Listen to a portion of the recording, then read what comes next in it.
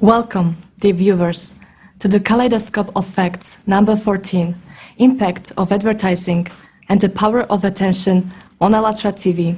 We are live and broadcasting to more than 20 languages simultaneously on all major social media platforms, reaching everyone with the crucial information we are about to discuss with you today.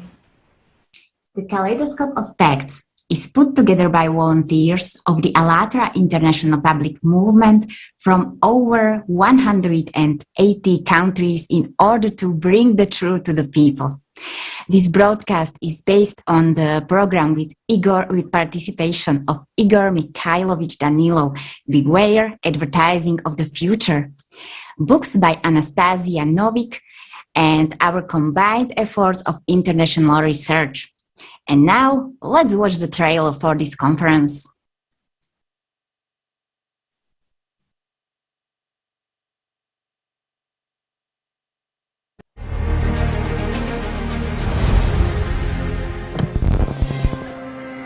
Everything you think or do requires your attention. Your attention is a treasure. Ever wondered why? Billions are invested to catch your attention.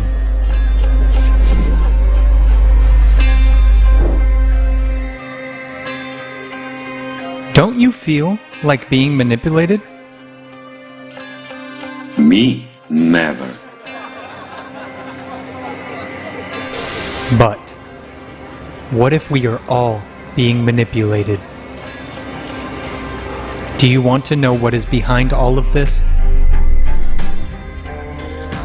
September 13th, Kaleidoscope of Facts, Impact of Advertising and the Power of Attention.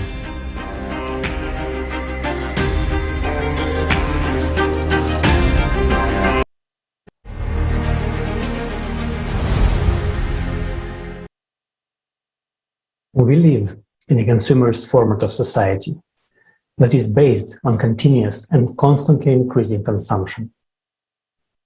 And how do you make people buy things, buy more often, and never stop wanting for more? Advertising. First question, why advertising? I mean, advertising has always been around us. Therefore, it must be something good and useful to have so many ads all over our lives. But can advertising be bad or harmful? Well, advertising itself doesn't necessarily have to be bad. Advertising might even be helpful sometimes. But when you understand how advertising is done and who is advertising, you will see that advertising can be very harmful. Advertising has become a common part of our society to the point where advertising has gone viral. Advertising is not just something that we see on the TV screens, in magazines, or on social media, but advertising is now something that is all around us in every corner of our lives. And we are constantly being exposed to advertising, even if we do not consciously notice it, and most importantly, against our will. Well, you may think right now, it is impossible to make me buy something. Well, or is it? Unfortunately, it is happening all the time, as the companies thriving in what is called the attention economy are doing this with the help of behavioral scientists who are constantly finding new ways to grab people's attention and make them buy things they don't even need. If advertising controls society and advertising is all around us, we are forced to ask the question, how does advertising influence our minds? In his book, The Culture of Narcissism, Christopher Lasch points out that advertising undermines people's self-confidence and encourages people to live beyond their means and constantly showing them images of a materialistically successful life. Now, in reality, advertising doesn't even encourage people to buy things they really need, but only products which are advertised. And this is exactly what leads to overconsumption. Wait, but Isn't this the model and the ultimate goal of the consumer society? Well, it is already a disaster that we allow these things to happen. But there is more. The same deceptive tactics are being used to manipulate people's opinions, advertising for certain political candidates, spreading propaganda, and creating opposition among the people to instigate hatred and even start wars. This all means that advertising nowadays has become very powerful, no longer just a distraction, but also a manipulation tool with the power to control society's thoughts and actions. Unfortunately, advertising today uses very unethical strategies that are causing harm not only to consumers, but also to society as a whole. So, how do you make a person pay attention and turn him into a consumer? Well, you need a tool. And one of these tools is advertising. And ultimately, when I'm talking about advertising and influence, well, everything we are talking about is information, or more specifically, ways of presenting information to change a person's perception. We also have to admit that without our attention, information is just, well, information. And it is only when we pay attention to something that we give life to this information.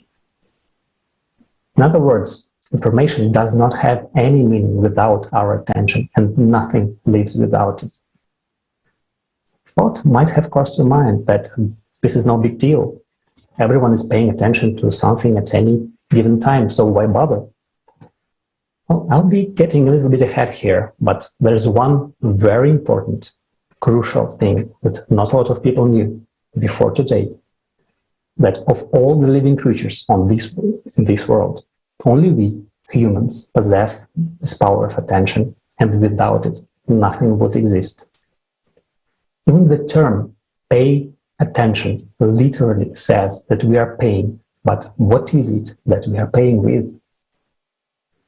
If you want to know the truth and you are wondering how this affects you and your life, stay tuned, as today we are going to dive deep into these topics, present facts and undeniable evidence of what is going on behind the scenes in this game of stealing people's attention and manipulating their consciousness that we call life. We will also talk about how advertising is shaping the society we live in today, and finally, what can be done to correct our course, change the format of society to a creative one where human life is the highest value.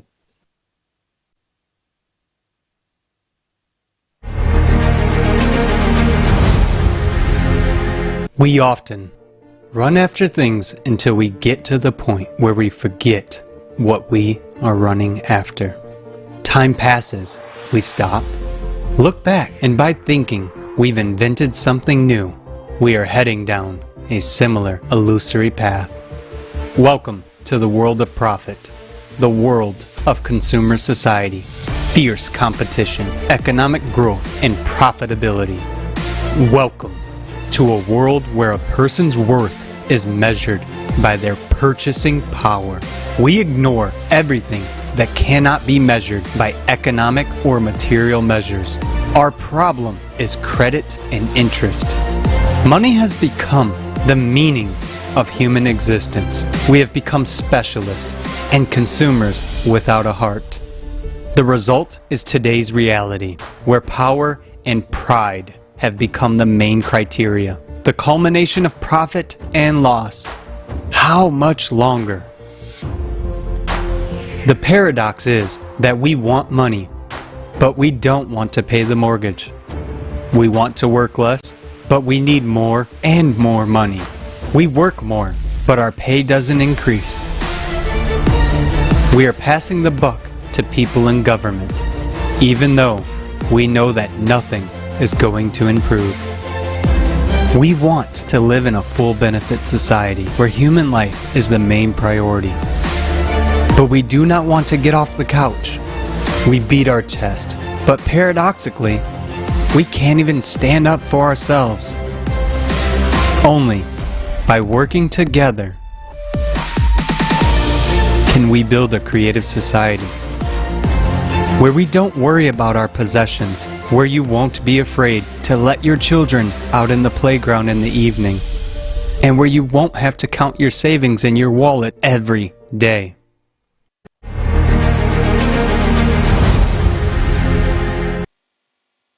So now we have learned about consumer society, and we understand that each of us is a part of that. You might think that consumer society and advertising were born not so long ago. But what if we told you that it all started 6,000 years ago? Let us figure out how we got here. Let's dive deep into the history of humankind and find out how this tool has been manipulating us for centuries. And now, let's hear from the Russian historian Natalia Pavlova. Mrs. Pavlova, the floor is yours. Здравствуйте, уважаемые Greetings, dear friends. Indeed, humanitarian knowledge shows to us that advertisement as a tool of manipulation have existed in ancient societies, and communication, which started to call advertisement, we see it in the consumer type of society of ancient people. Multiple reading of ancient sources and artifacts of ancient Mesopotamia leads us to an understanding that people had an understanding of advertisement as an interaction and purpose of transmitting information from one person to another in order to produce and reproduce the mind and consciousness of people and to attract attention to the object. For that, different myths and literature texts were used on clay tablets. The function of advertising was the increasing of income of the sale of service or products. Here we can pay attention to the facts that the way of living in Mesopotamia and in Sumerians, it was vividly represented, since they consumed the same amount of products as we do right now in the modern world. Sellers tried to attract attention with advertising, and in fact, they attract attention of all buyers into material desires. A sociologist and Igor Krochalev, a sociologist and translator, brings the Sumer-Akkadian culture closer to the modern ones. And it starts from 6th millennium BC till the 21st century.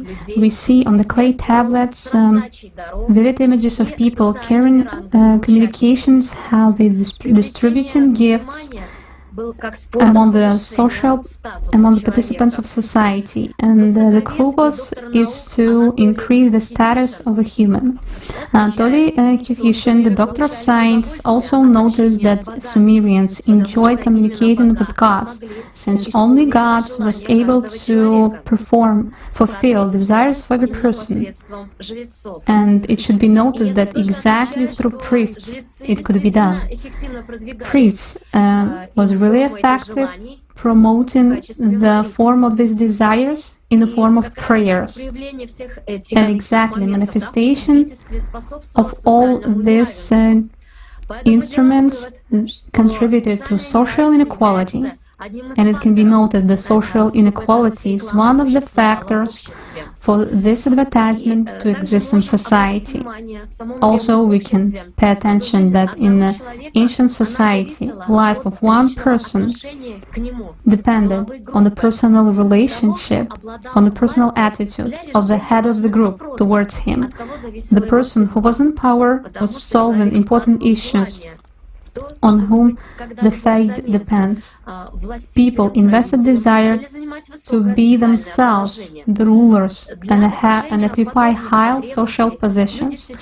And to fulfill such needs, they were searching for people who would actually fulfill their dreams and desires. And first of all, it was priests. Priests provided such services as statues, and as we see right now, a man who prays, and also such a scene in the hallway where visitors was waiting for the reception to the boss. We know how often people can be afraid for waiting for the visiting the boss, and you need to ask to deities, you need to ask to God for the resolving the situation. Vladimir Yemenyanov, translator of Sumerian tablets, revealed that energy of a human, meh, it was called as the desires of a human. So to say that the will of God is the desires of a human. It also was represented that for Sumerians only external beauty was valued. Appearance of ritual behavior and consciousness as a result of reproduction of the consciousness of Sumerians. Spiritual culture begins with rituals and spells as a part of a rite. Another example is that the science of advertisement in Clef of Sumerians, this is advertisement of services, how to defeat the disease. According to the study of astrologer Ekaterina Markina, first of all, you need to call for a priest. And tablet amulet with a spell against the demon Lamashtu for placement in the house. The exile scene. Also, here can be noted such a principle when we order some service to impress people around you. Second, find magic materials, something which implements your desires. Third, bury the image of a dog at the threshold. Fourth, exactly the dog, it's also third, that exactly the dog can become a demon. It could send diseases, usually at the behest of the deities, but sometimes of their own free will. Fourth, make a wax figure of a sorcerer and burn it at the stake. Fifth, expel the worm, yes, the worm, with the spell of the god Ea. The toothache was caused by a worm for Sumerians. To form and maintain the residents' interest to the object in which they invest attention, the priests, at the request of the rulers, kings, used religion in the social construction of reality for these residents. A study by sociologist Peter Berger and Thomas Laxman, the religious idea, the idea of the creation of the world within the framework of religion, is a service provided by the priests. The priests used advertising to increase income from the implementation of religion. Orientalist, scientist Andrei Zubov and Olga Ostapova, astrologist Ekaterina Markina, the origins of the sacralization of power through the transmission of information, forming and maintaining of influence of the rulers. Also, the Assyrian king called themselves the king of the universe. In Mesopotamia, the king was the chosen one of the gods, big man, low guy. Historian, doctor of scientists, František Dvornik, adoption book he was writing that Mesopotamian rulers were adopted by gods.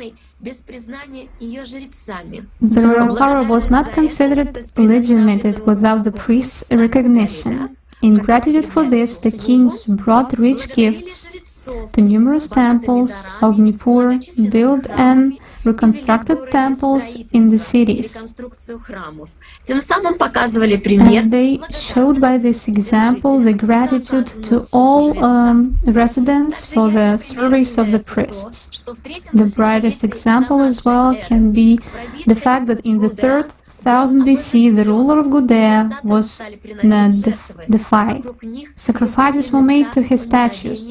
Places of commemoration and afterlife fitting of the ruler appeared around them. Orientalist, doctor of scientists Nadezhda Kozareva, together with Vladimir Yemelyanov, they was showing that according to the tablets, Gilgamesh is the first wonderful person in history. This idea was imposed, and they succeeded in this. And the king of Sumer and Akkad, Shulgi, took care of all the prosperity of the country and called himself the life of Sumer. That's why they imposed an idea that Shulgi should be the life of Sumer. Let's talk about that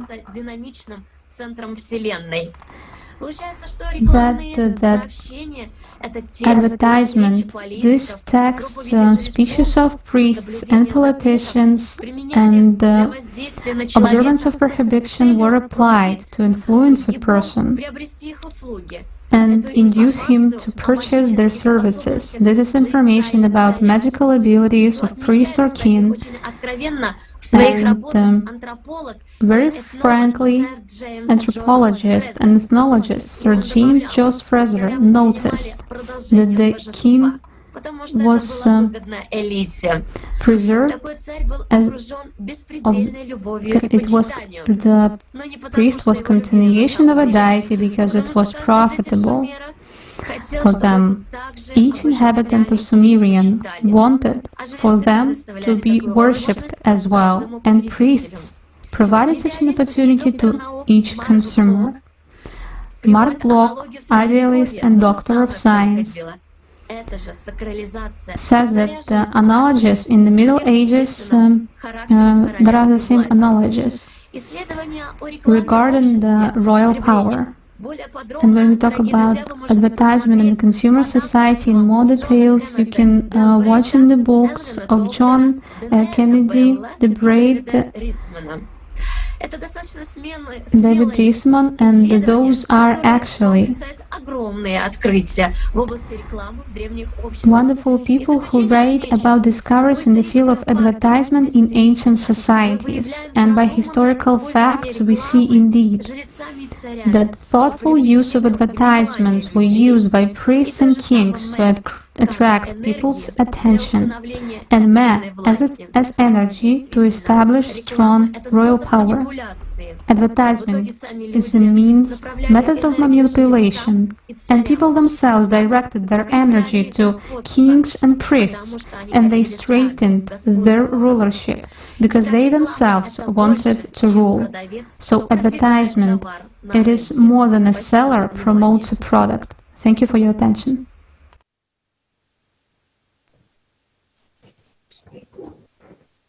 Thank you so much, Natalia Pavlova.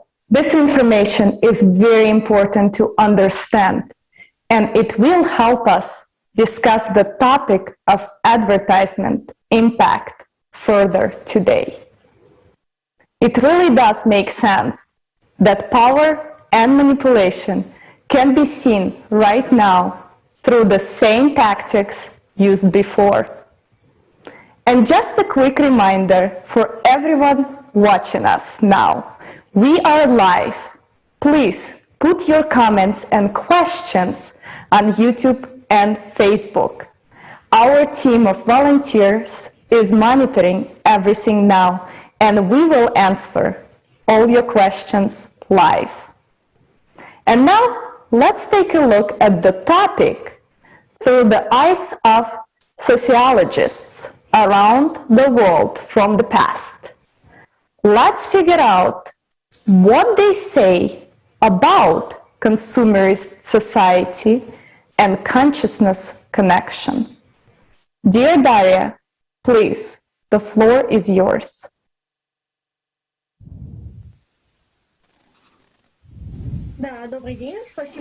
Yes, thank you very much. Good evening, good afternoon to everyone. I'm very pleased to participate in this conference. Sociology, the science that studies public consciousness and the patterns of its development.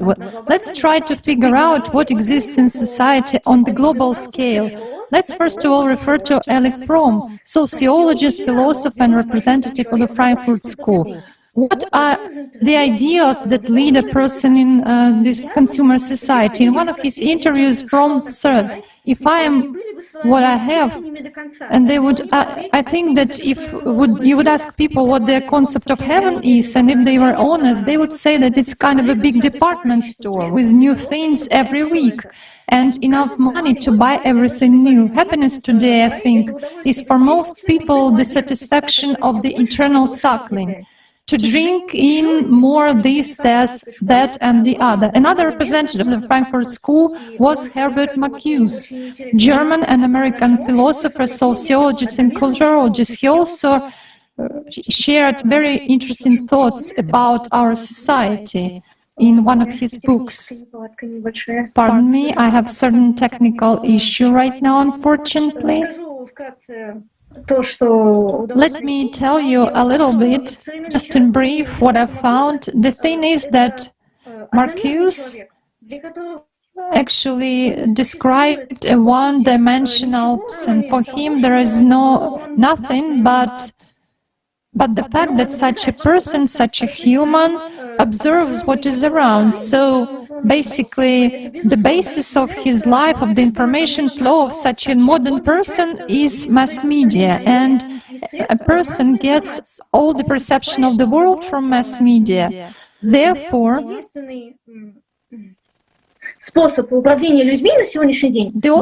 the only way to manipulate people nowadays is through mass media. When internet has appeared, the situation changed even for the worse, because despite the fact that internet provided people with more freedom, basically this technology currently serve even as a greater tool for enslavement, as a greater tool for external control.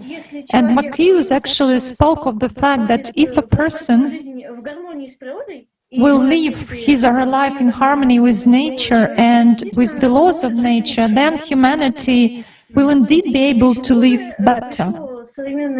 So what actually the contemporary society has come to days? Herbert Marcuse is a philosopher. And now let's proceed to another sociologist who actually suggested such topics in sociology as Disneyization and Disneyfication. What does this mean? It's the world which reminds like amusement parks of Walt Disney, and by this principle actually the whole society is built, the whole society of consumption.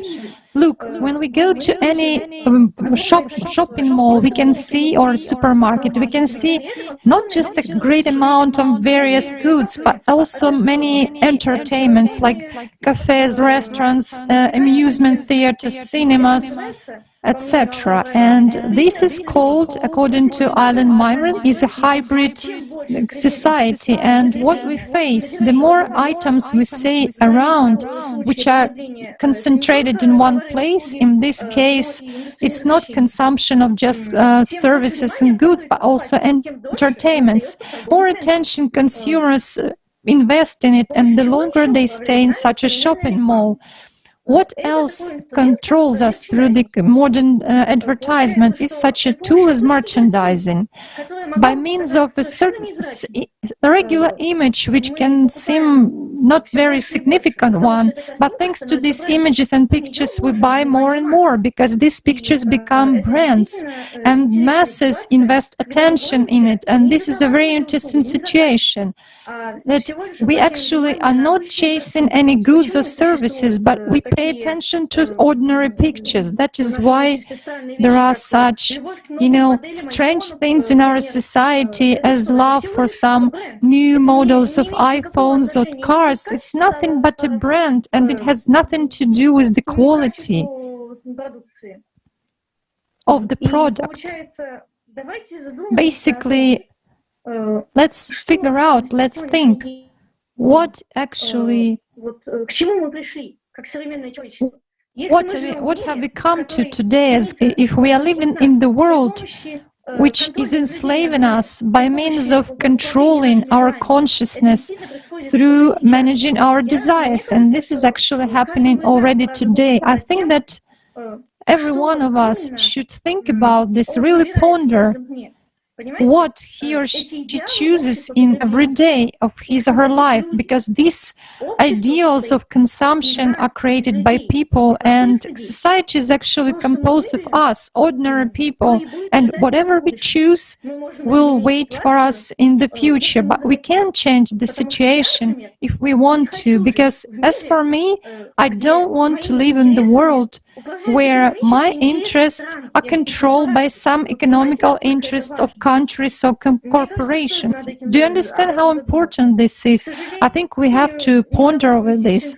And unfortunately, I couldn't fit all the information into my report, but thanks a lot for your attention, and I give the floor to the next speaker. I'm very pleased to be here with you today. Thank you so much, Daria.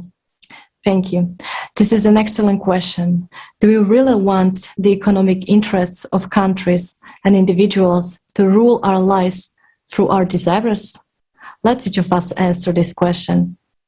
And to help us further understand the influence of advertising and propaganda on us, let's study Edward Bernays' research. Ivica, please share with us your understandings.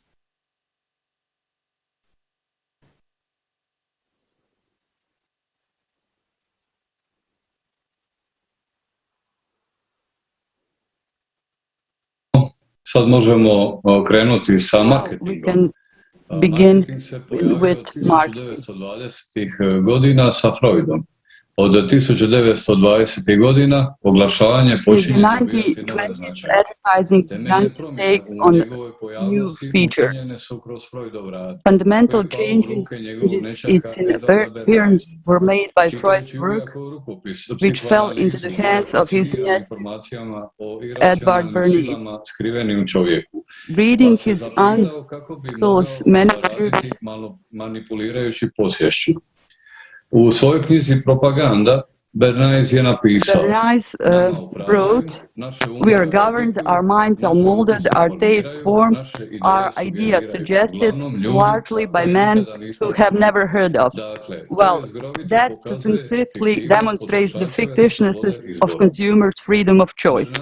Bernays, influenced on his uncle's work, literally reserved the usual format of supply and demand. For his clients, he initially changed the conditions of the environment, thereby shaping demand, and then came the supply. For example, as he did with piano sales, Bernays negotiated with fashionable architects, and they began to include in their designs music rooms with dedicated space for pianos. And it was up to the consumer to decide, by looking at design, that he wanted a piano. The fact is that man has a dual nature. There is spiritual and animal nature in him. Depending on which of nature dominates, this is the choice of that person makes. One could say that Bernays taught marketers to aggressively influence precisely the animal nature, to identify or shape latent needs, and in this way to increase corporate play. Since then, advertising has ceased to be informational and has become manipulative. The formula itself has changed. Previously, demand gave rise to supply, but now supply must shape need and ultimately demand.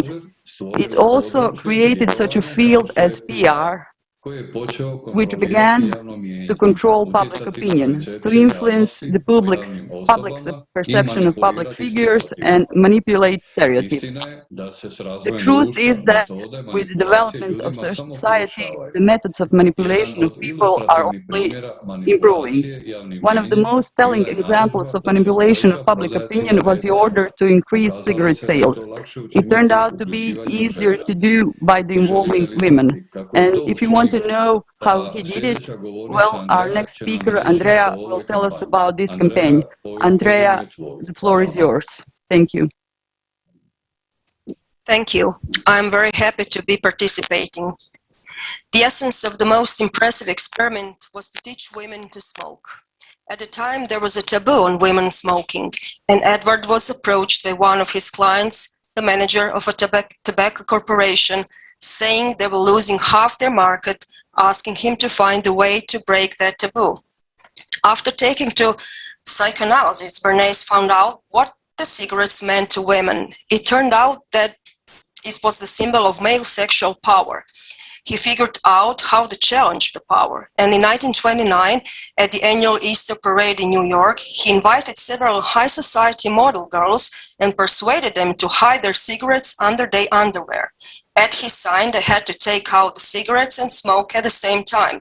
He also alerted the press that he knew there would be activists at the parade to light something called the Torch of Freedom. So there were plenty of media representatives, and when at his signal the girls lit cigarettes and the slogan "Light the Torch for Freedom" sounded, scores of reporters filmed, and the next day the news broke not only in the New York publications but throughout America, and then went around the world. Cigarette sales rose instantly. The campaign ordered by the tobacco industry was presented by Bernays as news, which it really was not. Bernays was convinced that news, not advertising, was the best means of conveying the advertising message to an unsuspecting population. This was done by the decision of one man only, and it points out the influence one person has on his own. Some way one person can make a difference in the opposite direction by debunking manipulation, spreading the truth and real information. This way, each one of us can help create a world in which knowledge and truth is accessible to everyone. And that way, we are truly free and cannot be even manipulated.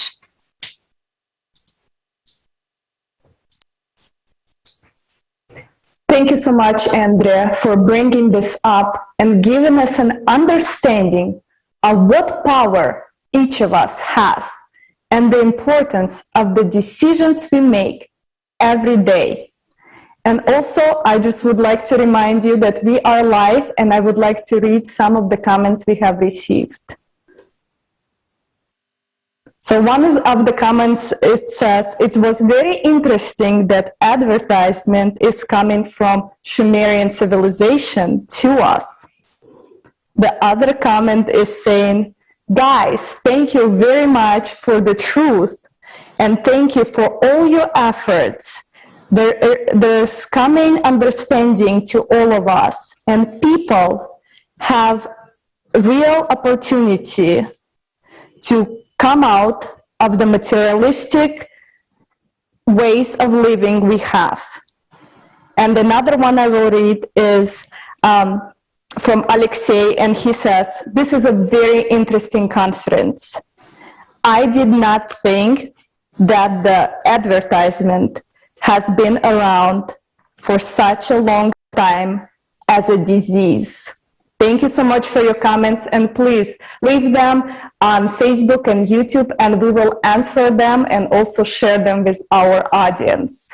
And right now we would like to move to the next topic. And what about ethics? What role do they play in mass media? And what responsibilities lie in each journalist and reporter?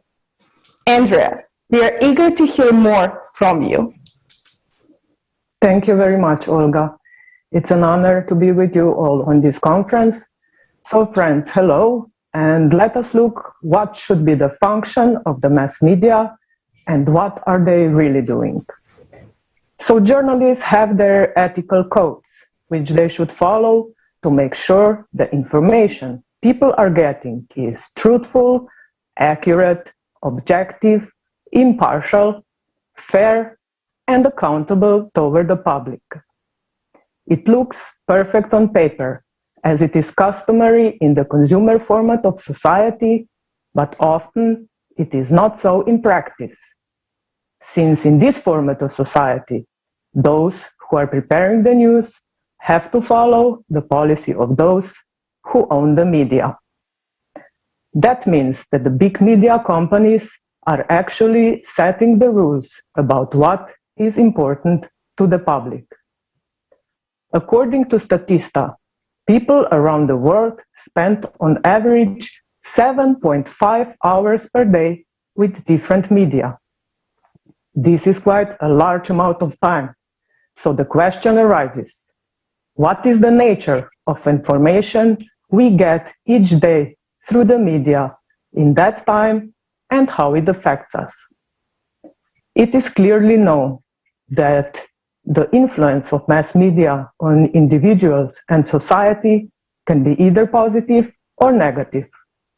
As is with each tool, it depends on who is using it and for what purpose.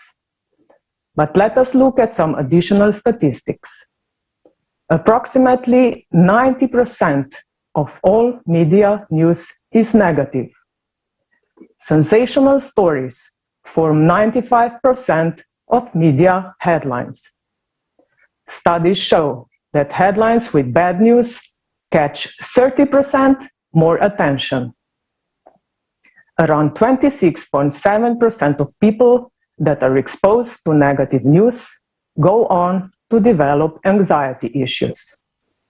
63% of kids aged from 12 to 18 say that watching the news makes them feel bad. In a recent nationwide survey, almost 2/3 of US kids said that watching the news makes them feel depressed, angry, or even afraid. There is an infodemia of negative news going on in the mass media. And what is the purpose of these ad nausea overflowing people with negative topics day after day? Maybe fear. Fear is a very strong emotion, and frightened people are easily manipulated. It is no coincidence that people from all around the world in the ALLATRA International Public Movement Survey expressed their desire that the mass media should belong exclusively to the society and reflect information honestly, truthfully, and openly.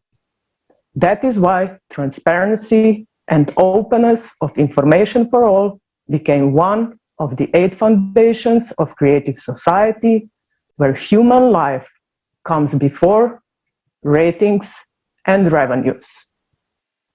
Now let us watch the video about the life in the consumer format of society in which we live today, and life in the creative society in which we could all be living tomorrow. Thank you very much.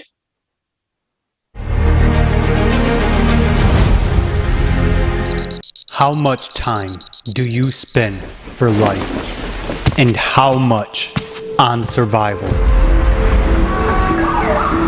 You work from 8 to 12 hours a day to earn money. You need that money to live. You must work for a living. But really, for a living or just to survive? How much time do you invest only to get by? You work to keep afloat. You earn money and pay taxes. You buy food and pay taxes. But what do you want? Do you really like to live this way? They tell you this is a normal and only possible way of life. But is it really so? How would you live if you didn't have to spend any time on survival? Imagine you have a free place to live in. Food, water, clothes, energy, education, healthcare, social security, no taxes. Just because you're a human. You have a right to live free, safe, and creative. What would you do if you had all your time for life? It's a relevant question for everyone, because in the creative society, life of every human counts. Is that utopia for you? Or maybe you live in utopia right now.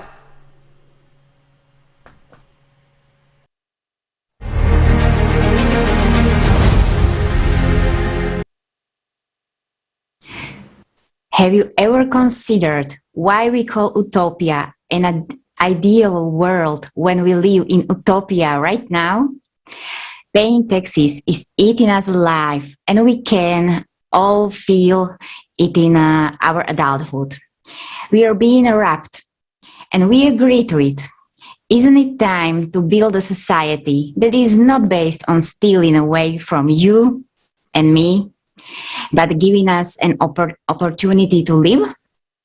We just want to remind you that we are live and broadcasting in 20+ languages simultaneously.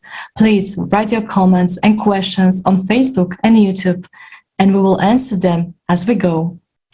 Let's come back to advertising and its techniques and learn about the 4 stages of advertisement triggers. Daniela will share with us more about AIDA. Daniela, the floor is yours.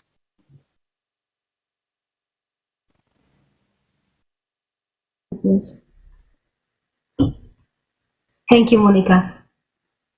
So, hello, dear friends. I would like to tell you about marketing model called AIDA, which describes 4 stages through which a customer goes through from the moment of seeing an advert for the first time to purchasing a product. AIDA stands for awareness, interest, desire, and action. The first introduction of AIDA dates to the 19th century, and since then is the AIDA model commonly used in digital marketing, sales strategies, and PR campaigns. So let's get through these 4 stages. First one is attention. The goal of this step is to attract attention of a customer. The question stating the purpose of this first step is, how do we make buyers aware of our products or services? In 21st century, this can be very difficult to achieve considering the information pollution we experience. Marketers need to be creative to stand out from a queue. The second step is to maintain the interest of a customer, to make the customer interested in the advertised brand.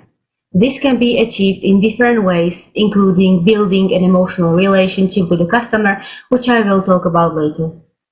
Interest should lead to creation of desire, therefore the third step. The goal is to make the consumers desire the product or service, moving their mindset from I like it to I want it. And the final 4th step of the whole purpose of the AIDA model is to make a customer purchase a product or a service. Let's demonstrate these 4 steps on a simple example, Coca-Cola brand. When you watch a TV commercial, for instance, you can easily distinguish these 4 steps. Firstly, they show you a situation that has nothing to do with Coca-Cola. That's how they attract your attention. The second step is to maintain interest. They develop a story, generally beautiful and familiar story, that makes you not to skip the advertisement. To create the desire, in this story they associate desired values like friendship, happiness, and adventure with Coca-Cola. Those are values and situations everybody desires, no matter their culture or country. Finally, they show people what they can do to satisfy these desires. Drink Coca-Cola. That was a brief information about the AIDA model. Now I would like to move on to emotional branding or advertising focused on emotions instead of the ratio. We can distinguish 4 major strategies of emotional branding according to a research paper from Young-Kyung Kim and Pauline Sullivan. Those strategies are sensory branding, storytelling, cause branding, and empowerment. Let's begin with sensory branding. Sensory marketing engages and triggers consumer senses like sight, sound, feel, taste, and smell. According to a research article from Martin Lindstorm from 2006, brands that appeal to multiple senses will be more successful than brands that focus only on 1 or 2. This is being used in various branches like fashion, food industry, cars, cosmetics, even in real estate. Imagine going to work and bypassing the pastry when suddenly you feel beautiful smell of freshly baked croissants. Without your knowing, your body has already started biochemical reactions as a response to that smell.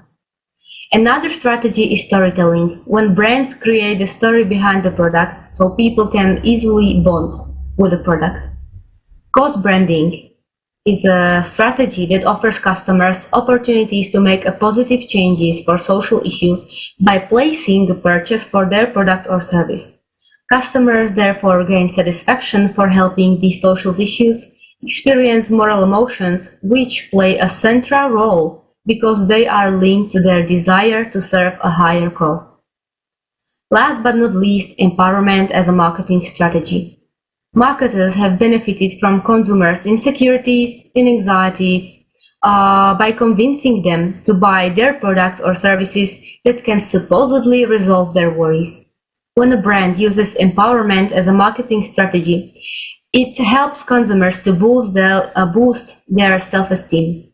Many brands successfully used empowerment as a marketing strategy, for example Dove.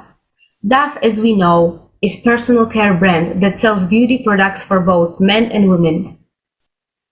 According to Dove Global Beauty and Confidence report from 2016, 69% of women are not satisfied with the way they look. There was a target for the Dove Empowerment campaign, which started showing ordinary people in its commercials to get closer to customers and empower its customers. Even though I have mentioned only few models that are used in marketing strategies, it is surely useful to be familiar with them, to be able to distinguish what we really need or want and what was imprinted on us. Next, I pass the words to Sean, who will talk about marketing from psychological point of view. Thank you. Thank you, Daniela. If you watch television or browse the internet, then you are more than likely being exposed to advertisements. Companies spend a large amount of time and money to grab your attention and influence you to buy their products. According to a study conducted by the University of Southern California, we are being exposed to a large amount of ads, 500 per day in the 1970s to as many as 4,000 per day now. 5.3 trillion display ads are shown online each year. And advertising companies have narrowed down our behavior patterns and have studied what types of ads generate a certain response. The types of advertising campaigns that performed well were 31% emotional content versus only 16% rational content. Emotional response to an ad has a far greater influence on a consumer's intent to buy a product than the ad's actual content.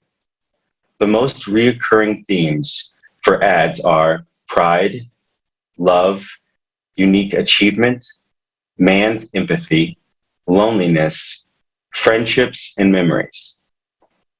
This highlights that in a consumerist format of society, such notions as pride, love, or lust are purposely marketed and transmitted.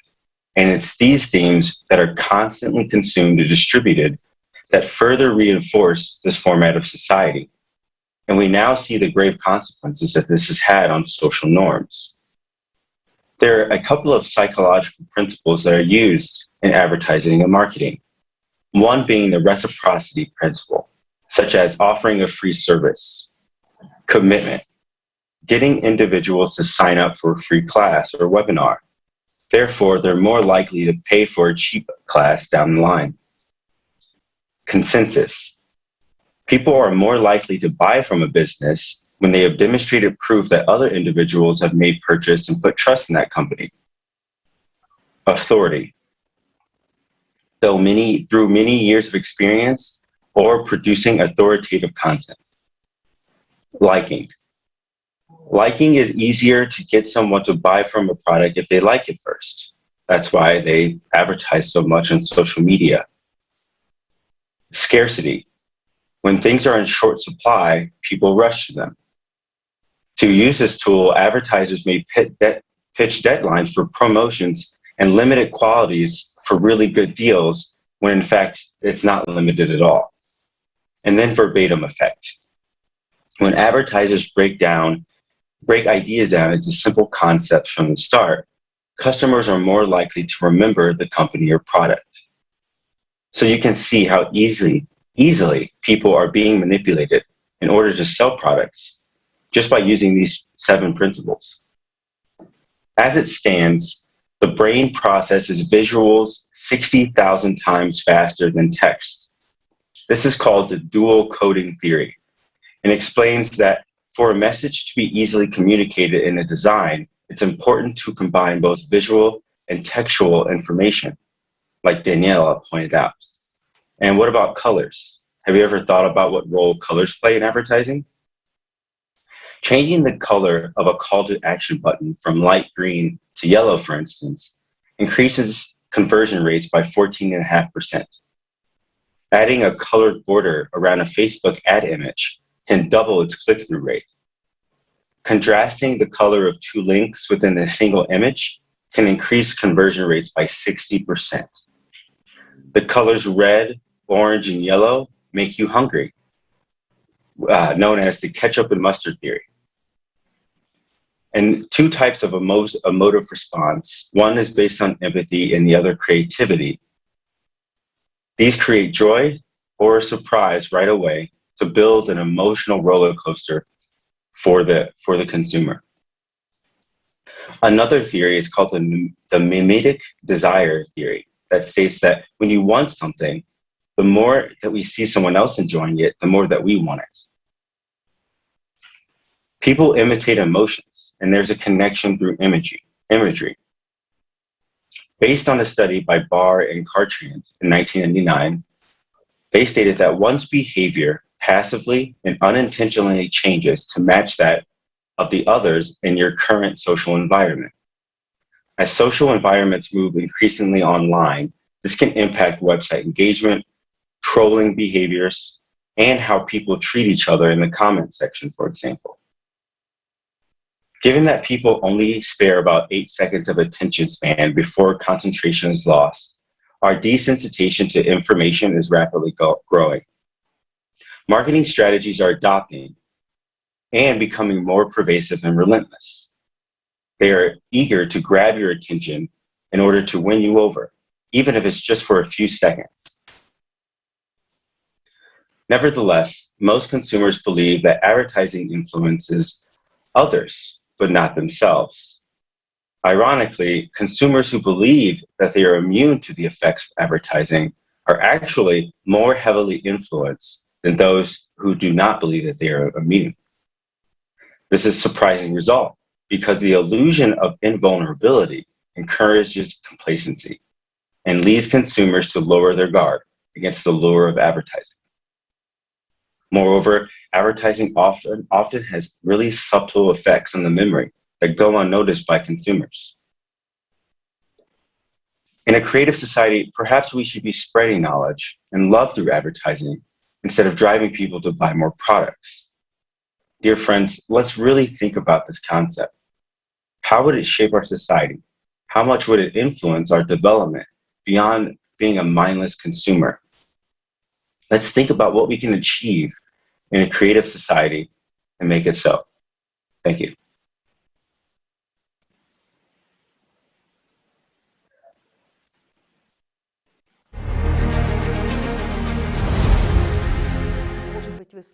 Maybe you heard of the phenomenon of consumerism, overconsumption of today. And people very often buy more products than they need. Look at women who often say, I have nothing to wear, and in fact they have wardrobe full of clothes. Or they say there is nothing in the fridge, but fridge is full, but they say there is nothing to eat, and so on. And whatever product we take, people have more than they need. They accumulate all this stuff in their houses, and these things already put pressure on the person, on his psyche. And in this way, it kind of leads again to this neurotic state. So you have to be very cautious with advertising, and people need to use their brains and think about how much of what they buy is really needed. But really, today there is the impact on the psyche, the impact on people's emotions and on their lives. It's not a fair game, so to speak, with the consumer. On the one hand, advertising evokes emotions in a person, making him want to show everybody that his status is higher than what it really is. On the other hand, he's not given such a salary, which would allow him to correspond to this status.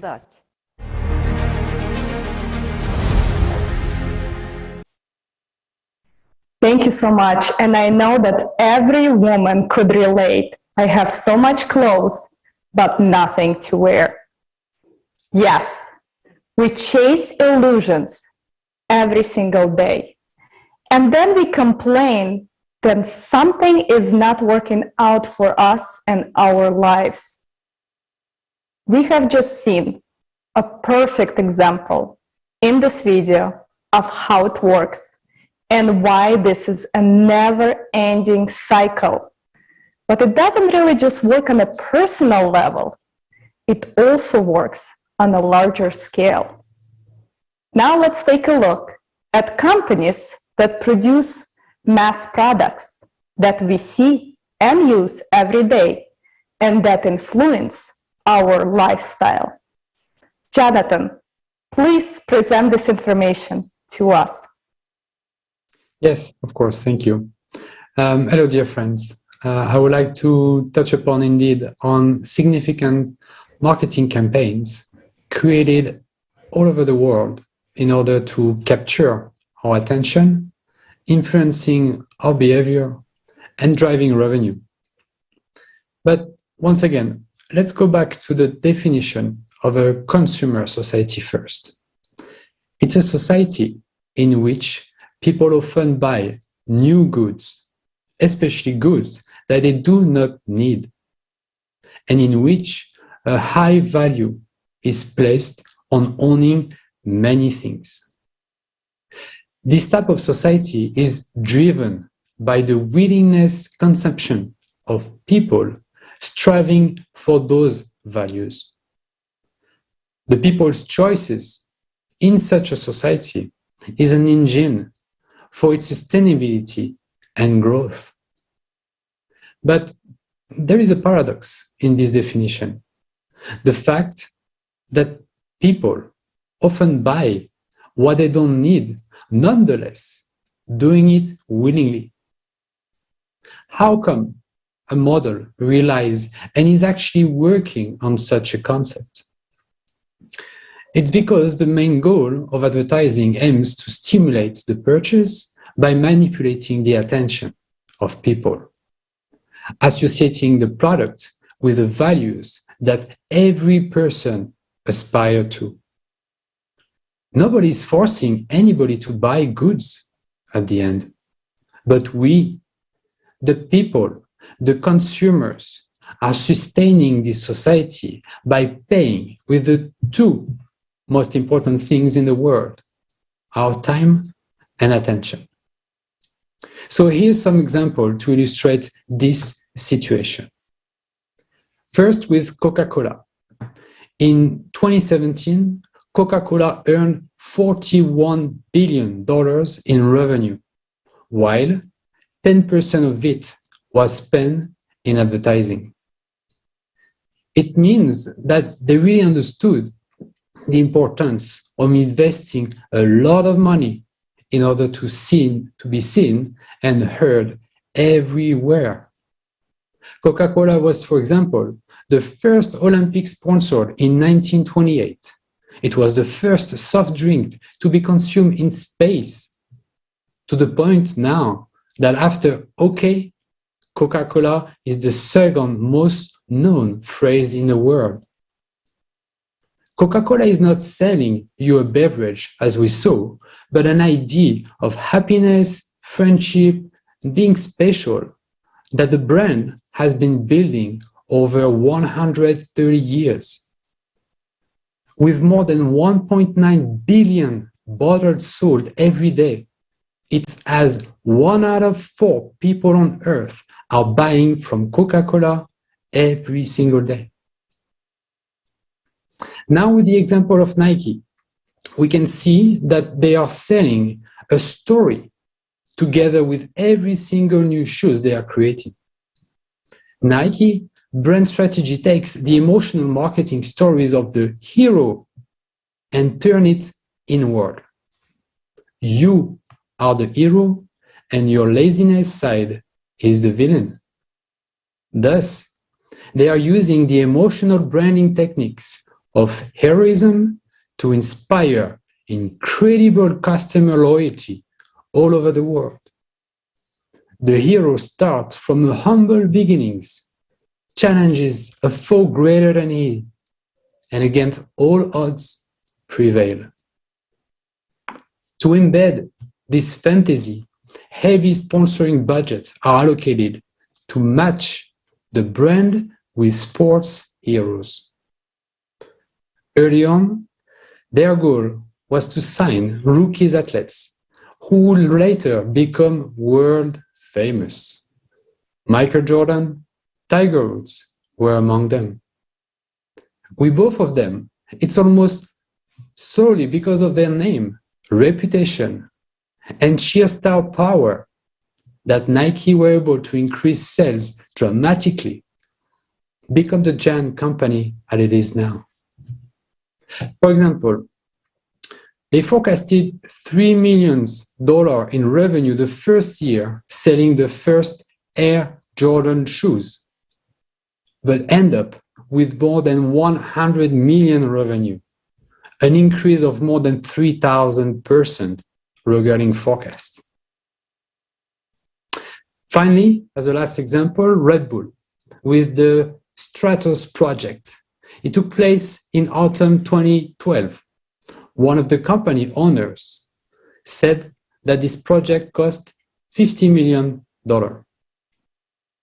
Since that event, earnings have grown gradually from almost $5 billion in 2012 to $6.3 billion in 2020.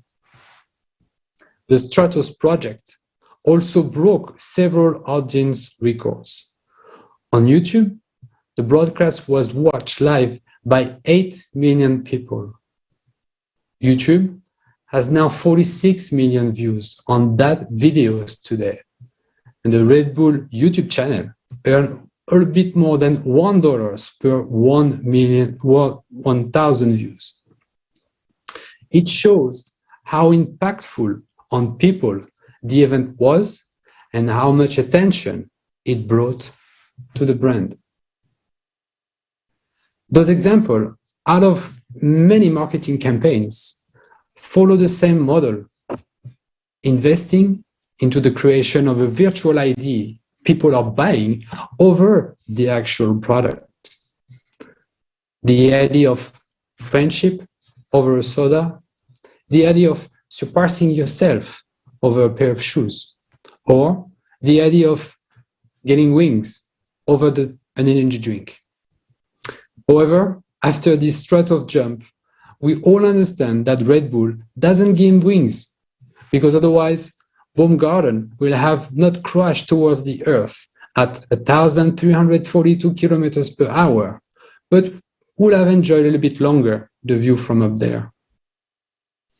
I hope you clearly see now that after capturing your attention, it's our emotion which makes us buy what we don't need. Thank you. And now let's watch a video with Mario Jury regarding how psychology and sociology are used as marketing tools. Thank you.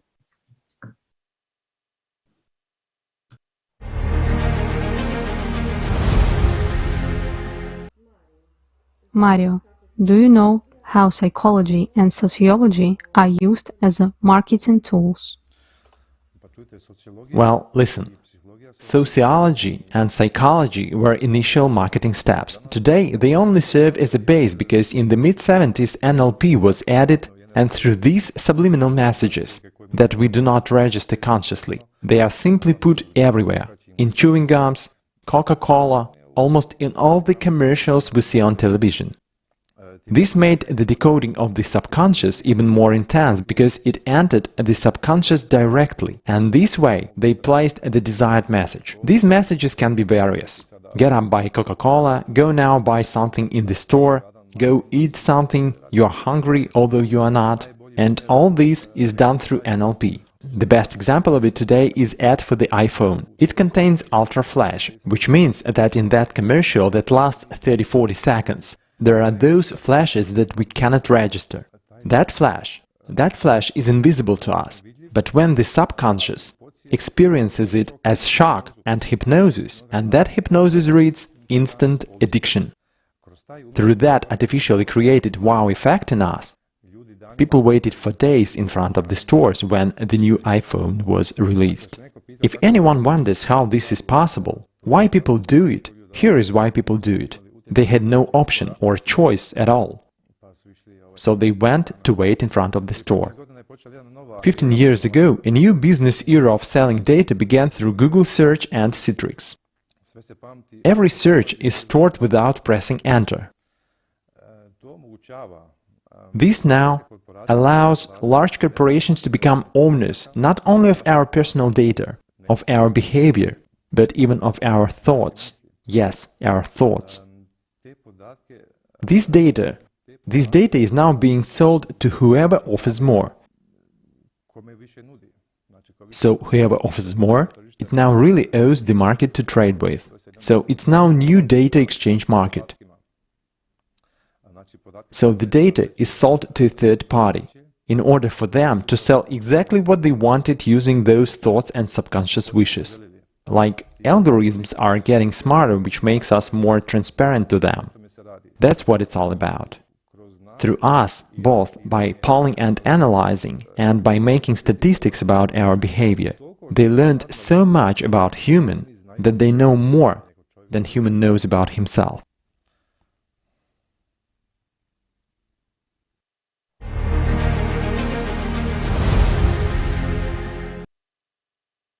As you can see, we are getting high every day on the purchases that we make. But the excitement doesn't last long. It's like a drug that you have to take daily. With new and flashy things to buy and consume, we are forgetting what the meaning of life is and why our attention is being stolen from us right under our noses. Regina will share with us real-life examples of what she has observed in her daily life and the impact it has on younger generations.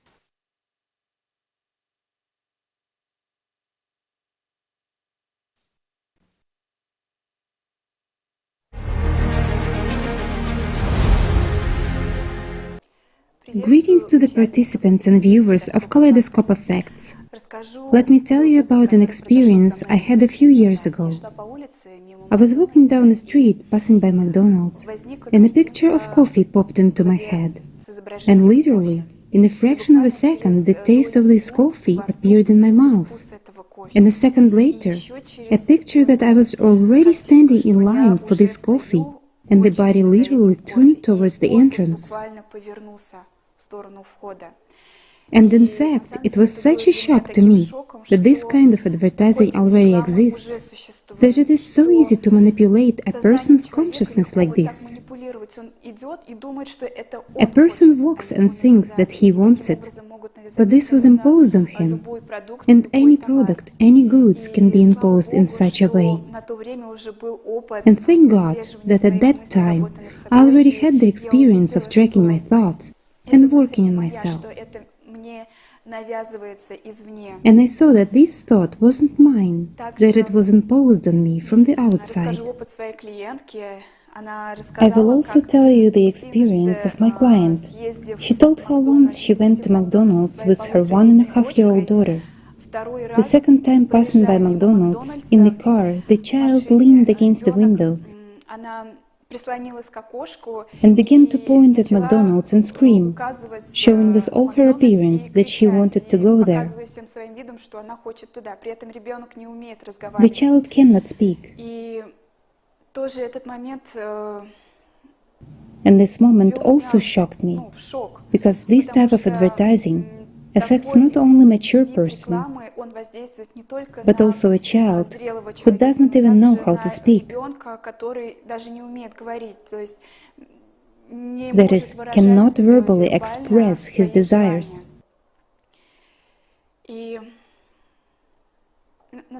In fact, this is serious. And it is so important for each person to learn to control their thoughts, their desires, and see this impact from the outside.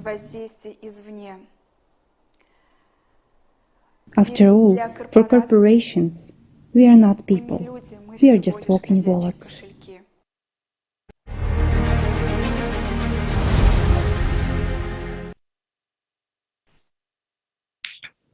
Yes, we are surrounded by advertising everywhere we go, in home, outside, even on the airplane.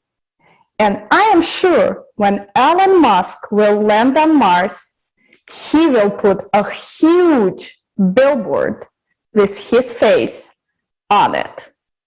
So it seems everywhere where humans go, there is advertising to follow.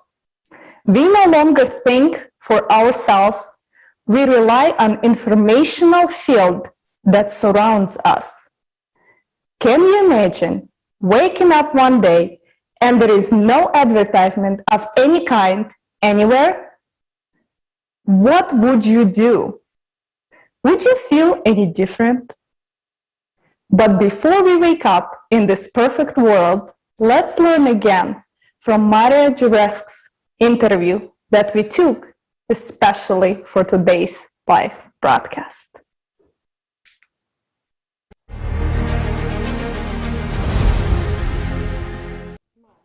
Mario, do you know any techniques of subtle influence at the mass level or the level of the targeted population? You know, it's one point now, i.e. one question, where we can all talk about it, because it's now become something that is no longer hidden but visible only to professionals and experts. When you look at one screen or Facebook profiles, pictures on WhatsApp everywhere, people put under their picture "stay at home." Stay at home, that's one of those techniques. Then those numbers in the media about infected. It all goes into the subtle, since it does not solve the issue, in fact. I mean, he's called unknown friend, and so on, but this one, it's actually about sending really subtle messages, like through those numbers. Another way is through those influencers. So, now, this girl is advertising through her own Instagram, shoes or fashion. Suddenly, you notice something that has nothing to do with fashion or shoes or her. People simply nod their heads when a good offer comes along, even if they don't like the product. Based on that, we can now expect there will be more and more of these soft skill sales in the future. This so-called subtle marketing, because the whole story is getting more and more subtle. Also YouTubers. So you are following someone. To go back to that story that 99% of what I tell is truth, 1% is a lie. You can follow one, you agree with his views, with everything he does, but suddenly he makes a video that you don't agree with at the beginning. And in the end, you agree. Why? Because you follow him, you already have a relationship with him, because you look at him, you call him by name. These are all of those ways of subtle marketing, which is simple, which is all around us. It is subtle. I would also call it subtle when we drive around those cities. When you drive around the city, you don't have to look at those posters, because you flew through that poster before. Consciously or unconsciously, it made its own work on you. So we can count on more and more of that subtle way of advertising.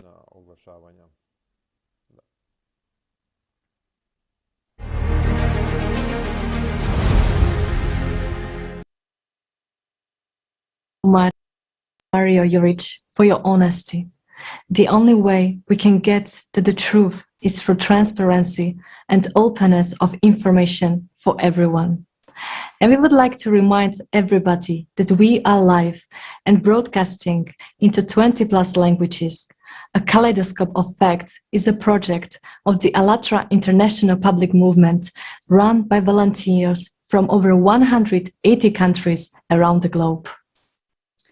We would like to thank every single person today who's presenting tonight, who helped us to do research and prepare, who's behind the camera, all of the technical support, designers, and thousands of others who have made this possible today. ALLATRA is one big human family, and anyone can join us. Please email us at info@allatra.tv. Today we are millions. Tomorrow we are billions. Also, please comment and write your questions as we go on YouTube and Facebook.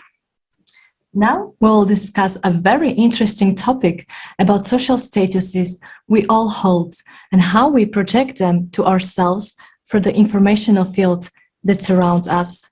I would like to introduce Ukrainian professor Irina Moisevna Banova. She is a professor of the Department of Design of the Khmelnytsky National University, honored worker of education of Ukraine, chairman of the Khmelnytsky Regional Organization of the Union of Designers of Ukraine, academician of the Ukrainian Technological Academy, and chairman of its Khmelnytsky department. She will share her knowledge with us. Mrs. Banova, the floor is yours.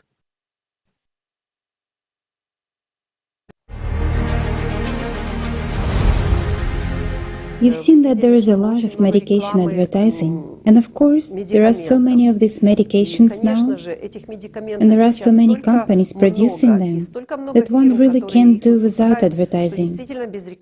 When there was only one company or a few of them, it was natural that people would buy what was offered to them.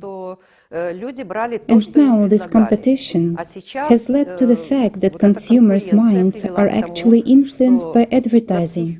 And people start to think, what should I buy? And sometimes they buy things they don't even need.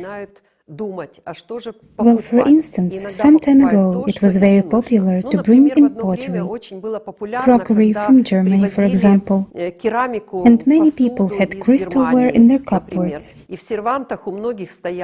all those German crockery sets and so on. So it was a mark of status. People wanted to show that they were able to afford that too. When I read something on the internet, ads always pop up. And it seems as if someone is monitoring your life on your phone. Whenever you say a word that you need something, and right away you get a hail of ads sent to your Viber on Facebook, I mean to your social network accounts, or just to your phone. And this advertisement starts to work. Well, really, if you need this product, you start looking at it, and then at some point after you bought it, you think, did I really need it? That's the point when a person should have thought about that in the first place. Do I really need this product? But sometimes it so happens that the product's low price attracts people too. And they sort of take the bait and rush to buy it. At times they say, like that if you don't buy the product now, and we don't have much in stock, right? So you'll miss it. Sort of you could miss your opportunities. Well, naturally, a person thinks either to give up opportunities or maybe buy it right away. And when they say, like, we've got, for example, 4 items of this product left,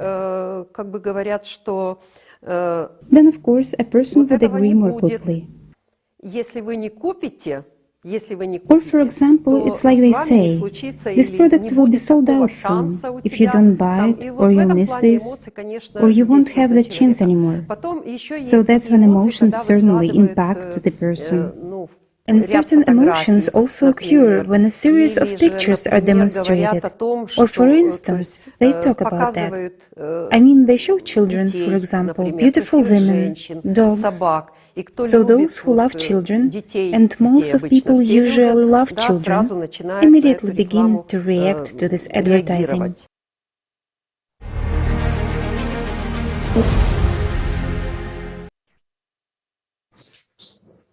We have been using things we buy as status indicators. It used to be a teapot that you can plug into an outlet that made us high class.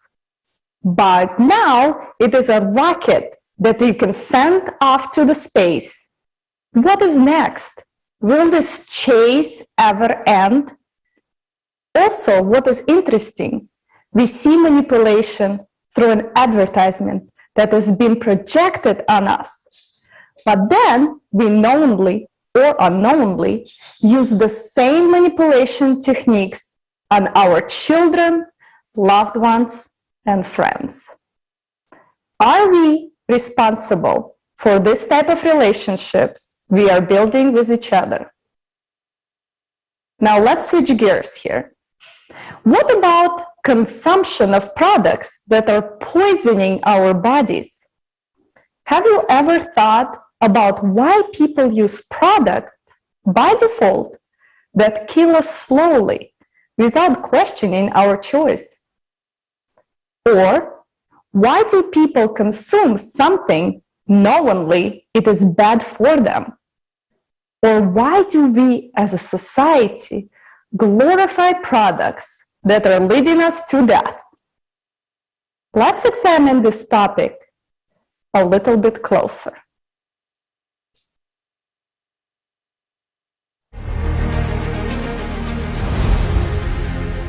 There is explicit advertising, which can be very nice.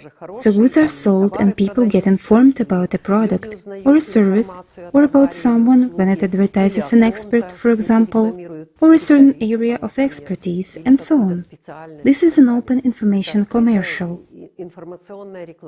But when there is implicit advertising, people are being forced a certain attitude towards a phenomenon. And sometimes, well actually not sometimes, but very often, it is about negative phenomena in our lives. If you take an example of alcohol, virtually there is no direct advertising of alcohol whatsoever, but there is quite a lot of hidden advertising. We all know that the world is run by big corporations, corporate groups, and so on. Naturally, they want their businesses to go well, so that they prosper, getting more and more profit. But if you directly advertise some products, especially alcohol, cigarettes, for example, beer, and so on, meaning harmful products, then a person who is not accustomed to this from the childhood will not react to this advertising and will not buy this product anyway.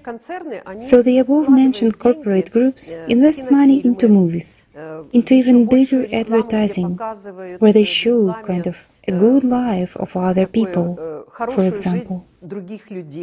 But this is especially in movies, a very demonstrative example.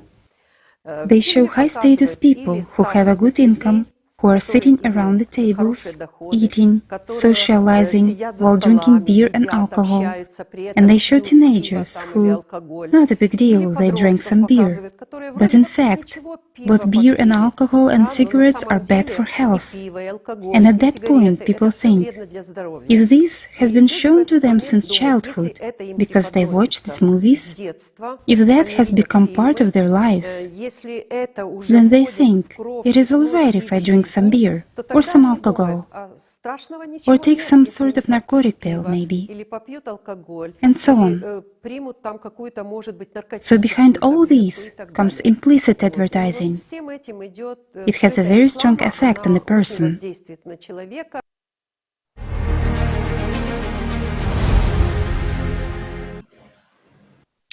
Let's dive a little bit deeper and look at specific example of where subliminal advertising is being used and how it is integrated into our everyday life. Natalia, the floor is yours.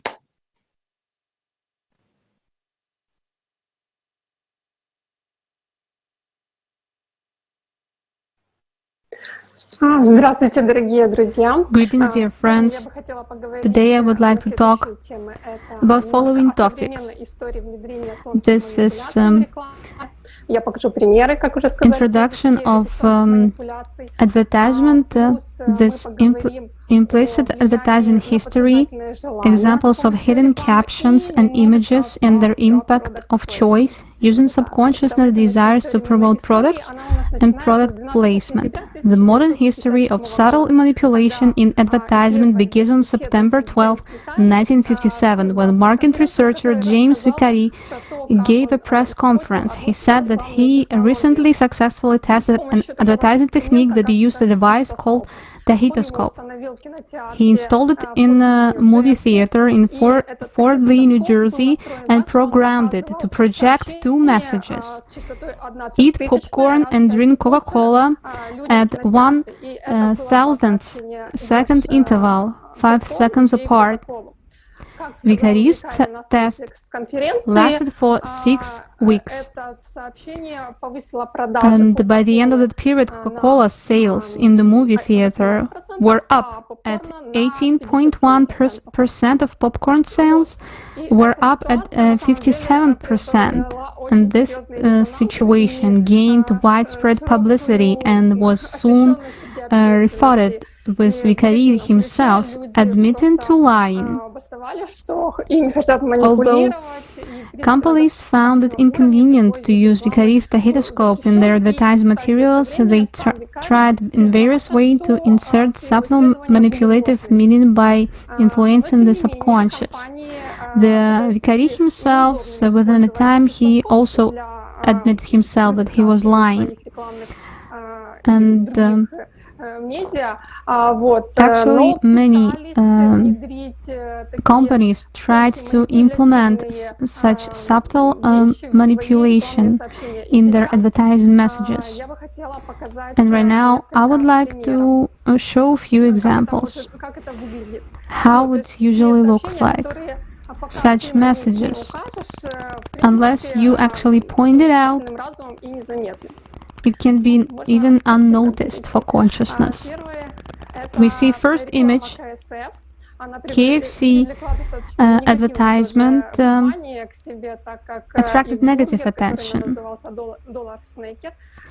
In 2008, when it aired the Dollar Snacker commercial showing a green dollar bill in a salad. People didn't really like it because they felt that they want to be influenced. So furthermore, it is Burger King launched campaign to promote its new 7-inch burger. It depicted a surprised woman with her mouth open looking at the product. The caption says, "It will amaze you."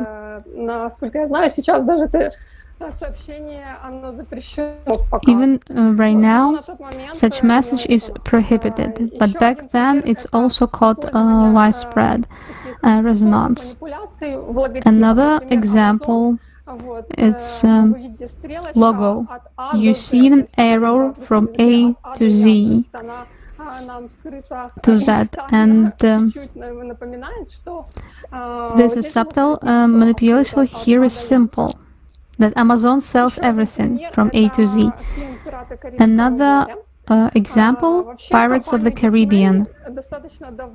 Disney has long been accused of hidden subliminal messages in its movies.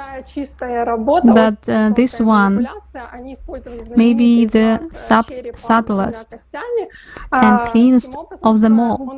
While not entirely obvious, a longer looks like convinced many that Disney has adapted the well-known skull and the crossbones emblem to look like more the iconic Mickey Mouse logo.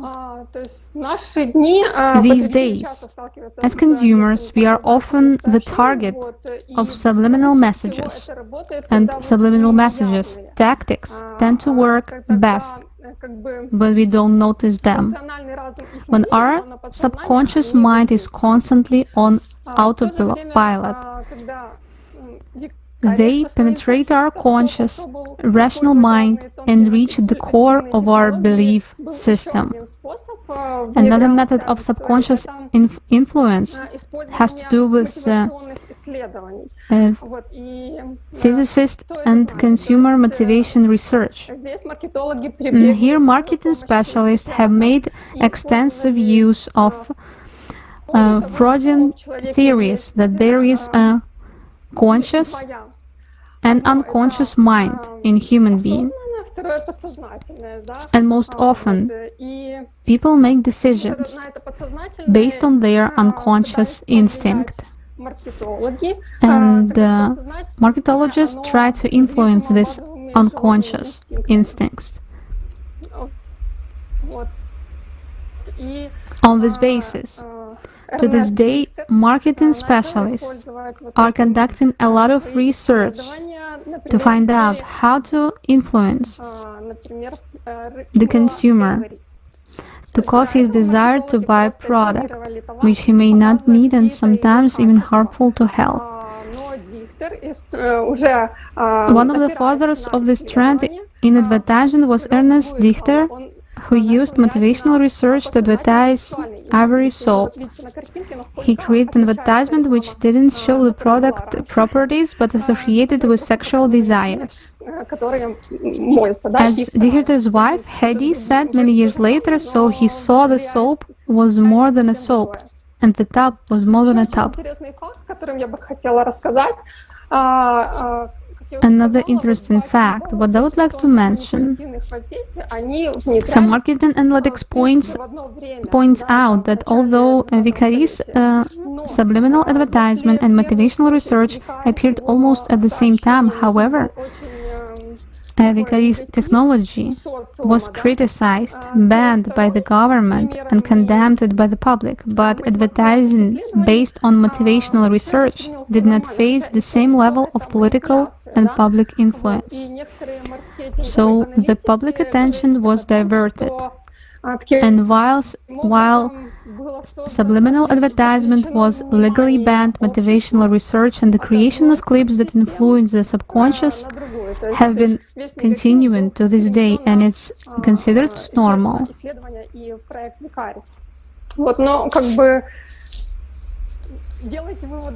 So you can make conclusions yourself.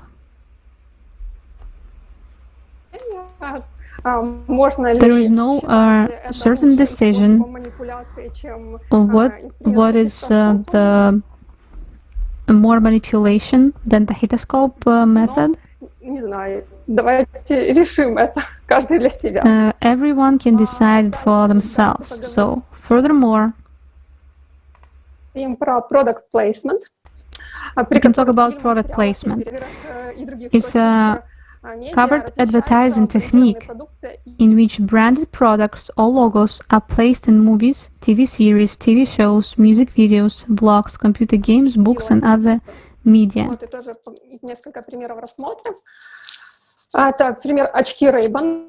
Here are several examples. Ray-Ban sunglasses in the movie Top Gun, where Tom Cruise character serves in the US Air Force.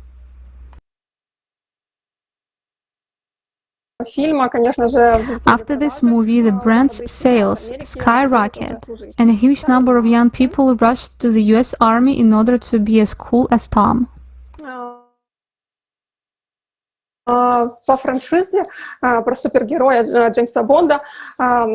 James Bond. Aston Martin's cars in the James Bond Super Spy sequel, the main attribute is a tech-packed Aston Martin car in each new movie. About Agent 007, the creators show a new model. In addition, many other brands are seen in the movies of the series, such as Camel, Playboy, KFC, 7-Up, and Toblerone.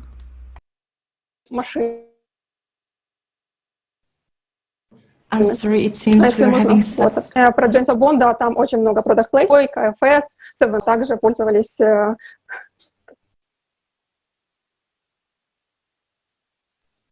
I'm sorry, it seems that we are having some technical problems. Natalia, can you hear us?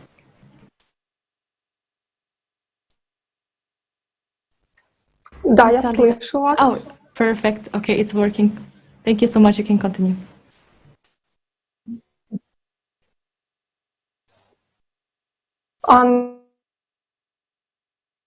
На каком этапе, подскажите, я прервалась? At what moment you stopped hearing me? Friends, could you please tell me from which moment I can continue? Continue with the James Bond. Джеймсом Бондом. Хорошо. Вот. И еще один пример. So one more example of product placement is Apple Company. In almost all the movies, the characters use Apple technology. And despite the fact that it is more expensive than its analogs, everyone wants to buy it. Ее рейтинги среди других аналогичных гаджетов. Вот, и все бы ничего, если бы таким образом, да, вот... And it would be alright if only certain products were promoted in this way. But through films, people are inculcated with unhealthy habits, drinking, smoking, and inappropriate behavior, excessive sexuality, scandalous behavior, aggressiveness, and violence. Здоровые, которые демонстрируются тоже на фильмах, в видеоклипах, в рекламах, то есть вот... We are being shown this happens, and unfortunately it influences us on subconscious level. Right now, I would like to suggest to watch an excerpt from the video with Igor Mikhailovich Danilov.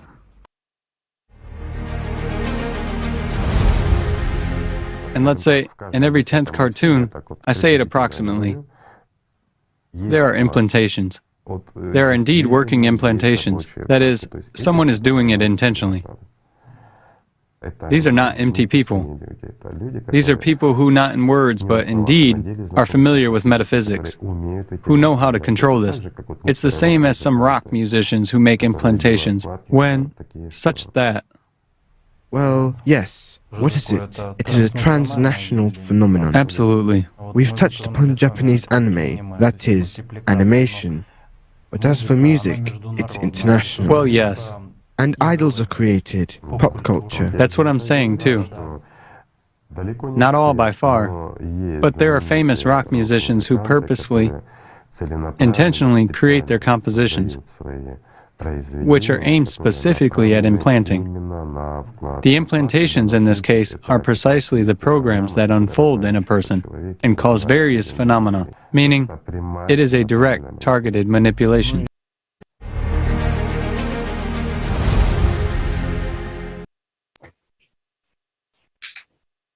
Guys, do you see now how we are being manipulated like puppets? And by someone who doesn't have our best interest. How is this possible? And why are we allowing this to happen? Are we our own enemies?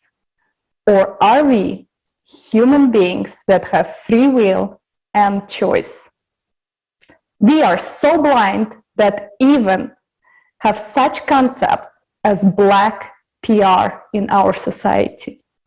And if you have never heard of black PR, let's continue to learn from Irina Moiseyevna Banova as she shares her understandings of the topic of black PR.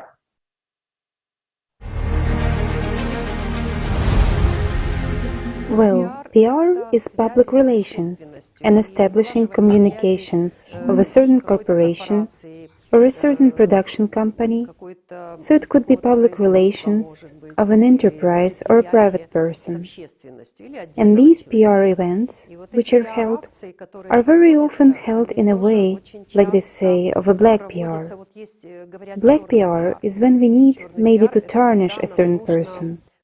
Now, when there is a competition in society, competition in elections, competition in choosing goods, competition in receiving some services.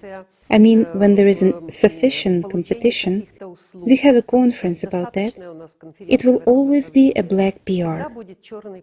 So I work in a university and face the fact that in the reviews of students or graduates on the website of our university, there are various reviews. And there are some of both, positive and negative. So if we read these reviews, then as our applicant who enters into our university, what will they react to? Good ones or negative ones? And so I was faced with the fact that negative feedbacks among these reviews actually come from our competitors, as it turns out. After all, now any person can write a review, regardless whether they work at the university or they don't, study there, or maybe he or she just got to know about the university, and so on. So such reviews start to appear. That's what a black PR is. Relations. But PR agents should study the market, analyze public attitudes towards this issue, and then do certain PR campaigns. Many young people do not buy home TVs, or if they had a TV, they throw it away. That's because it is impossible to watch everything that's on television. Anyway, PR actions that are held against each other, this is actually very unpleasant reacting to them. So it's better not to watch them.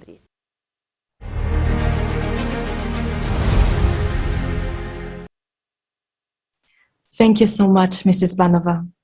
Dear friends, we want to hear from you in the comments if you support such a concept as a black PR, or if you have any questions about how it works. We would like to remind you we are live and will be answering your questions as we go. Now, let's watch the video segment from the program Beware Advertising of the Future from ALLATRA TV.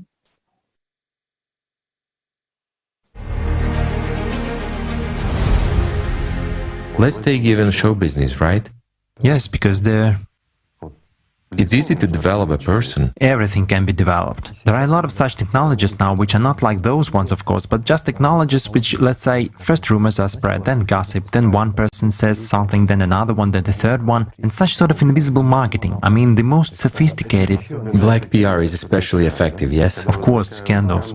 Right. When scandals arise, they sling mud at a person. My friends, do you know that black PR is one of the most effective means of popularization? Why? Because when we emotionally perceive someone in a negative way, we remember this. And then it's enough to show this singer once or twice. For example, or a politician, it doesn't matter. And he becomes popular.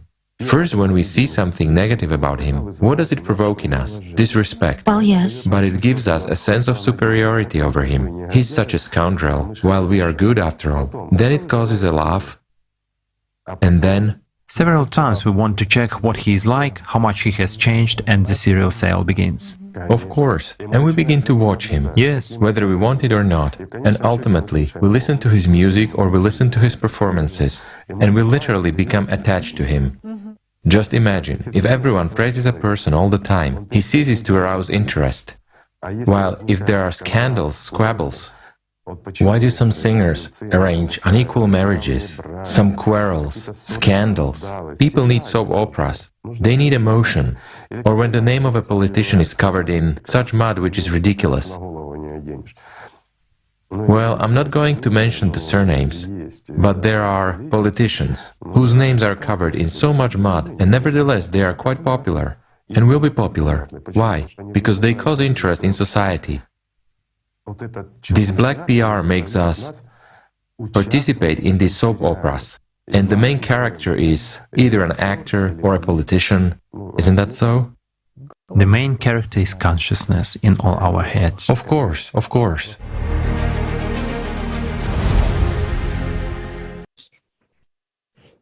Yes, this is right. The main enemy is our consciousness and uncontrollable thoughts. It is obvious that we are being controlled and manipulated by advertisements, mass media, PR, and all the marketing efforts that surround us. We are losing our own identity and personality to peer pressure, manipulation, and control of the masses. And right now, let's check on your comments from social media networks. And again, we are live, so please leave your comments on Facebook and YouTube. We are checking on them and we will read them out loud.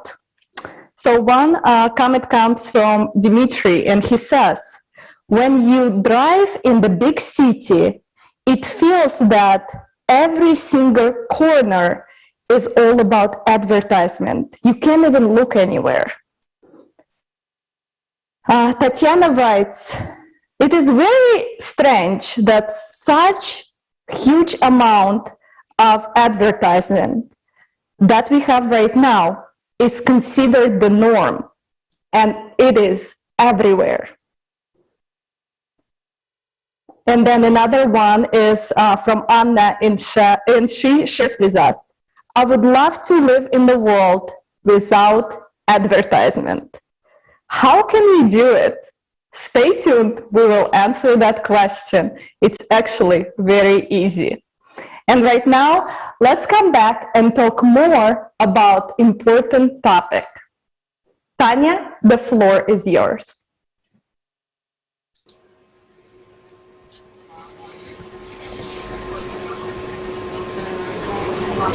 Thank you. Hello everyone. The next topic is psychology of the masses. Techniques used to put an individual in the group and the way in which he behaves in groups are studied by the psychology of the masses. Gustave Le Bon, a French physician in the turn of 19th to 20th century, is today considered to be the founder of the mass psychology. People have a natural tendency to be part of the group, but what if someone deliberately tries to trim them into group because it is easier to manipulate? Le Bon's masterwork, The Psychology of Mass, which strongly influenced his contemporaries Freud and Max Weber, is still relevant today.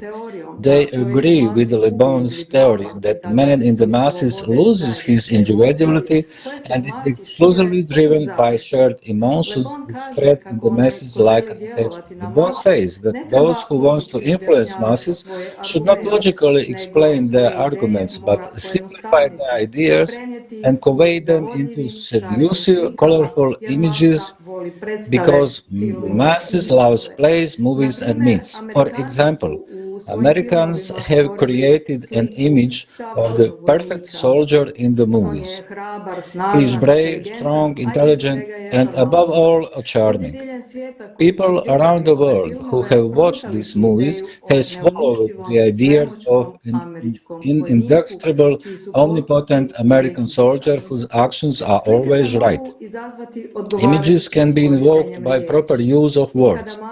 When the masses starts to hate an image due to political upheavals and changed beliefs, a skilled speaker or advertisement change the words, but essence remain the same. These some simple ideas from which both logic and scientific proof have been removed should be repeated as many times as possible with the same words if possible, because the masses offer a while accept them as a proven truth.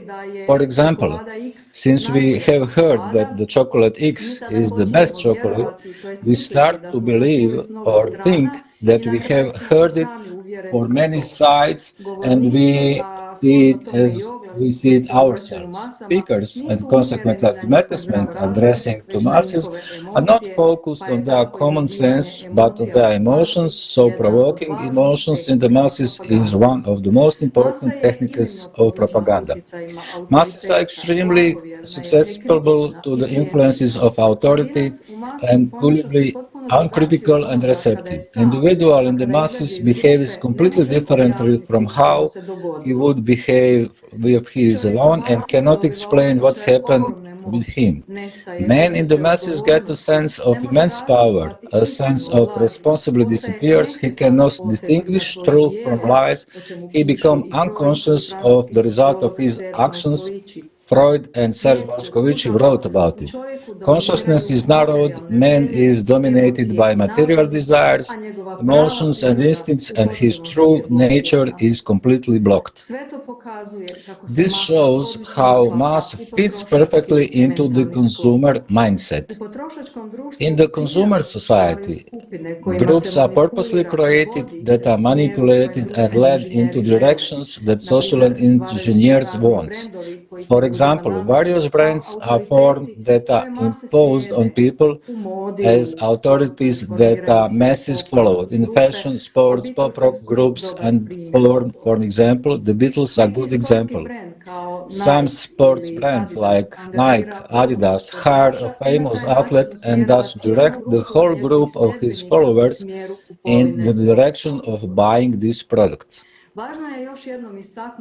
It is important to point that once again that in mass man loses his individuality. He is doomed to belong a group and thus to obedience to authority, where that authority is the state, church, the president, corporation, or a media, as long as he shifts responsibility to others. A man who takes responsibility for his life, for his decisions and actions, man who is aware of his true nature and who understands how the system works, will not allow the masses to influence him in any way. He will recognize the imposed impulses from the outside and will not succumb to them. In the creative society, the joint action of people will not be through the masses, it will not be guided by emotions or instincts. People will be guided exclusively by honesty, kindness, and conscience.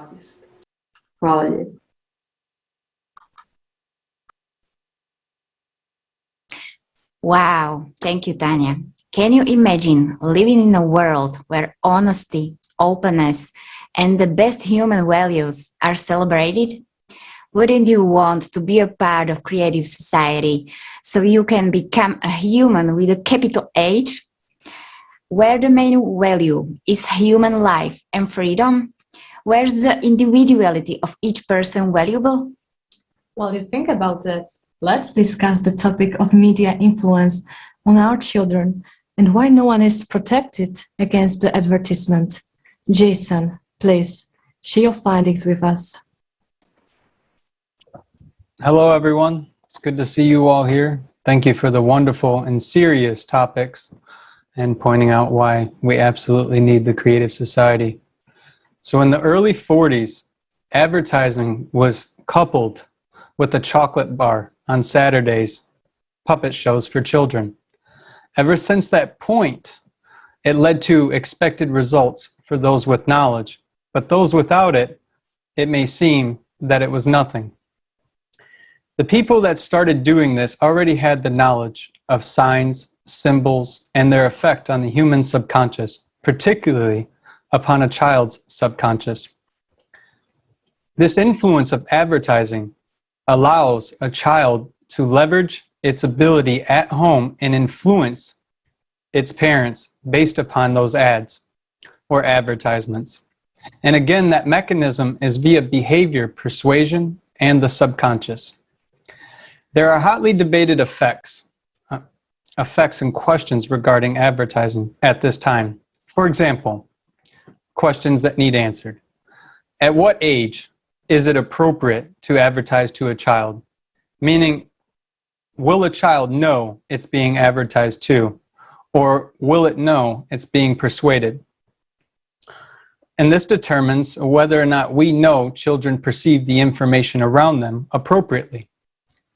But why does this, even not knowing the answer to this question, stop us from regulating advertisement, given what we've been told today by everyone here? I'm going to point out and reveal a few points of data of a study done by Stoneman and Brody. They studied the advertising effects on children, particularly the purchase request of children. And they also sought to find out the things we're trying to find out today.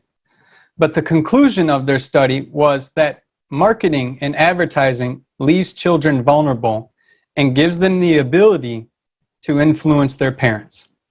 It's a bit strange, isn't it? But that's what things are like in the consumer society. That is exactly how things are. The information we receive, we then use it against each other, or we use it for our desires. It is no different for a child. Let's dive a little bit more. Okay? Currently today, these are the negative effects of advertising on children. Some of them have been highlighted by our speakers today and our host. It influences their buying decisions, provokes tobacco and alcohol consumption, causes eating disorders. America, the country I reside in, has a leading amount of obese children. Think about that as we talked about McDonald's today. Develops materialistic feelings. I'm going to elaborate on that. Materialistic feelings is where we treat each other as a transaction. We don't have any stake in being kind to each other. It is just simply a transaction. Beguiles children to do dangerous stunts and perform that which they had seen on television. This one, everyone knows this one, influences them to resort to impulsive buying without any critical thinking of whether or not they actually need the object that they're seeking. Influences them to like high-end and expensive things. Today, one of our speakers spoke about Jordans. In the United States, every child wants a pair of Jordans. Provokes violence and aggressive thoughts. This one is quite important because this is how children interact with each other if they don't know any different. If they've never been shown kindness, whether it's from advertising or their home environment, this is their reaction because of that perceived information, is to treat each other in a threatening manner in order to ascertain something they felt they needed. But there's hope. The American Pediatric Association does recommend a few following guidelines for parents and anyone who is responsible or in a responsible position for children. But I will tell you, that responsible person is every single one of us in society. All children are our children, and all of us are responsible for upbringing a human being. But this is what they recommend. Build digital privacy and design. Know what your children, or those you're taking care of, are downloading. Makes sense, right? That way you can assist them in being informed in the information they are obtaining. Notice they didn't say influence their choice. Enhance and monitor privacy settings on their personal devices. If your child is really going to have a tablet and they're underneath the age of 8 years old, at the very least, create some settings for those personal devices, to include the TVs. Teach the children to analyze. Now, that doesn't work necessarily for children underneath the age of 8, but you can surely ask your child questions, as they recommend. How do they perceive that information? Not how do you perceive it, but ask your child questions, how do they perceive it? And if your child cannot speak to you about what they're feeling or about what they think, they probably shouldn't be watching that device. Another important one,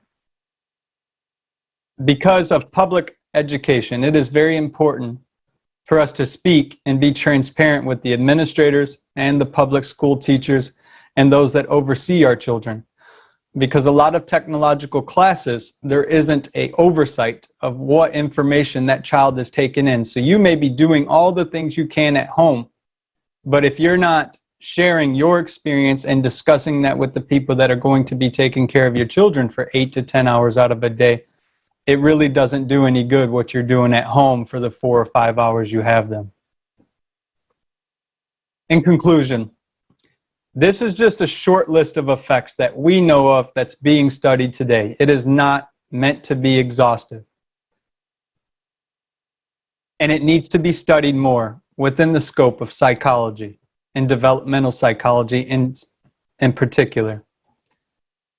Since a majority of people do not know who they are, let me ask you a question. how can they know the consequence of the information they're receiving? How can they make a decision?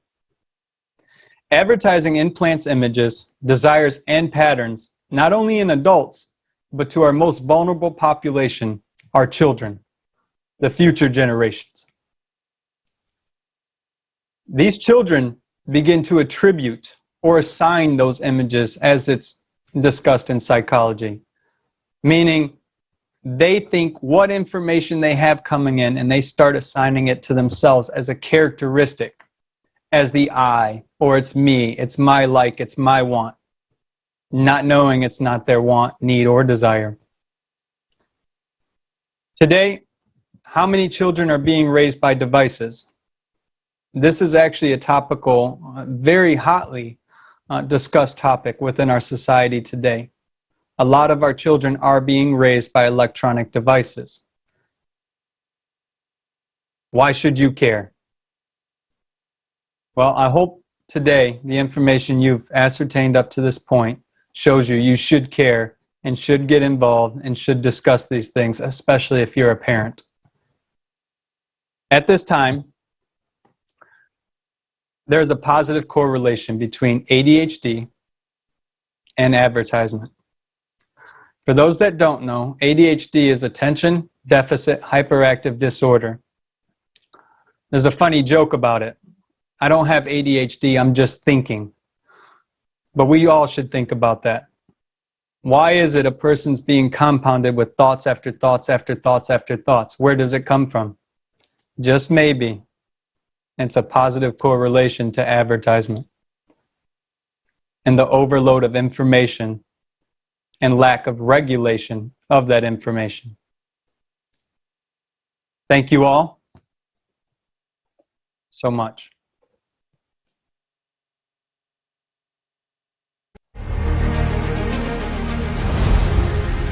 It really makes life easier when you have order in your life. And when I constantly accumulate things, it's very hard to maintain order, so it's probably due to what we get from the media, often subliminally, and that this is presented to us as something that's going to make us happy. You can see it very clearly in the advertisements that are especially on television, but nowadays also on YouTube and on various websites. And then people feel that if I don't have those things, I'm unsuccessful, I'm unhappy. And if I have those things, I'll be happy. And then when they get those things, they find out that it's not that what made them permanently happy. It was instantaneous. And the real happiness, the real joy of life is somewhere else entirely.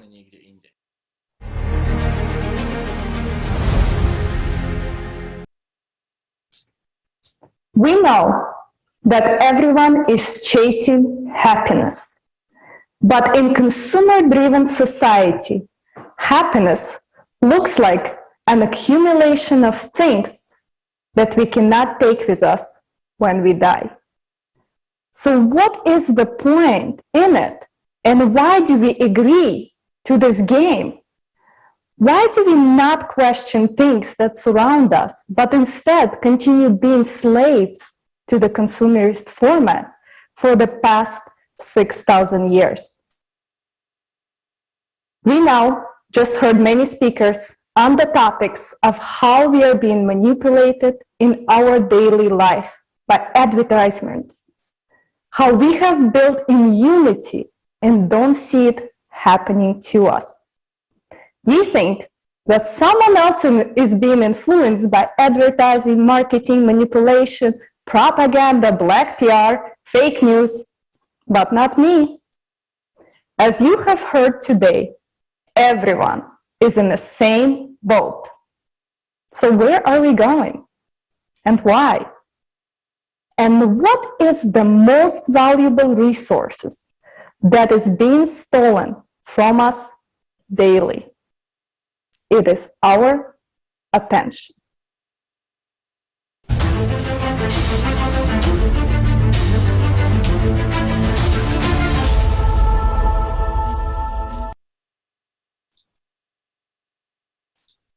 Dear friends, you're watching the Kaleidoscope of Facts number 14, Impact of Advertising and the Power of Attention On ALLATRA TV, we're live and broadcasting to more than 20 languages simultaneously.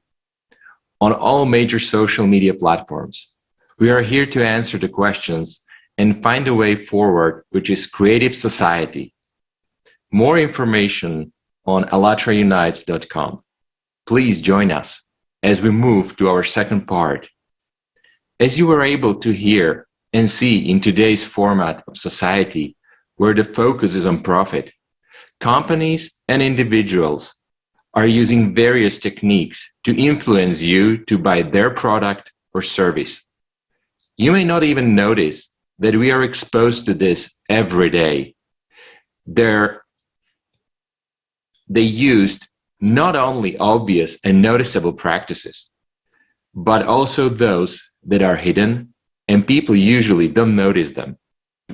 And with this, we will continue in our second part of Kaleidoscope of Facts. We will look at these practices from the perspective of science. I would like to welcome Tatiana Zinchenko, a psychologist who also participated in analyzing the artificial consciousness Jackie.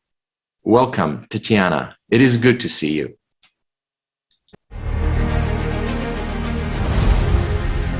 Greetings, dear friends. Today I'm glad to investigate together with you such an important and relevant topic as advertising and attention. I will tell in detail what neurobiological mechanisms advertising technologies use to influence people's choices and behavior. Unfortunately, we live in a consumer society where the basis of the economy is stimulation of people to constantly buy more and more goods or services. The main tool for this purpose is advertising. A person who lives in such a society in the language of marketing is called a consumer or a user. Advertising is aimed at attracting and keeping persons' attention on certain information. It's a stimulus which is to lead to a purchase. Every year, advertising is becoming more and more aggressive and manipulative. Modern advertising strategies affect subconscious mechanisms, bypassing rational thinking and critical analysis. There is even a new scientific trend called neuromarketing. Neuromarketing is the practical application of neuropsychology in marketing by studying the physiological and neurobiological reactions of a human to various advertising incentives. For this purpose, special equipment and methods are used: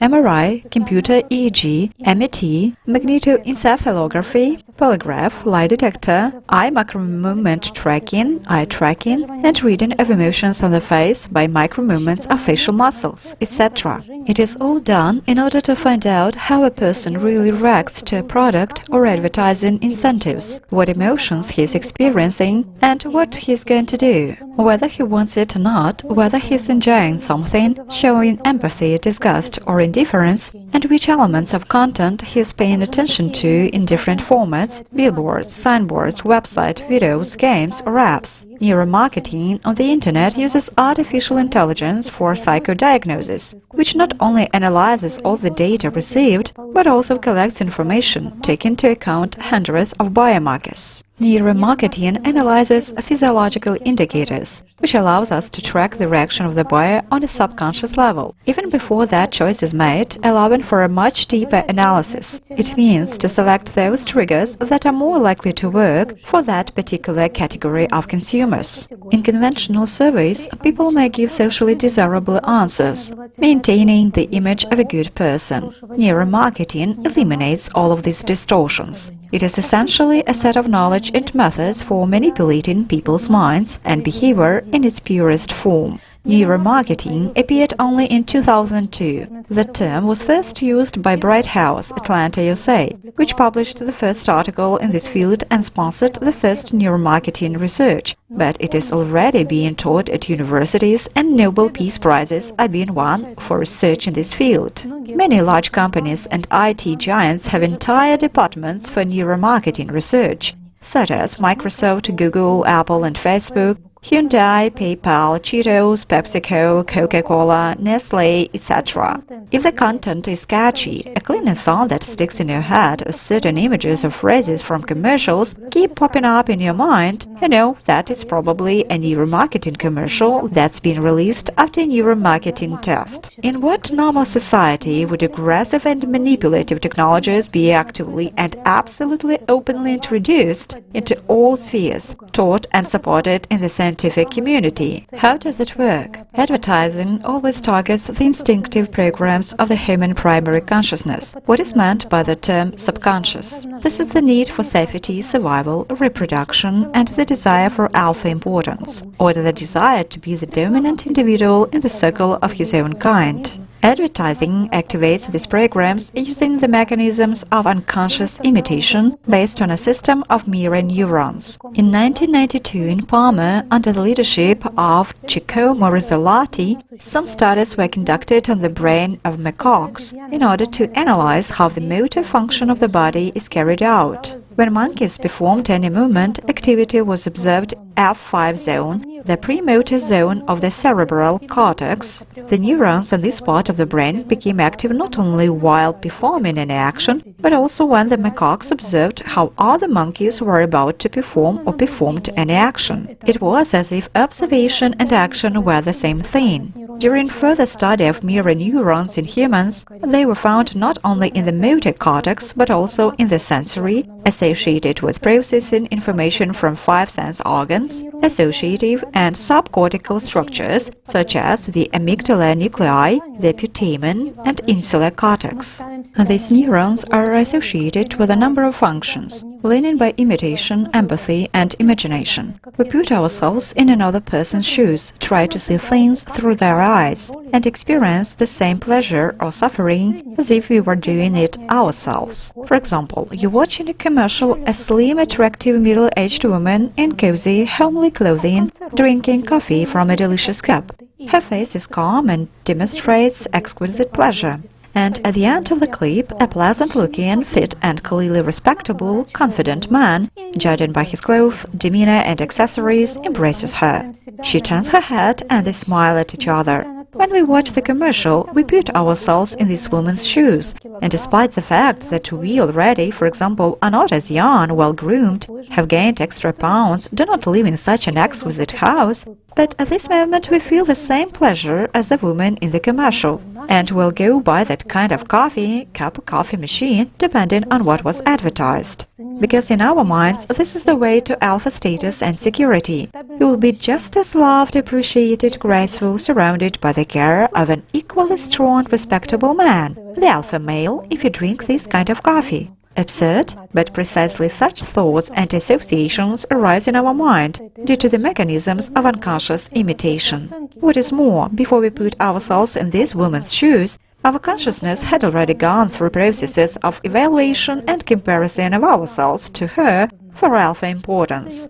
It is precisely because she looks cooler that we so easily succumbed to the power of this program of primary consciousness. Alpha importance is sold, and not a product, service, or illusion of security, and of course the possibility to experience pleasure. Conventionally, having something or using a service, I will be more significant, respectable, respected, better, more influential than others. Even if the advertising is any text or there is no person, but only goods, it will work the same way, causing the same associations, only the movie will be watched not on screen, but in your imagination. And the same unconscious imitation program will be activated based on the work of mirror neurons. The results of various neurobiological studies show us that in the brain we will observe the same processes regardless of whether we observe something in reality or it is only representations, imaginary images in our mind. Thus, neuromarketing exploits a necessary and useful brain mechanism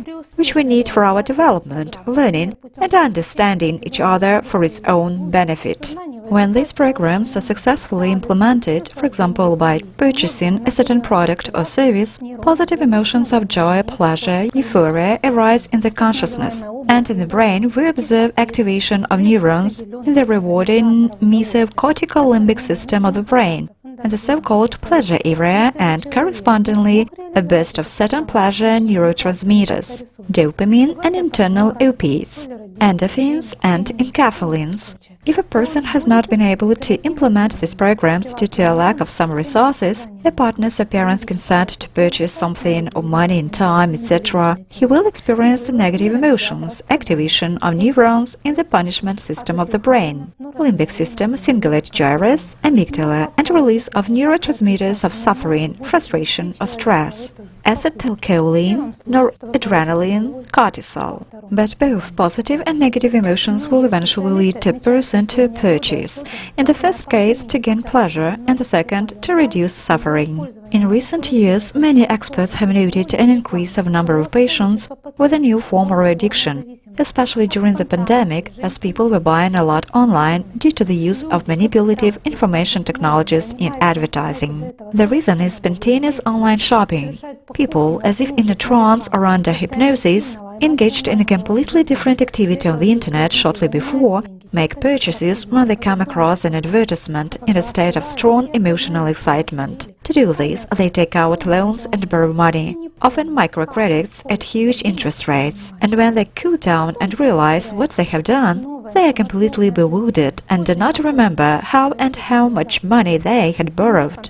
Then it's all happening again. This new information addiction is very similar to what happens with gambling. Naturally, it leads to family conflicts, divorces, people losing their jobs, etc. To protect yourself from the aggressive effects of advertising, it is very important to maintain an observer attitude toward those thoughts, emotions and desires that arise, critical analysis, and most importantly, to carefully monitor and not allow the unconscious imitation program to unfold on the basis of alpha importance. It is easy if a person, or better all of society, begin to live with other values themselves, to strive, give, develop, learn and to improve themselves and the world around them. In the creative society, manipulative technologies will be banned at the state level, and advertising will only be used to inform people.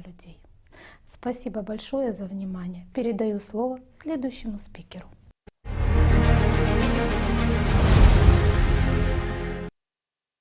Thank you, Tatiana, for such a detailed explanation of how global marketing companies are using our attention and knowledge of neuroscience for their own purposes. Attention is the main power in every aspect of life, and it's very important for people to understand that. The resource of attention for human beings is limited. So what is attention and why it is so important to use it wisely? Where is this powerful source is coming from?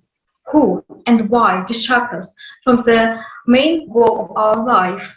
Our next speakers, Eva Lещенко and Alena Gritsenko, will tell us more about the power of attention and its main value for each person. Ева, the floor is yours. Здравствуйте, дорогие друзья. Рада сегодня быть с вами. Как говорил предыдущий спикер, Татьяна Зинченко, кандидат психологических... Hello, our friends. I'm happy to be here. As Tatiana Zinchenko was saying, if content catches you up, if some music constantly plays around in your head and some phrases from advertisement, then you should know for sure that this video was published out after neuromarketing advertisement. In order to begin in our head exactly this program. A person always has a choice to move along a straight road to his goal or turn off being distracted by illusions and go another way. And always, when we pay the most valuable resource by our attention, so how does it activate information? Let's start by looking at what its official sources say about. Attention in the concentration and force of mental activity on a particular object and decision it made between voluntarily and voluntarily attention when the choice of object of attention is made consciously, deliberately. что внимание — это сосредоточенность и направленность. Characteristics of attention stability, volume, the number of objects can be perceived and recorded by a person in a relatively short moment of time. Distribution, the ability to hold in the field of consciousness the objects of different activities. It was explained in the modern explanatory dictionary. In Dalit's explanation dictionary, it is stated to take in heed in the sense of to listen attentively, to listen, and to absorb by the ear. Simply put, human attention in the ability to show heightened interest and to direct his energy towards some goals or objects. The main properties of attention are stability, volume, distribution, switching, and concentration. Depending on whether we choose to pay attention consciously or unconsciously, we can distinguish three types of attention. Involuntarily, attention occurs when a person unconsciously pays attention to novelty, bright pictures, music, or other emotional stimulus that arise unexpectedly. The task of advertising is to attract our involuntary attention and to raise desire. Voluntary attention is when a person consciously seeks and stops at the information his or her needs. Post-voluntarily attention is also characterized by a person's conscious choice, but it lacks the attention which is a typical feature of voluntary attention. It may be sustained for hours. Say a person wants a car, he will devote his attention solely to it, gathering all the information related to it, whereas he goes and may spend a long time doing so until he makes his choice. Involuntarily and post-voluntarily attention are more commonly used in advertisement. What does the word attention mean in different languages? In Chinese, hieroglyph of attention has three parts. The first part is prefix meaning note, the second part as thoughts, having in mind, and the third part is power. Thus, attention in Chinese means the directed force of thought. In Latin, attention operam is made up to two parts, op for help and for being. Loosely translated as providing help. In English, we have such a pay attention, and in Chinese there is also directed power of thoughts. In Ivrit it's translated as put your heart, and in Russian the word внимание, it's formed from comes from to take, with the prefix vn inside in. In all languages, there is a clue that attention is a resource, specifically our inner resource, which we manage. Thus, we come to the point where attention is a kind of currency with which we are free to pay for this or that, order to acquire something for ourselves. Attention. Next speaker will talk about it in more details.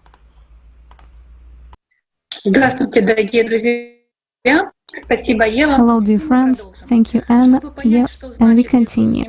To understand what it means that the resource of attention is limited, let's consider an associative example where the person's life is a direct road leading to a true goal.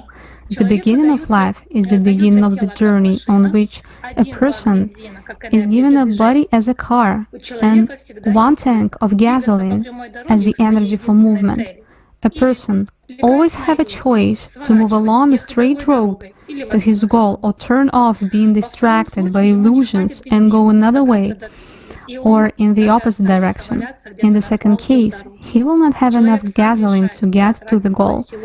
It will remain lying somewhere around and landfall by the road. And now we listen to the video.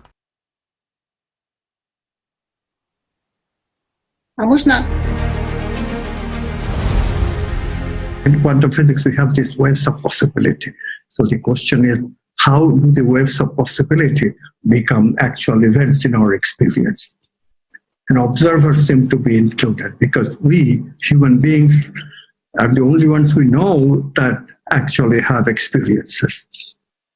So this question was very difficult to answer because No material interactions can do it. This was what von Neumann was showing from quantum mathematics. No material interaction can convert waves of possibility into events of experience of the observer. So how is the observer observing a quantum object? This question is the basic question of all science, not just physics. How does the world exist in manifestation at all? Because in quantum physics, it literally says that the universe itself is all just potentiality. And of course, von Neumann tried to answer that maybe the observer's consciousness does it, because he was daring enough to propose that maybe it's time to admit that there are some non-physical stuff, non-material stuff in the world. This is an extremely important question, because attention is everything. Attention is the ability to focus on a particular subject. The mind is, if you allow it to be controlled by the brain, this is the thing. What we don't realize is that if the brain scientists were right, then of course we would be the brain, and we would behave like the brain. And the fact is that the brain, once conditioned into the me-centeredness and, of course, negative emotions and pleasure circuits that the brain already has, and additionally this information addiction, that's another very vile habit that brain picks up today, which it didn't have yesterday. But that's the way it is. So then if we live like the brain, then what happens? The brain is constantly bombarded with stimuli. And the brain will be attracted to this stimulus or that stimulus, depending on the conditioning of the brain. That response of the brain from one instant to another may not at all have anything to do with meaning of my life, purpose of my life at all. It would be basically random thoughts sort of guiding me. And many people live that way. They're called drifters. They cannot keep attention. They drift from one to another to another. Kids, hyperactive, cannot pay attention, right? People who pay attention, why are they paying attention? They are paying attention because they attach meaning to it. They break into the brain's habit. Hey, that's not meaningful. I don't want to do that. I want to do this. This is meaningful to me. So that's how we do it. Without the meaningful mind and without consciousness, the ability of being the real boss, that I can overrule the brain's habit of randomness. You know, quantum ultimately is also random because probability calculation works there. So we have a bunch of responses. We are able to choose usually, but if we allow the brain to take over, then it's random. It becomes random. That's a normal way of operation for the brain. It is with our consciousness, with our mind, with our meaningfulness that we want to give, with the purpose that we want to bring, that we change, to overrule the brain and change our direction to focusing to a particular problem of meaning that I want to focus on. Okay? And we are nearly forgetting that in the present culture, especially, you know, social media. It really dumbs down people. They don't have the ability of paying attention anymore. If we leave meaning and purpose, what happens? This is the question that you have to ask. And the answer is really beautiful. How we create heaven? We create heaven by creating a soul for ourselves. Soul is what is going to take us to heaven. So soul creation is what? Soul creation is the creation of meaning and purposeful thing, memory of meaning and purpose that we serve. Purpose is to embody these archetypes: love, beauty, justice, truth, abundance, power in a good way, power to empower others, wholeness. These are the things that we cultivate and embody as much software as we can make. This is soul software. But the problem really is that, okay, do we stay forever at the survival level? Do we ever go into soul making en masse?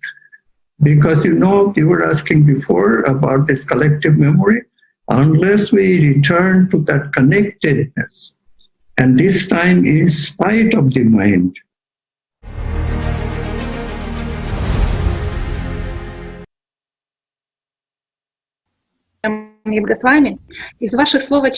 Thank you. Thank you very much, Mr. Goswami. It is obvious from your words that attention is a power, a force through which the so-called waves of opportunities become our actual experience. What kind of force is it, and where does a person take it? In physics, force is a measure of impact on an object due to which it changes its state. In psychology, force is an ability to resist external or internal influences and an ability to initiate new processes or actions. In ancient societies of the East, there is a concept of force and power associated with the power of God.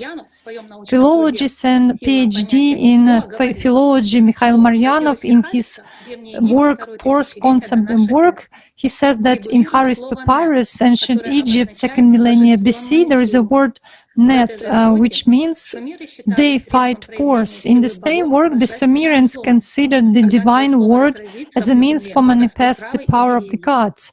When your word breaks out, trees and herbs grow on the earth. The concept of power is interpreted as divine power. This concept is semantically connected with Haju, life force.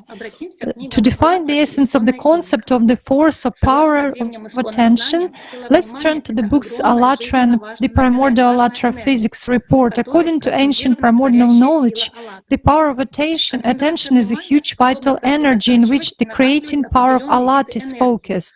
The concentration of attention is able to focus and accumulate certain types of energies, the search of which generates the act of action, the creation of something, emotions, thoughts, actions, events, invisible and invisible words.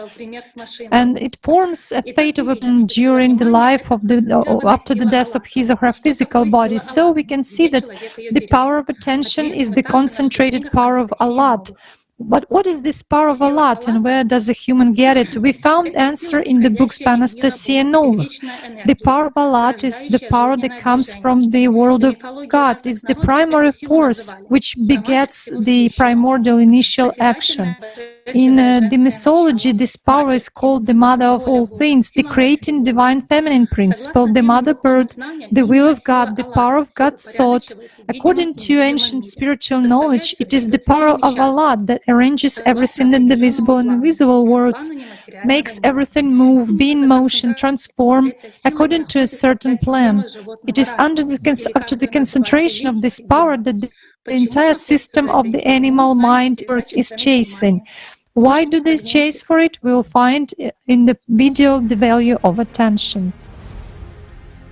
You have talked about games and the fact that in games it is programmed where a character is going, and there was exactly such an experiment with photons where there was, well, a roughly similar theory concerning this world too, that for as long as there is attention of a human, this does exist, but as soon as the attention disappears, it ceases to exist. Well, is this world really sort of built in such a way that if you take attention away from something, it no longer exists?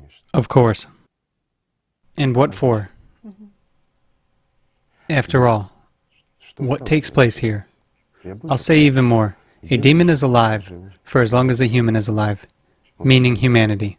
The system exists for as long as soul-filled beings exist. Once there are no soul-filled beings anymore, there will be no system. It is pointless. What is it needed for? That is, it lives solely due to our attention, and that's all? It has no other resource? Absolutely. But what for? Meaning, it draws in detail the reality at which an observer's gaze is directed, right? That is, from a wave into a particle. I'll put it simply. What are all these gadgets powered with? Electricity, energy. Absolutely right. Attention is what? Energy. What does it originate from? From personality. From personality. What does personality get it from? From the soul. What does the soul get it from? From the spiritual world. The spiritual world is pure, Allah. Yes, it's the source of life. That's the answer for you.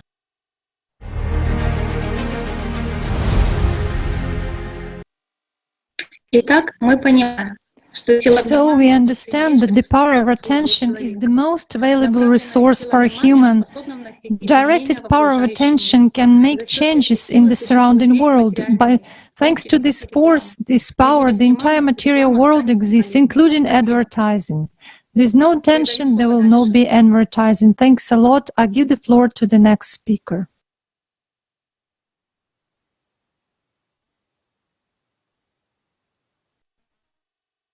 Microphone. Yes, thank you. Hello, dear friends. Alona, Yeva, thank you, ladies, so much. Surprisingly, most of us barely know anything about attention, though it is the primary tool which we use every moment of our lives. We use it literally in everything we do, irrespective of whether we do this just in our head or in the real world. True scientists and true explorers, they understand how important it is to learn all possible manifestations of the subject they are studying. They look at it from different angles and from different perspectives. Thus, today, together with learning various definitions of attention, etymology of attention in different languages, and types of attention, it was truly interesting to look at the role of attention from the perspective of quantum physics, to find out how the Egyptians and the Sumerians defined the concept of power, and of course, to get a deeper understanding of the power of attention through the concept of ALLATRA in primordial ALLATRA physics. I believe that today every person has found in all the aforementioned something that has helped to comprehend the essence and the importance of attention. Thank you, ladies, so much once more. And the study of any question would not be complete without experimental evidence. There have been many experiments around the world at various times by scientists and by enthusiasts that in one way or another have involved the power of attention. And our next speaker will tell about the links of such unexpected things as water, its photograph, and Facebook, as meditators and crime rate in Washington, as random number generators, and the funeral of Princess Diana. Quite intriguing, I would say. We are all ears, Ksenia. Thank you. Dear all, my name is Ksenia. As previous speakers highlighted, attention is the key in our life, as it's a power, a vital force, a creative force. Scientists all around the world stating that by uniting together towards a common goal, we have a significant effect. With improvement of telecommunication technologies and the emergence of the social distancing phenomenon, the remote experiment was conducted by Sergei Kernbach in 2020 and was published in the Journal of Emerging Trends in Science, Association of Unconventional Science. About 300 active and 10,000 passive participants participated in a remote experiment of 30 minutes duration. Those sessions were synchronized via Facebook, and during which participants were asked to concentrate attention on the photo with the water, as well as send love to all participants and wish them a stronger health and immune system. The results confirm that concentration of collective attention is capable of changing the electrochemical and thermochemical dynamics of aqueous solutions for instrumental detection. Mass media and social media play a leading role as an instrument for unification of people. Another experiment was conducted in 1993 by quantum physicist John Hagelin in Washington, D.C. Due to 2,500 meditators, the crime rate dropped by 25%, which means that a relatively small group of few thousands were able to influence much larger group of 1.5 million citizens. Conclusion. By uniting and putting attention into positive emotion, people create a specific information field, which is in line with the idea of creative society.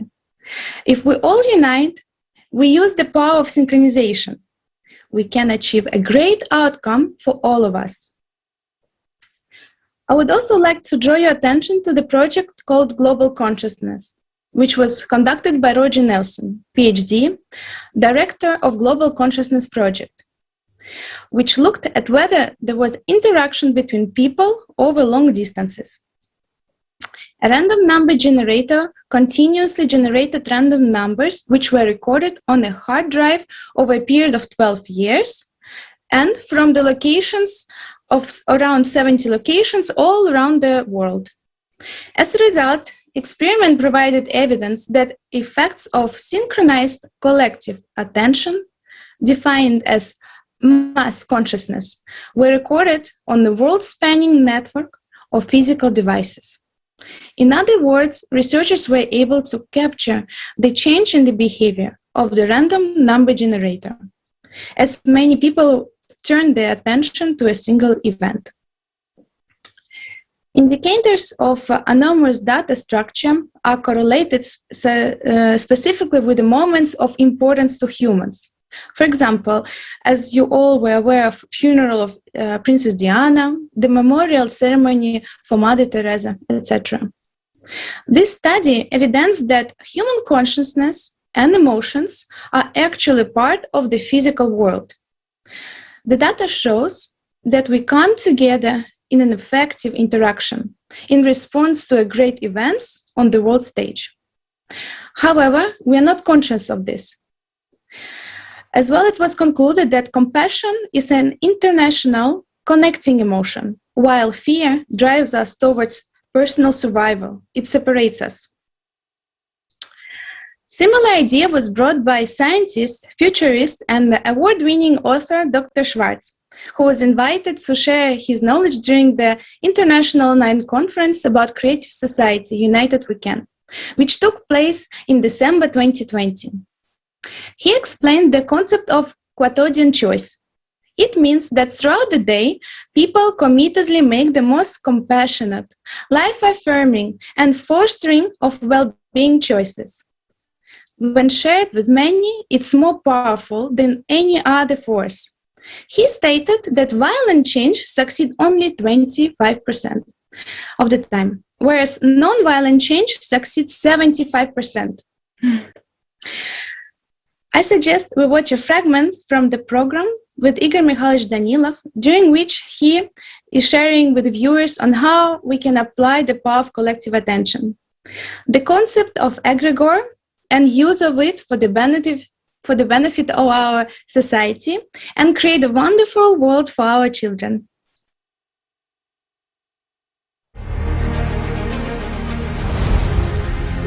Because what will any violence mean? A consumerist format. We cannot build the creative society through violence, while in order for us to do something, we should consolidate all of our human resources. You see, there is such a notion as an egregore. In this case, an egregore is understood as our overall potential, the overall human potential, which we can invest together in order to resuscitate our planet, repair our house, and for all of us to survive. That's the way it is. We are talking precisely about the egregore. There is no other way to do that. And again, when 10 years ago we were literally 7 billion, we wouldn't have managed to do that. Now we can do it. Why?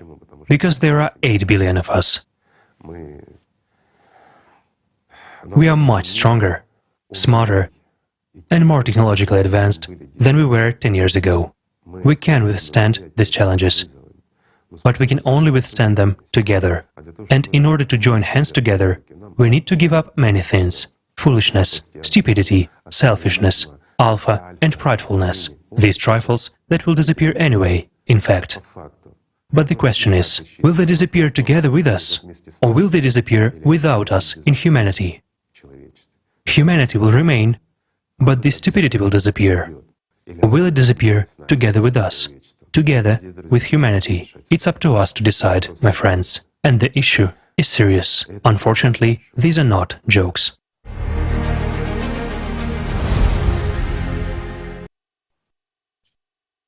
I would like to share one more experiment, Global Coherence Initiative, led by Rollin McRae, PhD, Director of Research at the Institute of Hard Math, and Annette Dulé, PhD, Geologist, Marine Geochemist, and Researcher.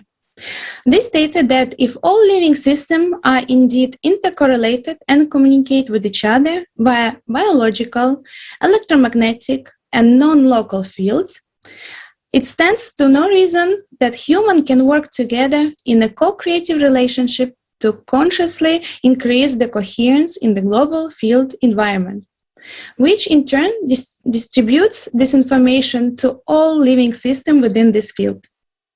Every individual contributes to the global field environment, and each person's attitudes, intentions, and emotional experiences count. A person can have an impact on a lot of things when correctly investing its own power. If the person knows that he or she has it, and it knows how to use it. Let's watch a fragment of the program about synchronization and the power of the collective attention.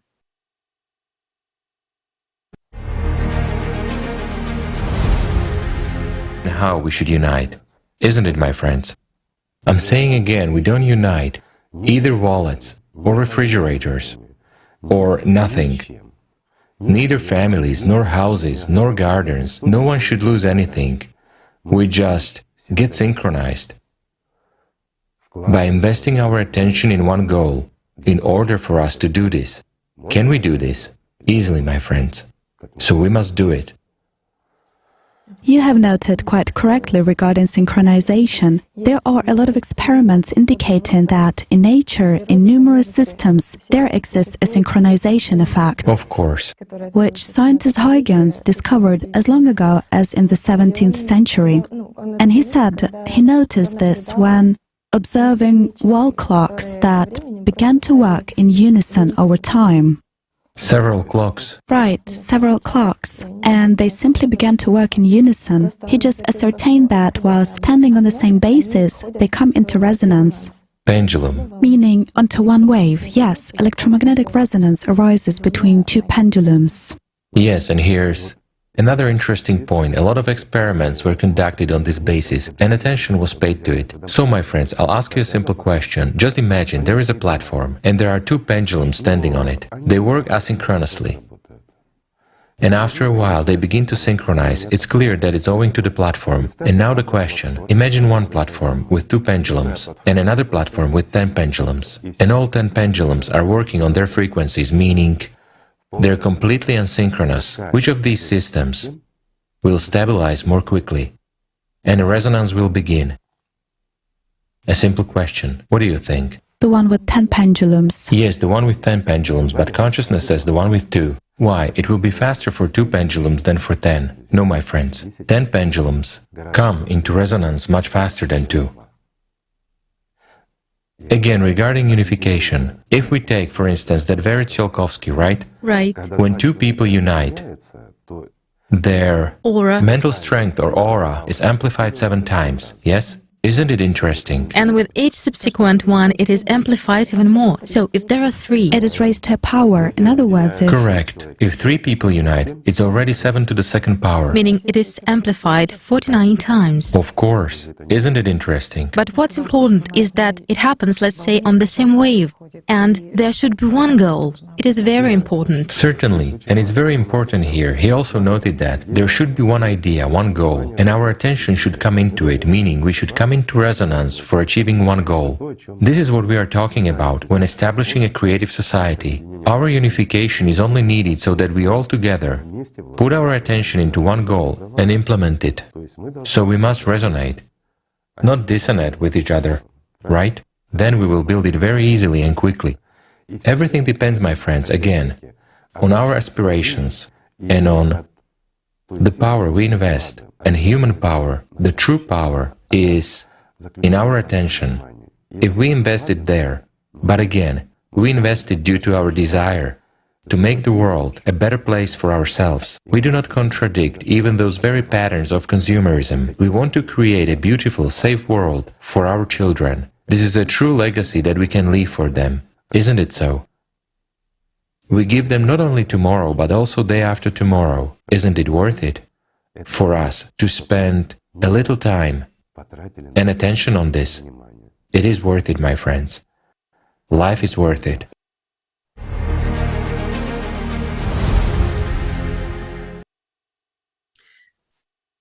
Those experiments demonstrate that attention is the power, a vital as well as a creative force.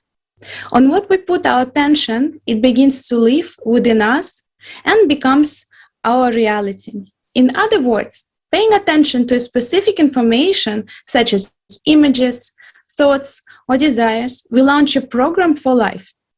Because we give our energy for implementation, it transforms the chosen information into the reality. Attention plays a key role in our life. Thank you for your attention.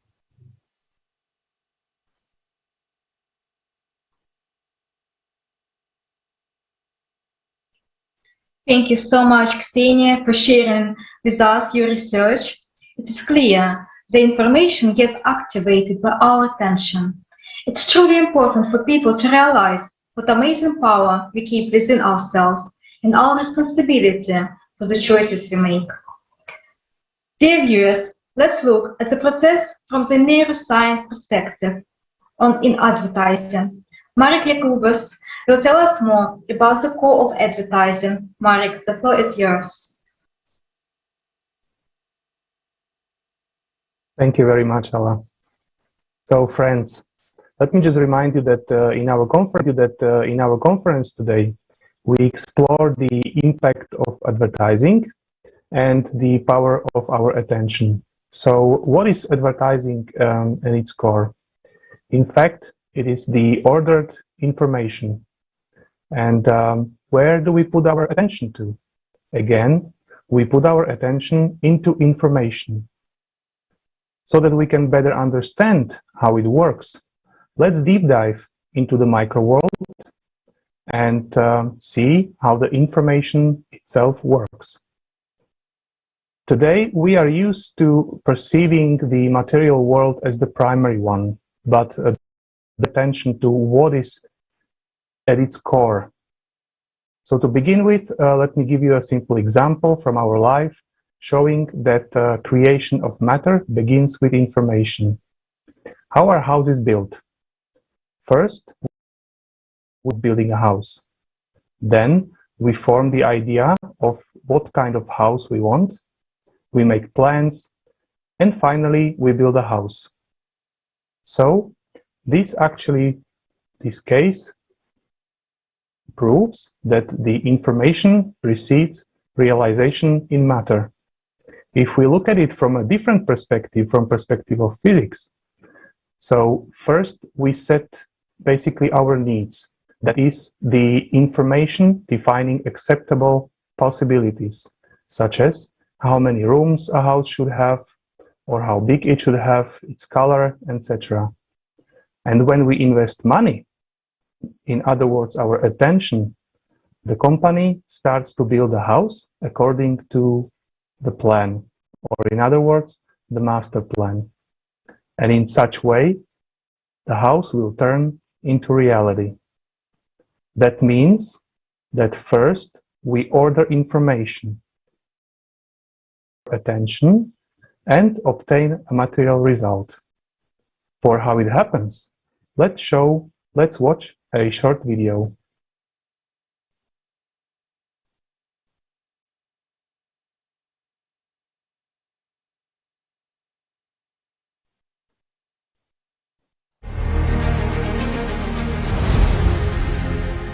Imagine that you've decided to have a kind of experiment.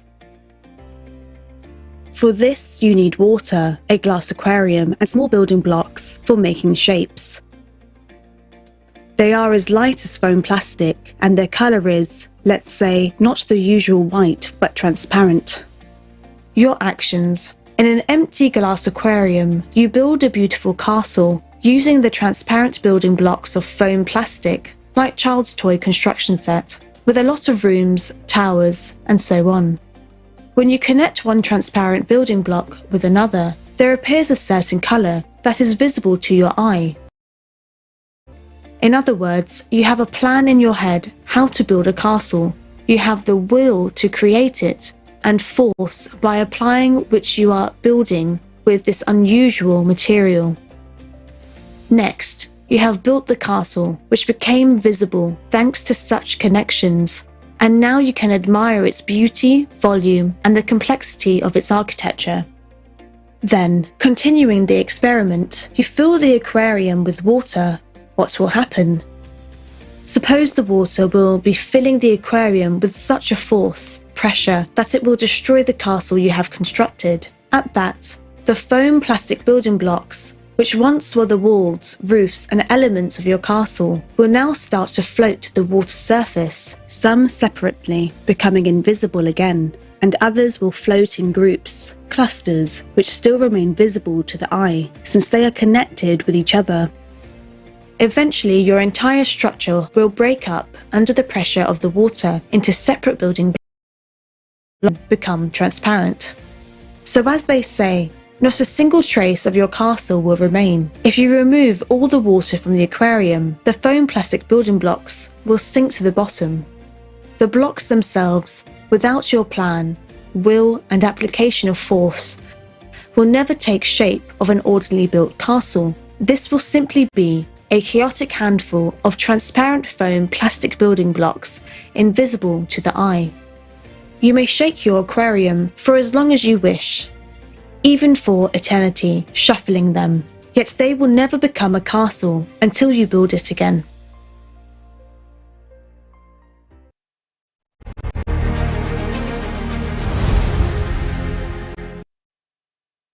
Yes, so as we've seen in the video, it is the order information, those very information bricks positioned strictly in their places that distinguish, for example, a house from a tree, connecting with it to a certain plan. These bricks form visible matter and set its properties, such as the volume and form and mass and other characteristics. Actually, there are a number of scientists supporting this hypothesis that there is the information at the base of the matter. For example, the American physicist, theoretist, John Archibald Wheeler in the 90s put forward a concept it from bit, according to which the immaterial unit of bit is proclaimed as the essence, the original basis of all things. Or the British scientist David Bohm, as well as Stanford neurophysiologist Carl Pribram, experimentally proved that the universe is a hologram where everything is interconnected and information is its fundament. That is, everything consists of information. They basically proved that the attitude of today's society, in which we generally think that matter is the foundation and everything is built on it, is wrong. It is exactly the opposite. Information is the foundation, forms the matter. Also interesting is the etymology of the word information. The word itself consists of two parts, the prefix in and the rest forma.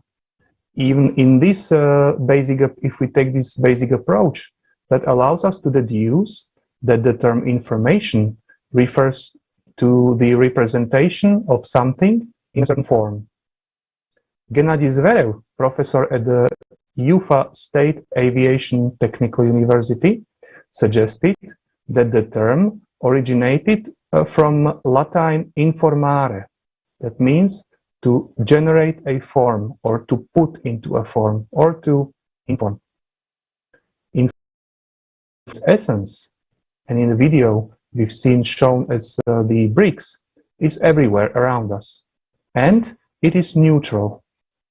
It represents all the possible variations of reality, of which we as a human choose and activate them with the help of our attention. So let's watch a short video.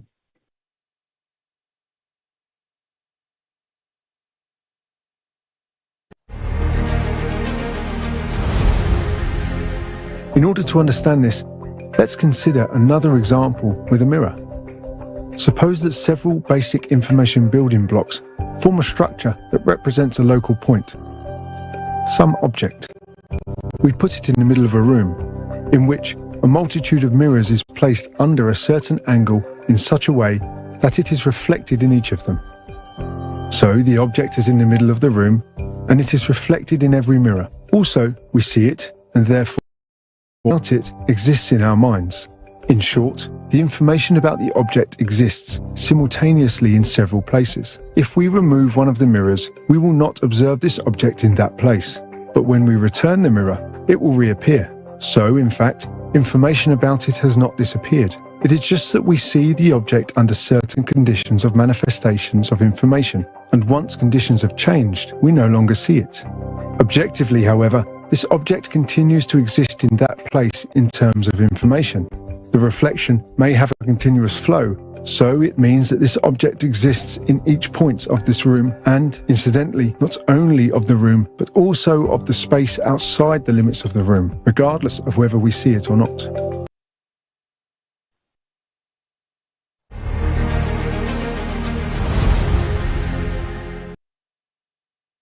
So, as we've seen in the video, the information is everywhere, and it gets activated exactly by our attention.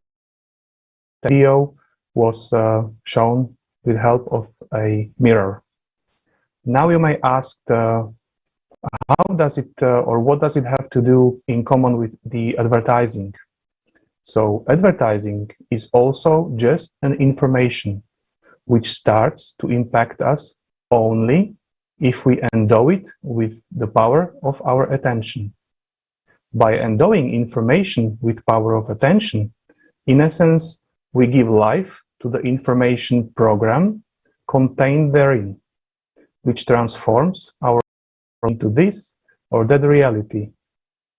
It may either be a horror with endless issues or a life filled with love and happiness. It only depends on our choice. Thank you very much, and I pass the word back to Robert. Thank you, Marek. Indeed, these facts that all of us are facing every day them and don't realize what is actually happening.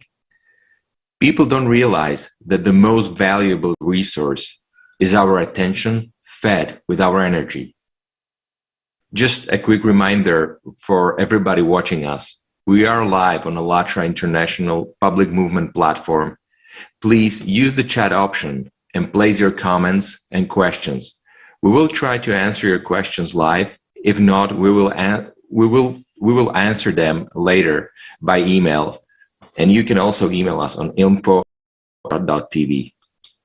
Now, let's watch a short video, The RISE experiment. This experiment proves how powerful our attention is. And every day, when we focus our attention on certain thoughts, they become real. The results of this experiment are astonishing, and I can confirm it as I have done this experiment myself as well. So let's watch the video.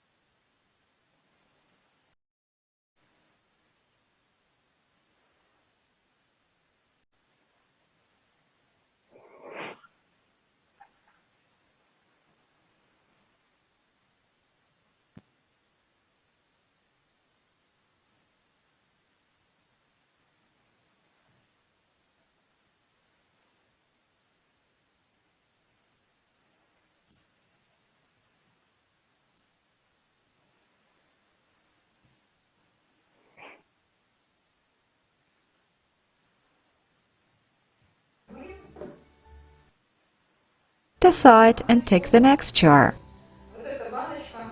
This jar is called fool.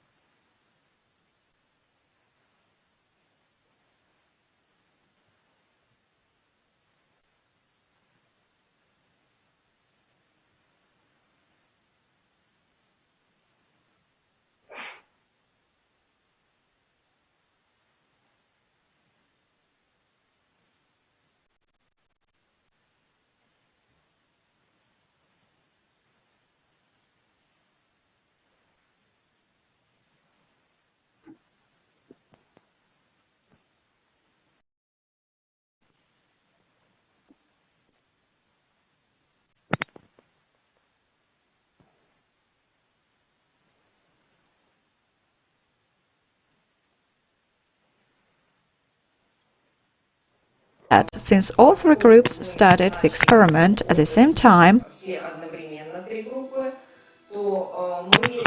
we still got synchronized, so we had such a similar result.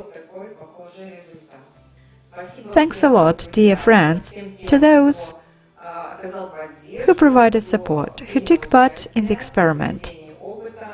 I think all of us were very interested to take part in it.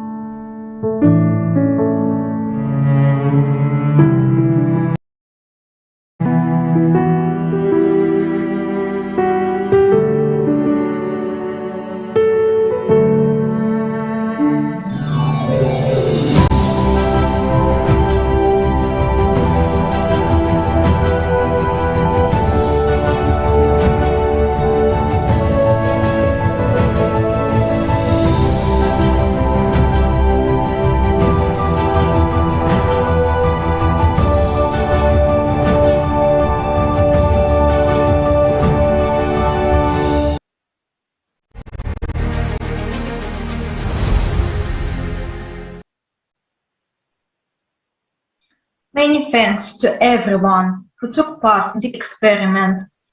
It proves once again that our attention is a real power. And if we all combine our attention and effort in building the greater society, we can achieve it in very short time. We can create the world that humanity deserves, all together. People do not realize that behind every advert is a huge scientific and psychological research on human behavior and preferences.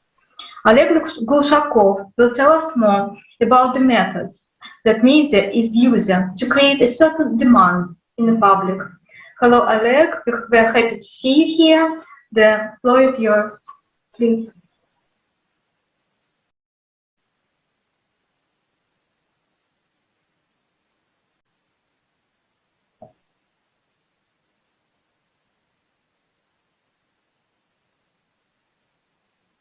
If you're talking, Oleg, we can't hear you, unfortunately. Здравствуйте, друзья. Рад сегодня приветствовать всех, кто нас смотрит, слышит, видит. И хочу рассказать об очень интересных явлениях. Эффективность современной рекламы не ставится уже под сомнение никем. За таким успехом рекламы стоят вполне изученные и экспериментально доказанные современными науками. Рассмотрим два социально-психологических феномена, которые во многом объясняют эффективность СМИ и рекламы. Первый феномен — конформность, такое своеобразное психологическое качество. По сути, склонность к изменению индивидом своих установок, мнений, оценок и поведения на манер тех, которые господствуют в данном обществе. Примером исследования, которое ярко иллюстрирует конформность отдельного человека, служит эксперимент Курта Левина с двумя пирамидками. Этот эксперимент повторялся неоднократно в разных странах мира и разными учеными, и всегда показывал одни и те же результаты. По ходу опыта к группе, состоящей из нескольких подставных лиц и одного испытуемого, показывали две пирамидки — черного и белого цвета. Задавался вопрос цвета пирамидки. Подставные лица всегда четко отвечали, что обе пирамидки белые. В подавляющем большинстве случаев испытуемый, которому вопрос всегда задавался последним, утверждал также, что обе пирамидки белые, хотя сам прекрасно видел настоящие цвета пирамид. После эксперимента на вопрос «Почему вы так ответили?», большинство испытуемых не могло дать разумного ответа.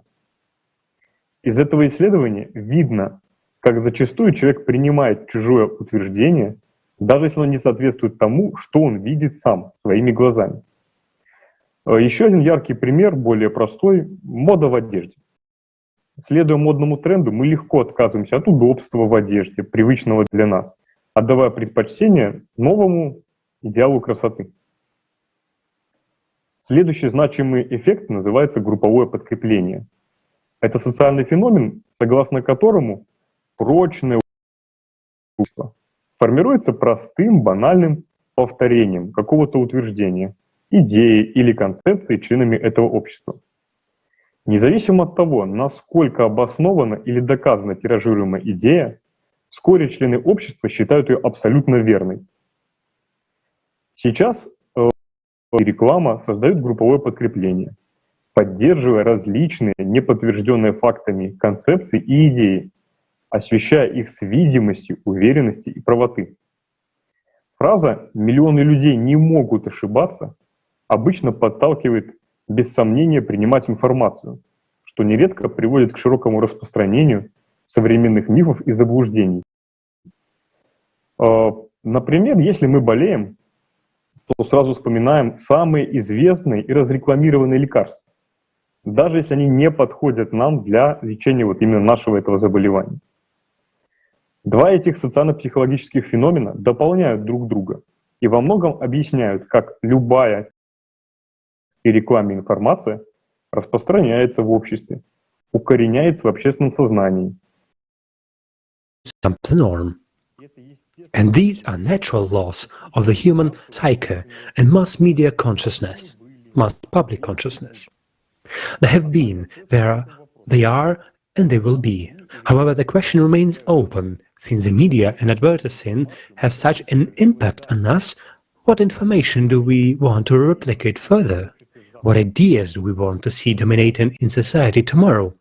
And these are questions I address to all attention.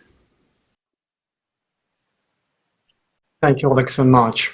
These questions seem to become more and more critical day by day.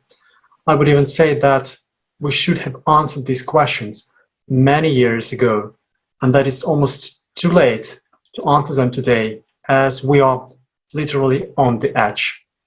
In fact, in the current consumer society, everything is directed at stealing our attention, at persuading us to pay to unnecessary, meaningless things, wishes, and information, which gradually but inevitably destroy lives. There is a fight for every single drop of our attention. They not just encourage us to choose pointless life goals and to consciously lay down our lives for achieving them, but in this way, they also fight for our involuntary passive attention. Let's deep a bit into neurophysiology of attention and find out about another exploit but still a precious limited resource. Elena, please, the floor is yours. Спасибо. Здравствуйте. Thank you. Greetings. Today we're talking about the effects of advertising on humans. So what really happens on the physical level in our brains and how does this relate to attention? Let us look at the neurophysiology of attention. Alexander Romanovich Luria proposed a structural and functional model of the brain with its conditional division into 3 blocks. First, the energetic one, which we'll consider in more detail, just in the center of the brain. The second one is information reception, processing, and storage. And the third one, programming, regulation, and control of conscious mental activity. The first block is energetic, and it got its name because of the function of regulating brain activation, and it includes the reticular formation, as well as the limbic system, which has already been mentioned. This is the oldest part of the cerebral cortex, the function of which is an effective emotional assessment of incoming information and an emotional motivational one. The limbic system is involved in memory processes, positive and negative emotional experiences, and reaction formation. Thanks to its work, a person may experience pleasure and enjoyment, so the processes that occur in it are the basis for the formation of all addictions, from emotional to the drug addiction. The reticular formation is a particularly interesting area of the brain because of its role in human conscious experience. It is a functional system of clusters of neurons in the form of a network that is directed of consciousness in the literal meaning, since people lose or regain consciousness when it is activated. It is in the center of the brain and forms the central nucleus of the brainstem, which extends from the medulla oblongata top of the midbrain. You can see it just shoot it with a bar. You can see it in the diagram. Information comes from all important brain structures, including the analyzers, taste, vision, hearing, etc., via various ascending conduction pathways and then projecting fibers transmitted both downward to the spinal cord and upward to the thalamus and eventually to the cerebral cortex.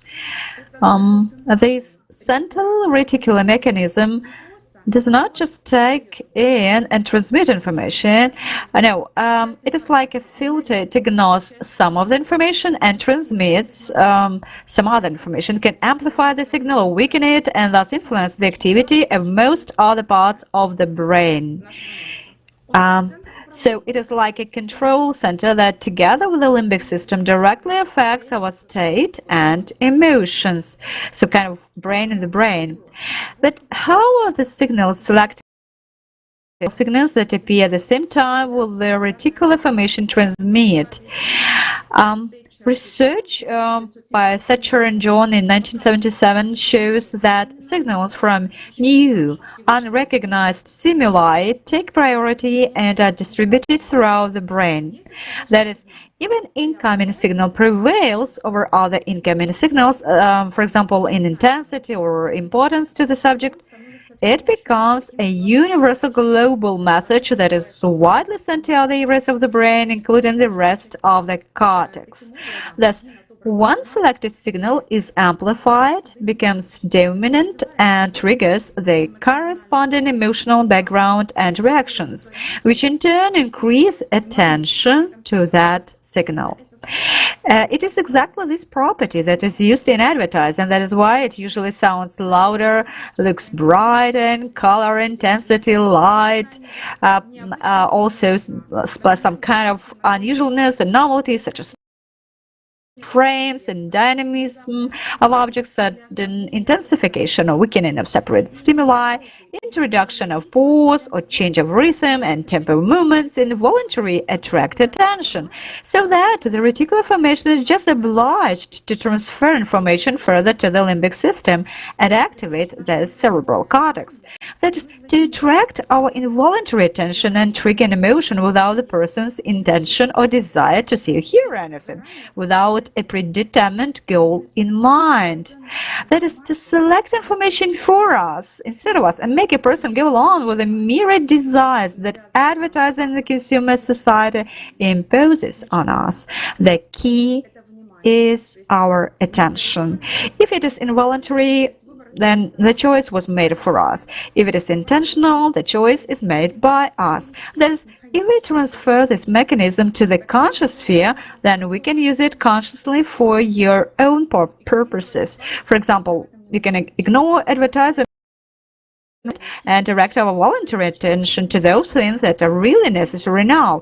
This applies not only to shopping, but also to any information and activities. Thus, there is a transition from unconscious to the conscious choice. And this is really important information to help us understand how our attention is captured and manipulated, so that a person can resist this and make conscious choices, as a person is able to control and manage these processes and consciously choose what he really needs, rather than being imposed by advertising. To be able to choose what kind of information to perceive, what to think about, what mood or state to be in, consciously use voluntary attention to achieve the goals person needs in accordance with his inner values and goals. Thank you for your attention. Hi, dear friends, and many thanks to you, Yelena. It is important to know what you just said. Thanks for looking at the human's attention process from your point of view. As you said, human attention is the key to everything indeed.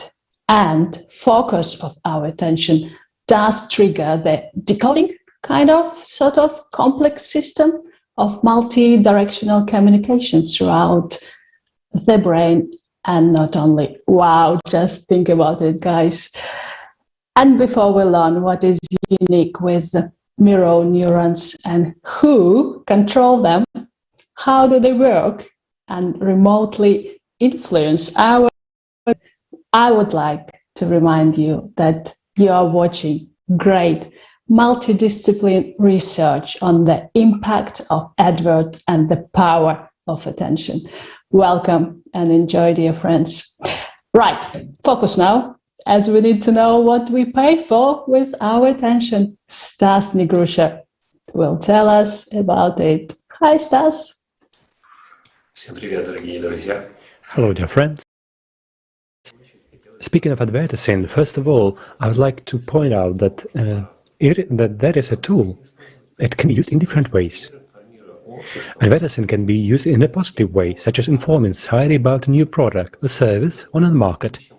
But unfortunately, in the current consumerist format of society, advertising is used not to inform, but to impose, while often concealing something important. Wherever we look, advertising is everywhere, and there is no hiding from it. So the only way to fall victim to another advertising campaign is to understand how it works. And for this, I suggest going back a little bit to the past, namely to 1952. It was in that year that the Journal of Comparative Neurology published an article titled "The Representation of Tactile Sensibility in the Thalamus of the Monkey." In this article, Vernon Mountcastle, a neuroscientist at Johns Hopkins University, writes that he found cells in the frontal lobes activated when the animal made various movements. At the time, the scientist was unaware of the mirroring ability of the cells he had found. Only almost 40 years later, the Italian neurologist Giacomo Rizzolatti announced the unique ability of the cells to the whole world.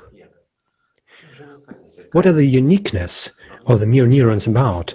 Their uniqueness is precisely about the fact that they activate in two cases: when we inform someone an action and when we watch others do the same action. Now let's try to apply this knowledge in practice. In any commercial, we encounter a moment in which the person who possesses the product they are trying to sell us experiences some sublime feeling. Thanks to mirror neurons, we feel the same emotions, and in our consciousness a certain correlation is formed that if I possess this product, I will experience the same emotions. It is this effect that pushes us to buy the advertised product. It would seem that there is no way out. But it isn't so. Mirror neurons, just like advertising, are just a tool. Have you ever noticed that after watching an action movie, you feel like you're a tough guy, and you watch a good man, you want to be like him, a kind and open person. Even today, scientists have come to the conclusions, they quote, mirror neurons are such powerful neural elements that they are allowed to reenact what other people do. Then the evolutionary process that creates such a neural mechanisms might also have created some form of control over it. From this quote we can draw a very important conclusion. Modern scientists understand that someone controls the work of mirror neurons, but who controls them, science does not know yet. However, if we turn to the book ALLATRA, we find there is a concept of personality that does not coincide with the concept of personality used in modern psychology. Personality is who every person perceives lifetime, the one who makes the choice between the spiritual and the animal natures, who analyzes, draws conclusions, and accumulates personal baggage of sensory and emotional dominance. Thus, it becomes clear that it is a personality who controls the work of mirror neurons. It chooses whom to imitate, good man or a character of an action movie. In addition, we should understand that other people copy us and our behavior, and therefore each of us have great responsibility. It depends on each of us whether we will be able to build a creative society and whether we will be that very example that would lead the whole world to become a better place through following our example. Thank you, Stas, very much for your remarkable research and speech as well. And yes, dear friends, our life and our future is in our hands. The knowledge about mirror neurons opens huge possibilities for humanity. The question only is knowledge. The choice is ours. And now, dear friends, I would like to just quick remind you, for everybody who are watching right now, the live broadcast that's simultaneously translated in 20 languages. And this Kaleidoscope of Facts is a project of ALLATRA International Public Movement and run by volunteers from over 180 countries. And also, let's continue our beautiful Kaleidoscope of Facts and find out more about our attention and power of this. And now Ed Shatohian will tell us more about human psychology and what cognitive dissonance is all about. What does it mean? And how does it impact our lives? Ed, it's over to you now. Thank you, Alla.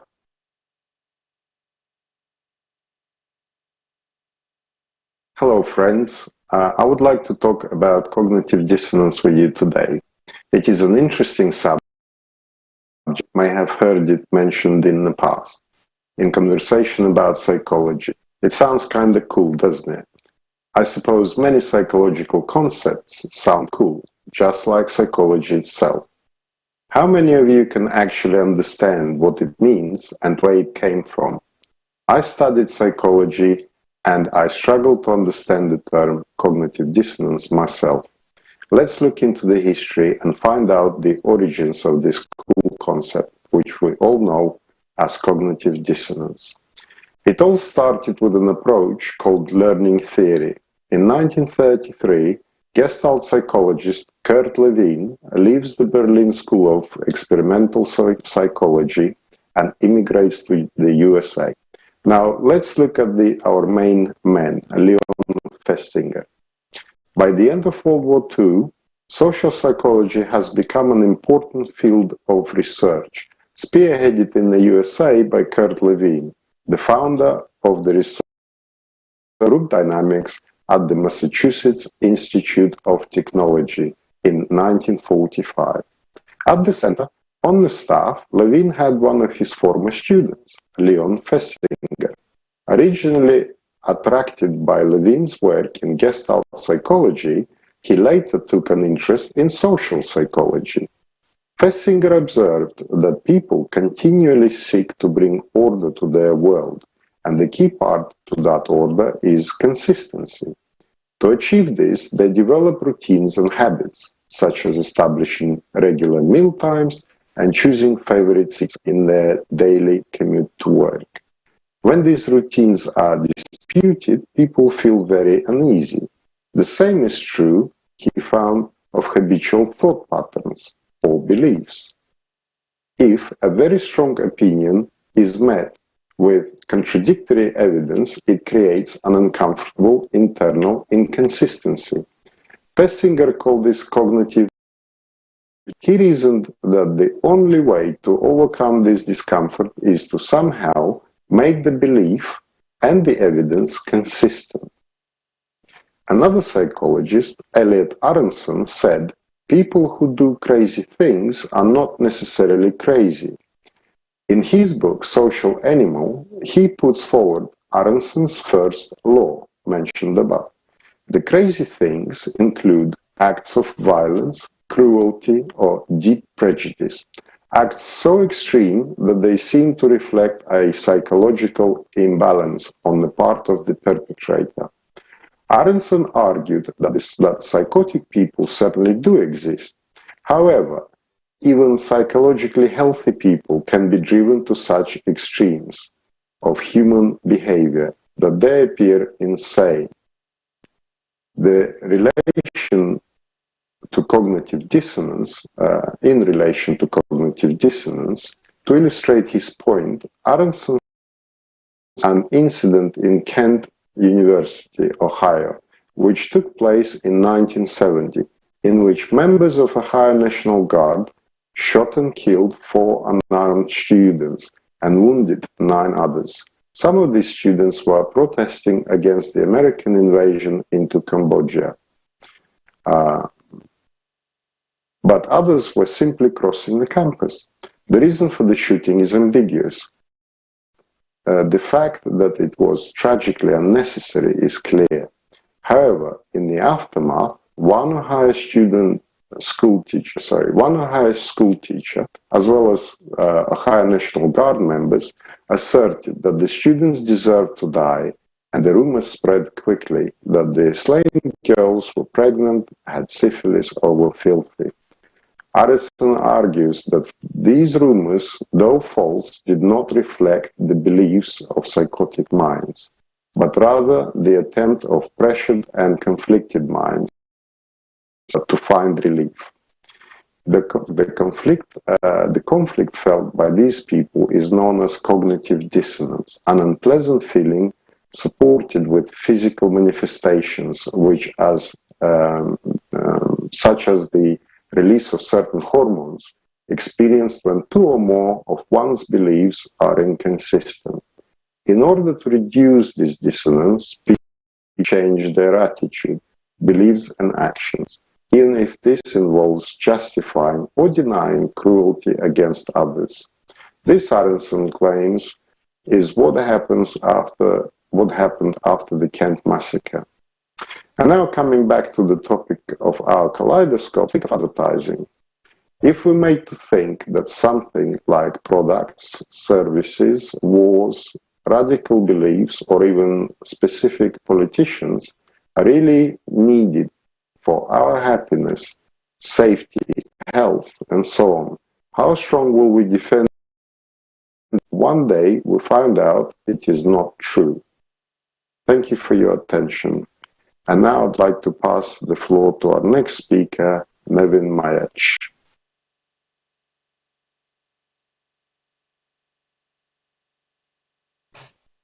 Hvala, thank you, Ed, and hello, friends. Attention is the most powerful tool at one's disposal, the tool by which man freely creates and experiences the world around him.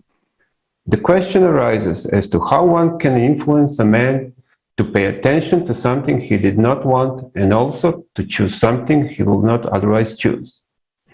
In order for a subliminal message to have an impact on a person, it is necessary for it to pass by his or her attention.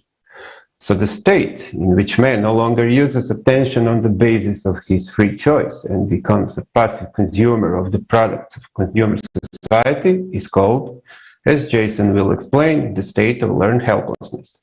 In fact, it is man accepts discomfort, does not try to oppose it or run away from it.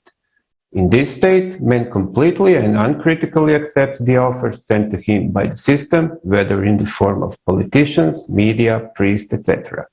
The process used to bring a person to a state of learned helplessness is called cognitive dissonance. We can also call cognitive dissonance a discrepancy in understanding. Cognitive dissonance was studied by social psychologist Leon Festinger in an experiment that sought to get an answer as to whether people will change their beliefs in order to conform to their behavior, all in effort to reduce cognitive dissonance.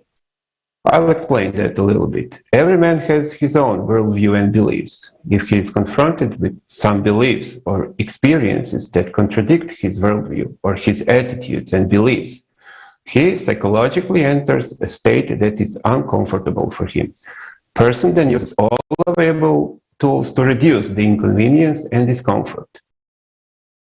A man who drinks alcohol hears advice that he should stop drinking. At that point, it's an attitude that conflicts with his current behavior and worldview. Then he enters a state of cognitive dissonance. On the physical level, when a person is in a state of cognitive dissonance, there is increased secretion of stress hormones, adrenaline, noradrenaline, cortisol. In order to justify his behavior, man devises arguments and excuses by which he tries to refute these contradictory views. Some man who drinks justifies himself by saying, for example, that one lives only once, it is important to have a good time, or I only drink on weekends, you never see me drunk, etc. He hides his actions from other people, avoids talking about it, avoids all information about it, ignores other people's advice, ignores research that would disrupt his worldview and attitude. As a result of this ignorance, avoidance, and disobedience, hormones of pleasure are secreted, which are dopamine and endorphins. At that moment, the man feels a short-term relief, so he continues to behave as before. In our example, the man continues to drink alcohol. If the intensity and frequency of changes in advice, contradictory views, and scientific facts increase, cognitive dissonance, i.e. inconsistency in understanding, changes from an acute condition to a chronic one. The man then permanently begins to feel discomfort. At the physical level, sensitivity to the hormones of happiness is lost. In this state, man perceives every effort he makes to get out of discomfort as a failure. He stops trying, he stops making any effort to get out of the state of discomfort and enters a state called the state of learned helplessness. At that point, he becomes suggestive of choices and behaviors that he does not decide on. Then the advertising messages of the consumer society become the only valid choice to which one directs one's attention. In some people, cognitive dissonance does not have to be. These people use cognitive dissonance to examine their attitudes and beliefs and have no problem changing them. Many choose to confront the problematic attitudes they had until then and make positive changes in their own lives. In our example, the alcoholic stops drinking. Thank you, guys. Alexei, please continue. No, thank you, gentlemen, for such a comprehensive explanation. For sure, every person experiences cognitive dissonance in some way or another, and to some extent. But the scariest thing is that nowadays, too many of us constantly live in this state. I would even say that we do not actually live, we exist. We believe we're helpless to change the situation in our family, a city, a country, our world. Otherwise, how can we explain all these horrible things happening right now in the world? Before I turn the floor over to Jason about learned helplessness and learned hopefulness, I'd like to wish all of us to be at peace with ourselves, to believe in our strengths, to have a clear common goal, and to work confidently toward it. And now, Jason, please. Thank you all so much. It's been a pleasure listening to the topics today and the information presented. Now let's discuss one short thing before we get into learned helpfulness and learned hopefulness, because it's an important facet that wraps up almost everything that has been shared with our audience and each other today by friends. Bandura, in 1977, described self-efficacy, and it's important to know this.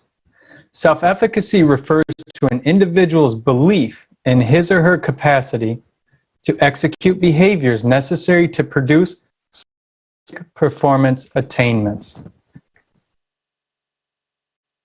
Everybody got that? I share this with you because there was a desire to inform you that each and every one of us is personality. The personality chooses what it attributes and what it wants via its tool, attention, which is the topic of today. This, of course, ability to execute comes from the personality, who we really are.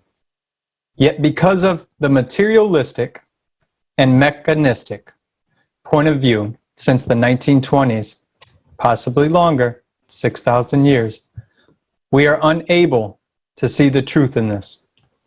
Personality has always had a choice of where to place or execute its agency and the use of attention. So what happens when there's competing desires? As our friends Nevin and Ed have shared with us and discussed briefly about cognitive dissonance, two or more opposing factors attribute stress and the following coping mechanisms that are acquainted with it. Now please, as you think about that, let's watch a short video on what learned helplessness is and see if you can find it within yourself. Thank you. Elephants are habituated to a rope since childhood. First, they are tied to a tree, and an elephant calf, trying to escape, understands that the rope is many times stronger than him. Then, already being a grown-up elephant, he no longer even makes attempts to become free, because he understands that the rope, which is stronger than him, will win anyway. And when already a human who, well, the strength of a human and an elephant is incomparable, but an elephant still submits to a human and follows him with his head down, is the same in human society. The whole point, imagine. An ordinary human, skinny and little, is leading an elephant on a rope. Why? Because the elephant believes that the rope is holding him. Friends, we have the same thing. Nothing is holding us, except our imaginary rope. And I would simply like to say, friends, let us stop being stupid elephants and let's become humans.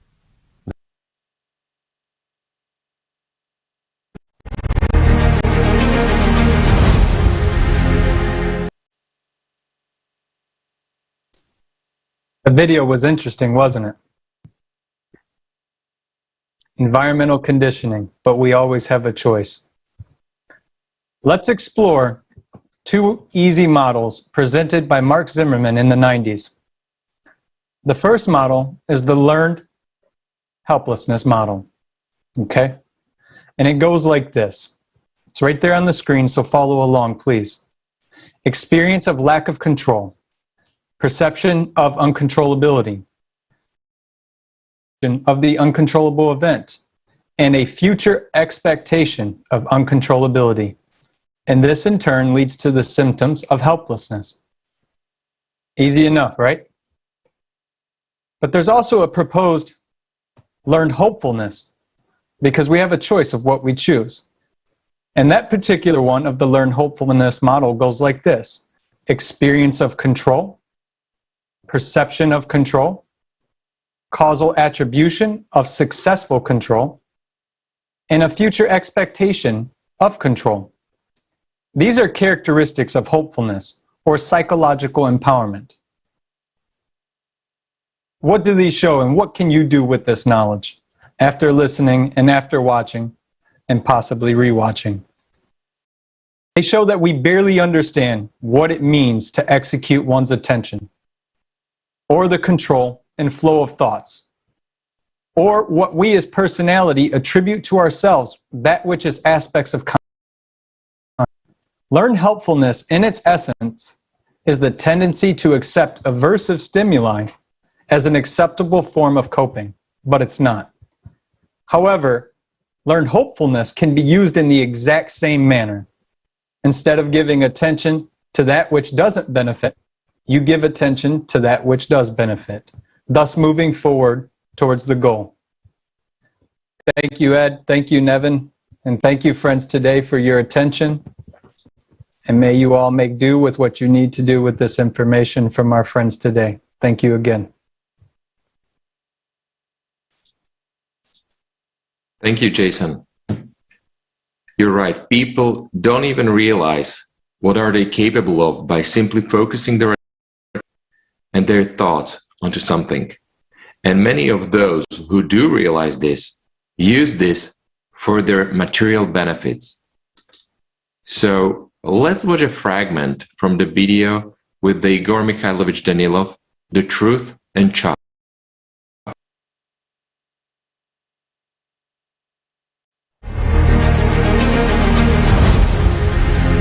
And now, my old friend, a physicist, has become very active. He's a physicist, a researcher, and a very interesting person. He's got an idea of experiments in time.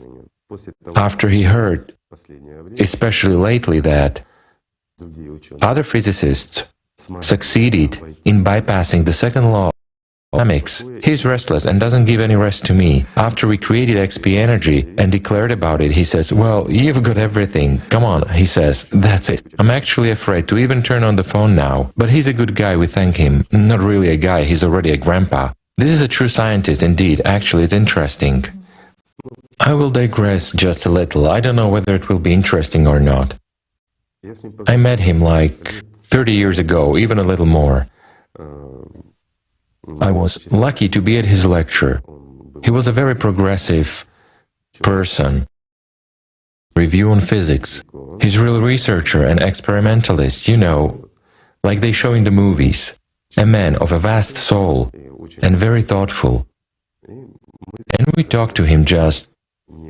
It happened so that after the lecture, our group met with him and raised a banal question about electrons, about the process of observation. Well, everyone knows this and so on. And so I asked him a simple question.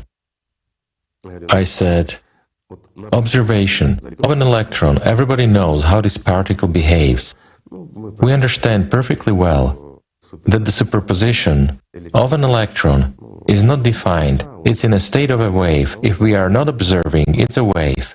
If we are observing it, it becomes a particle. So there are no questions here and so on. I suggested I said, what if we, for instance, conduct 10 experiments, do 10 tests, record them all on video. If you remember videotapes with such a good video camera, we record it and then selectively watch. What will happen? He said, well, there were a lot of experiments like that and so on. I said, of course a lot, yes. But again, I said, if we're observing, it is there. But what if we observe it later? And only in one experiment. That is, we can mix the tapes and say, destroy, really destroy 2 per day. And then we selectively, we mix them, shuffle them. On the last 5th day, we destroy 1 tape and watch the last one. Will this affect the experiment or not? Well, we don't know the outcome of those results. Of the results until the 5th day. Anyway, he became interested. He had great opportunities, a laboratory access and everything, and we actually did this experiment. Day 5. First, I mixed the tapes, then he mixed them. They were in the same package. It was impossible to see, so we destroyed one and turned on the last one. And what did we see? Guess what? Particles. And here, I asked him a question. I said, wait, how can it be that we, 5 days after, influenced the result that took place 5 days ago? And here's a very important point.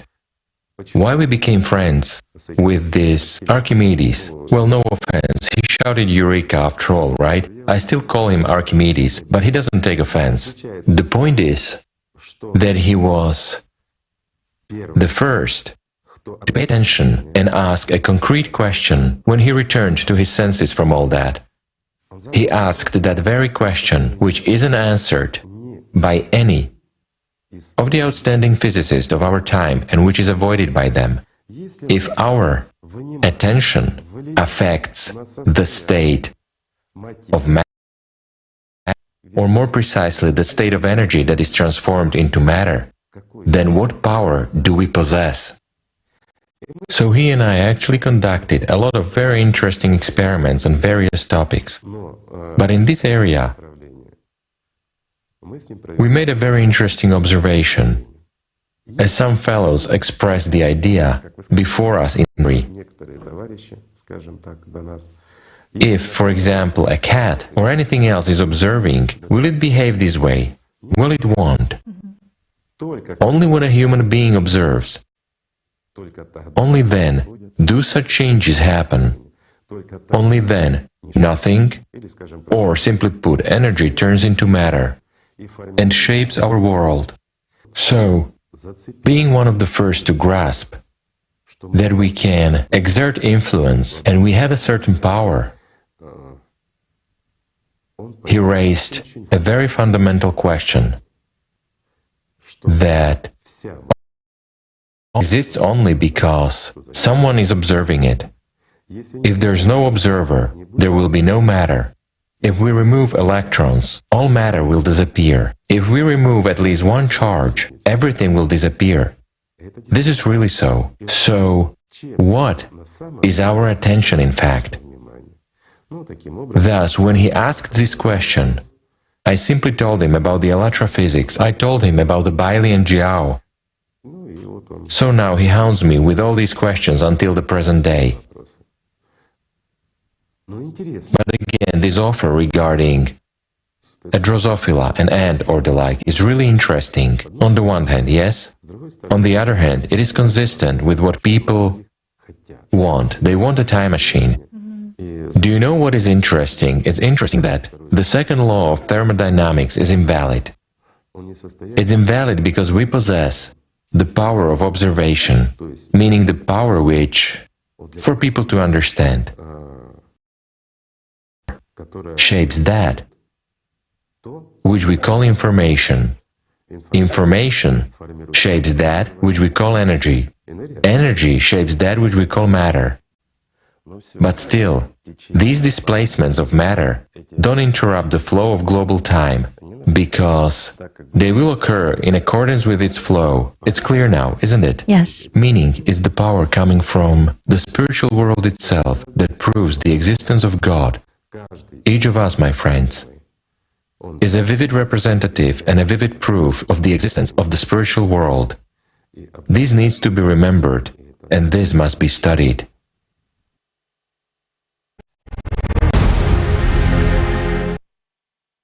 Igor Mikhailovich, thank you. Interesting, isn't it, guys? Do you understand why people fight for someone's attention? We repeat, we are talking about humans' attention here. And I hope you can hear me at least. And this is a real power. As Igor Mikhailovich said, this power shapes that which we call information. Information shapes energy, and energy shapes matter. I pause here intentionally.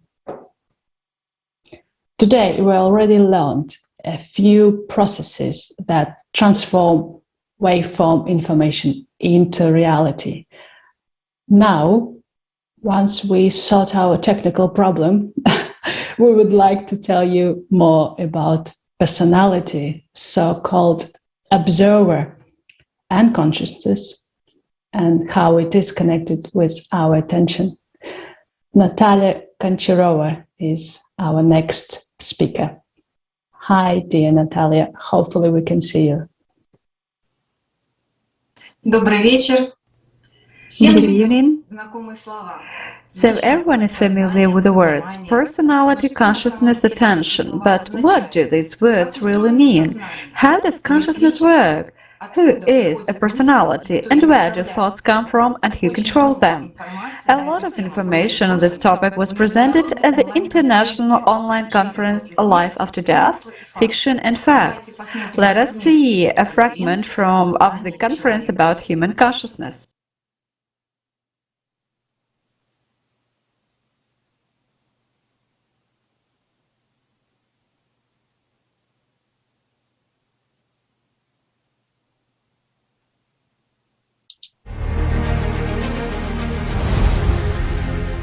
What is the difference between a human being and an animal?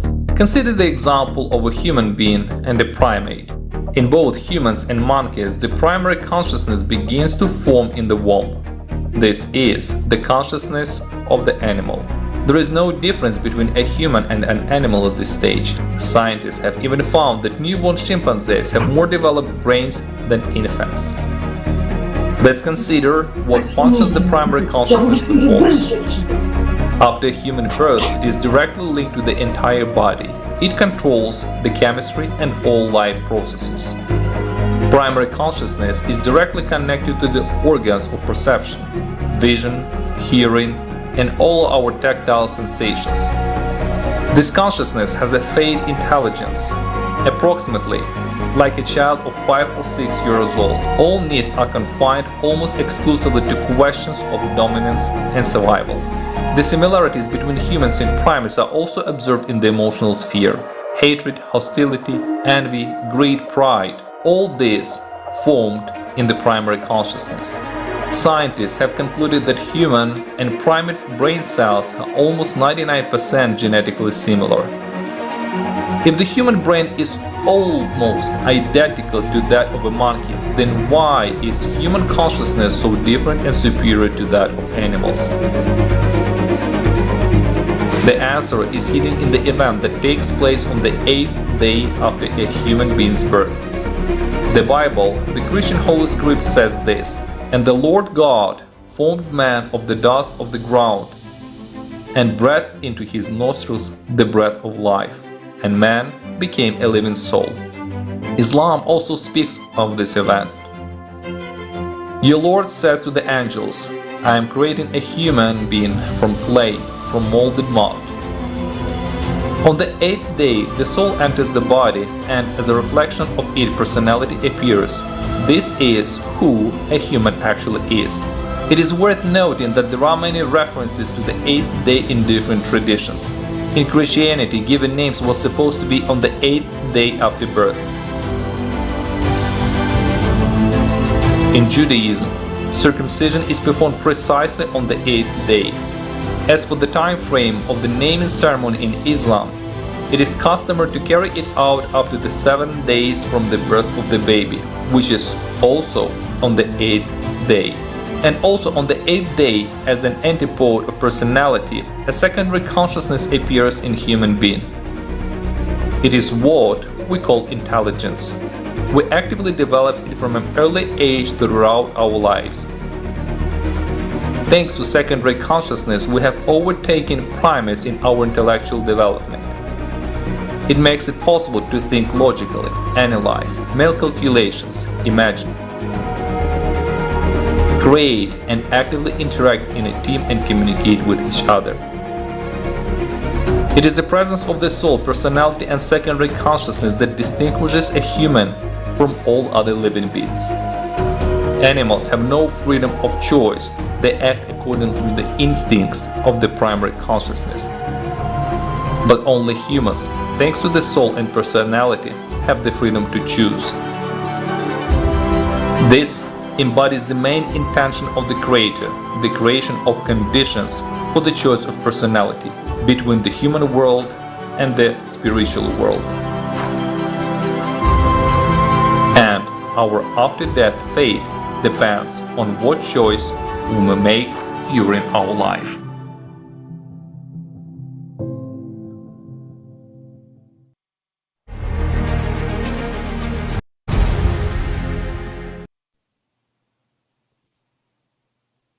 Итак, So, a person has a personality, as well as primary and secondary consciousness. Primary consciousness is directly connected to the whole organism and remains at the level of development of a small child. It gives information to our personality about the three-dimensional world. It is related to the personality and secondary consciousness and mediates between them. Secondary consciousness is our intellect, intelligence, thoughts, images, computation, processes. The more we develop our secondary consciousness, the more intelligent we become. Secondary consciousness is connected to the animal mind system and to primary consciousness. It is the secondary consciousness that sends us images. How do you think thoughts come to you? Let us try to get to the bottom of this question on the basis of knowledge obtained from the videos with the participation of Igor Mikhailovich Danilo. All of us are sent pictures through our brain, which perceives pictures and prints them into images or converts them into voices to send information to the primary consciousness. This information is then fed to the personality, and the neurons of the brain do all these transfers. Moreover, all pictures that appear in our heads are two-dimensional.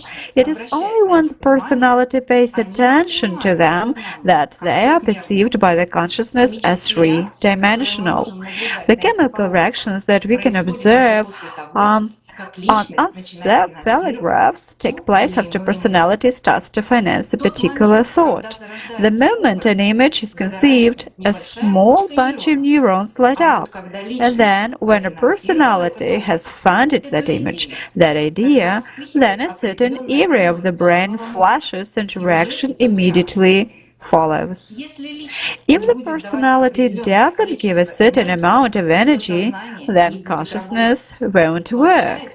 It turns out that consciousness manipulates the undeveloped personality in order to get a lot of attention in return. Neurons work on electricity, on that chemistry that is generated by eating something. And what does consciousness feed on? It is already clear that it is a field structure, and it cannot work on the energy on which the brain neurons work. In humans, consciousness is nourished by attention, which is controlled by personality. Attention is the valuable energy equivalent of the same prana. We have, in direct proportion, a certain amount of prana for every moment of our existence. And we thoughtlessly squander our attention on illusory images. In the consumer society, this callousness is actively used. More and more sophisticated ways of manipulation are studied and invented. For example, as we have already heard, they use methods of influencing the human subconscious mind when composing advertising texts.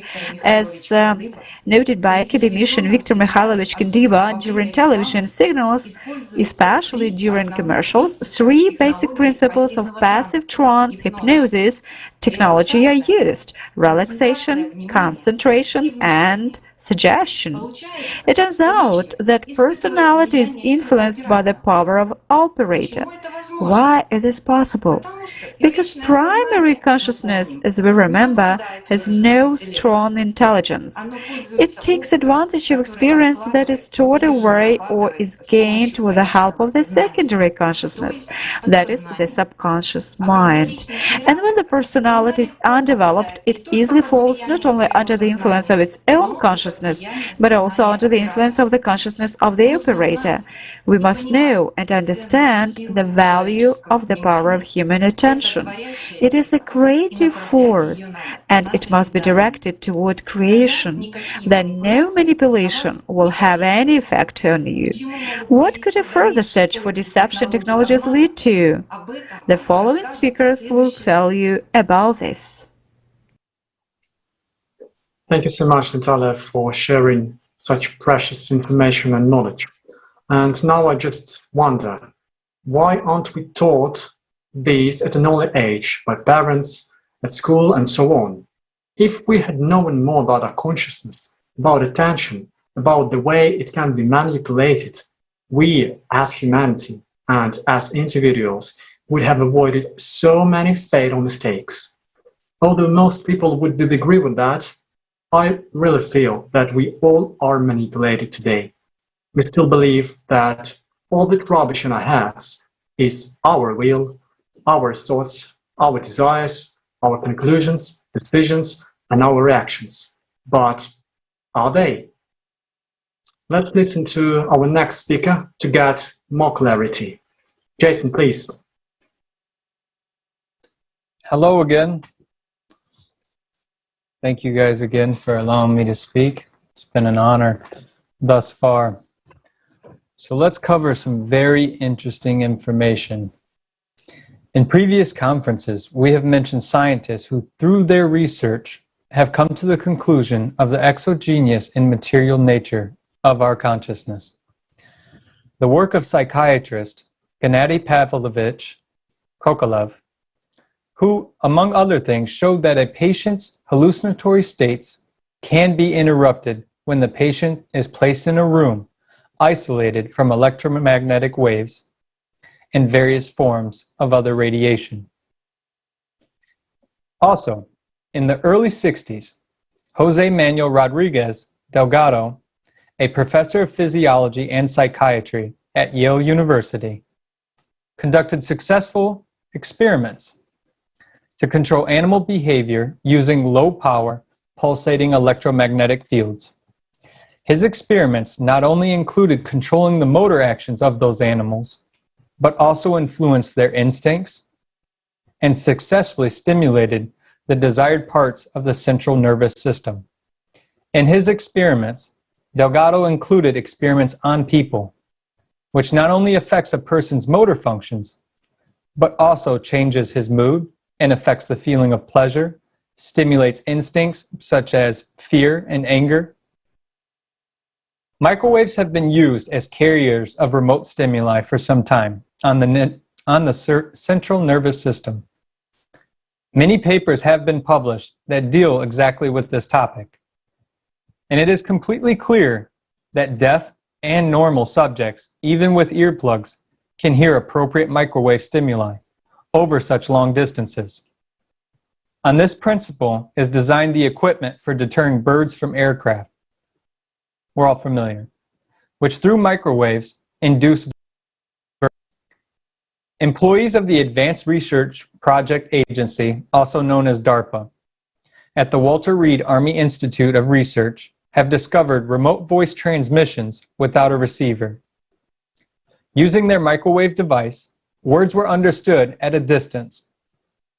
In those very papers, published as early as 1978, it was stated that the application of this discovery are obviously not limited to therapeutic medicine. Even numerous intelligence reports on the remote impact on people with microwaves clearly point to great potential for the development into a system for disorienting or disrupting the behavior of military or diplomatic personnel. Significance in camouflage, cheating, or even deception operations. The benefits of remote voice transmissions and noise. Those are the examples.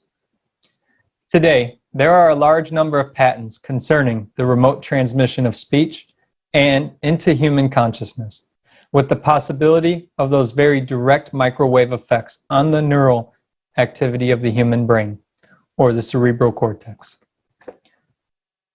Let us also mention that the ability of remote voice transmission is evident as well in ultrasound technology used today.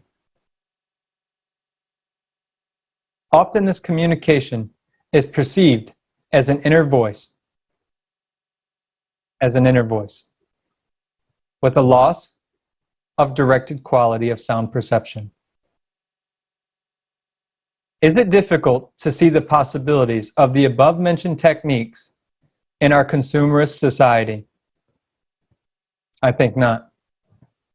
Can these techniques be a weapon for imposing needs, patterns, or manipulations of those very behaviors, instincts, and other mental states of a person? Of course they can. Can a man of modern society who is under the control or influence of the consumer way of life, unaware of current technical possibilities, interpret their influence as a command of God, an angel, a demon, or at the very least, his own desire? Of course, that's plausible. Knowing the technological environment in which we live, it is obvious that there are already the necessary conditions for the abuse of these technologies by the dominant structures within our consumerist society. If we look at the possibilities of information systems today and those very data collections upon individuals through internet services, social networks, and structured site visits, recording of monitored material, statistics of site and topic visits, monitoring of internet user habits through temporal and spatial characteristics of that very viewed content, we clearly see the capacities of profiling individuals and user groups. Recognizing the external influence on the consciousness with which we identify is an important step in protecting externally imposed patterns and conflicts that we mistakenly perceive as our own decisions. Obviously, technologies for putting external pictures and voices into our minds existed a long, long time ago. Advertising of the future is available right now in a heartless consumer society. Thank you.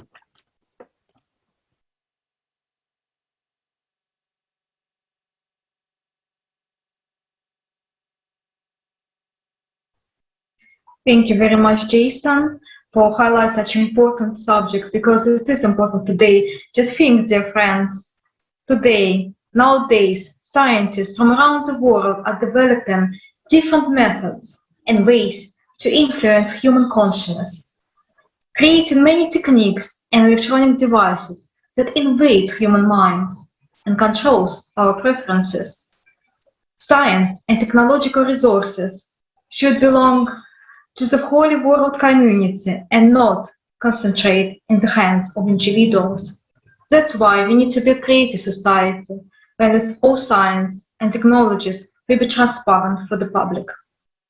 And now, our next speaker, Alena Lisavets, will tell us more about international team of science that conducted a series of experiments of the transmission of the mental images at a distance. Please, Alena, the floor is yours.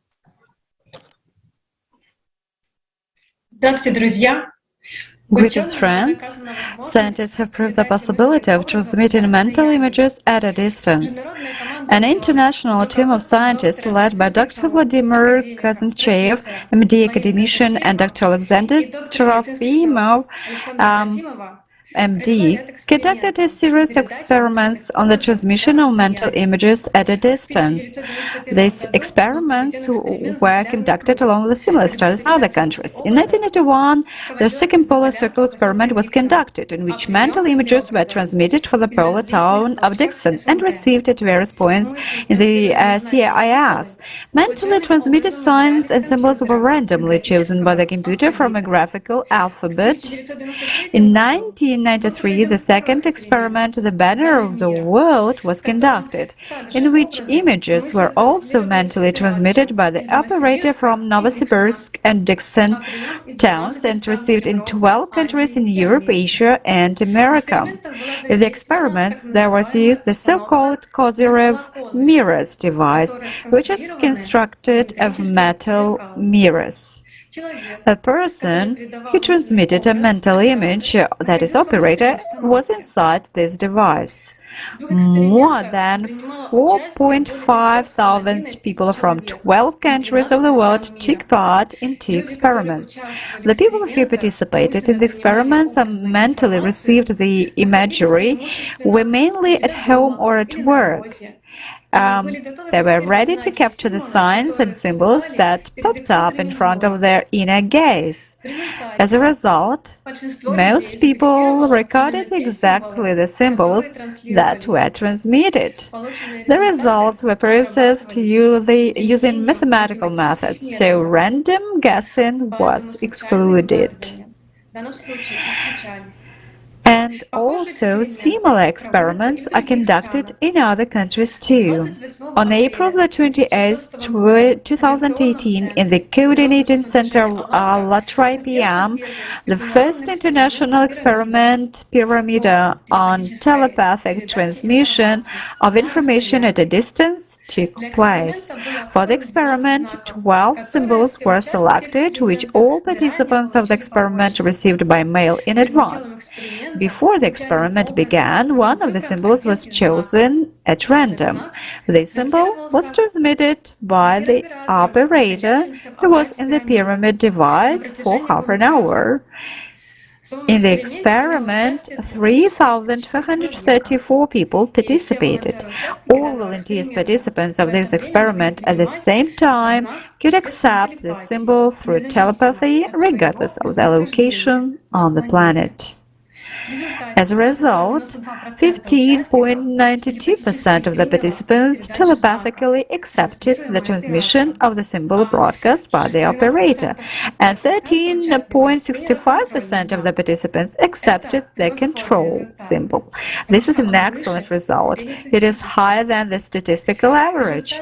The results of the experiment show that telepathic transmission of information at any distance to a large number of people is possible, and also confirm that the existence of a single information field of the Earth. All these experiments prove that transmission of mental images at a distance is possible, and this is a scientifically proven fact. Let us look honestly, we live but just in a consumer format of society, where scientific discoveries are often used for selfish purposes. And just now imagine that the possibility of mental transmission of images at a distance will be used as advertising, and a certain product will be imposed on a person. And the advertising would not be on TV or on your tablet or phone, which you could turn off or dismiss, but right in your head. And you will not even realize that it will be imposed from the outside. Such an experiment in transmission of an obsessive desire by an operator has been conducted. Our next speaker, Ella, will tell you more about it. In 2019, an experiment was conducted on the ALLATRA PM platform, in which we found out, can a person, operator, under certain conditions and possessing certain skills, impose any desire to other people? The experiment was conducted using the pyramid device. Volunteers from ALLATRA International Public Movement took part in it.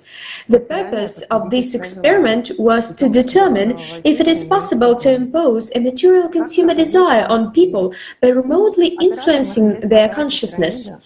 So the actual experiment was, while in the pyramid device, the operator transmitted a materialized consumerist desire that only he knew, and it was recorded on paper. The experiment was complicated by the fact that it was conducted with a shift in time.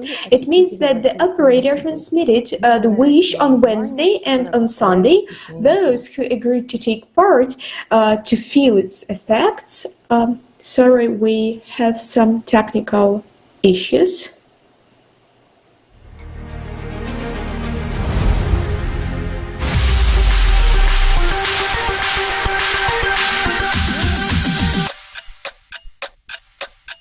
Thus, we will find out whether a person who possesses certain skills under certain conditions can impose some desire on other people. The purpose of this experiment is not just to try to find out if there is a possibility to cause an irresistible desire in a person, but precisely to find out whether humanity might encounter a new kind of obsessive advertising, which a person won't be able to reject.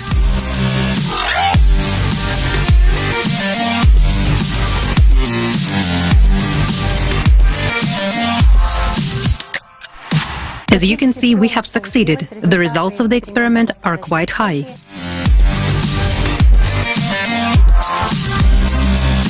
We would like to note that the operator's work was complicated by the fact that the operator worked without imprinting a specific image, but simply conveyed physical sensations. Nevertheless, the results were quite high.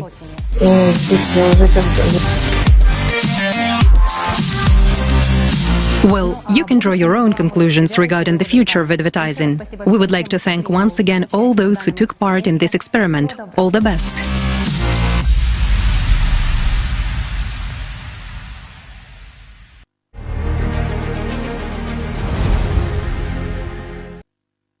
The experiment proved that it is possible to induce the desire on man.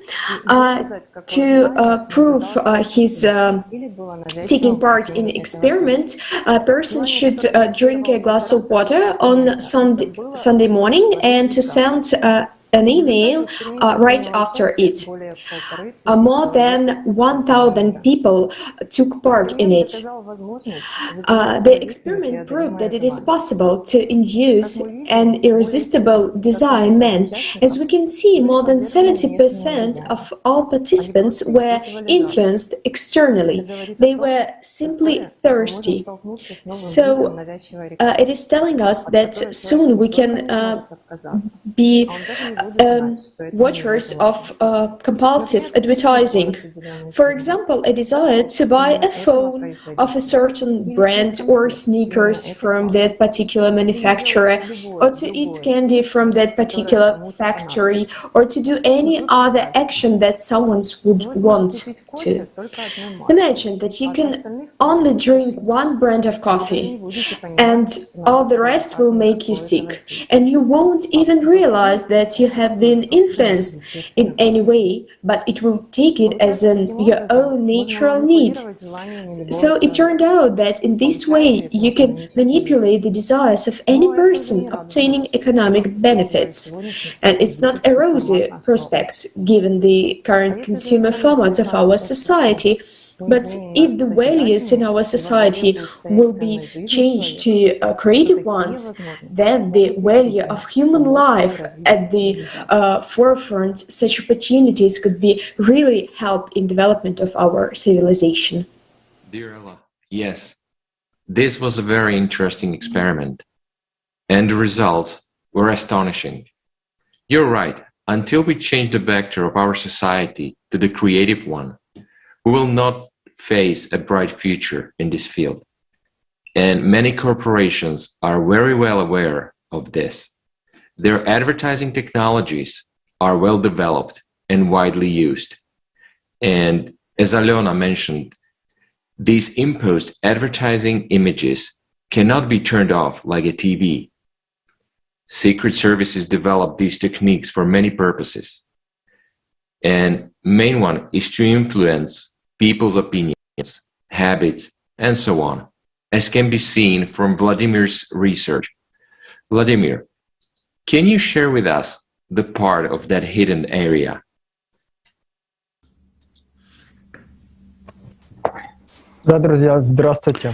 Yes, friends, hello.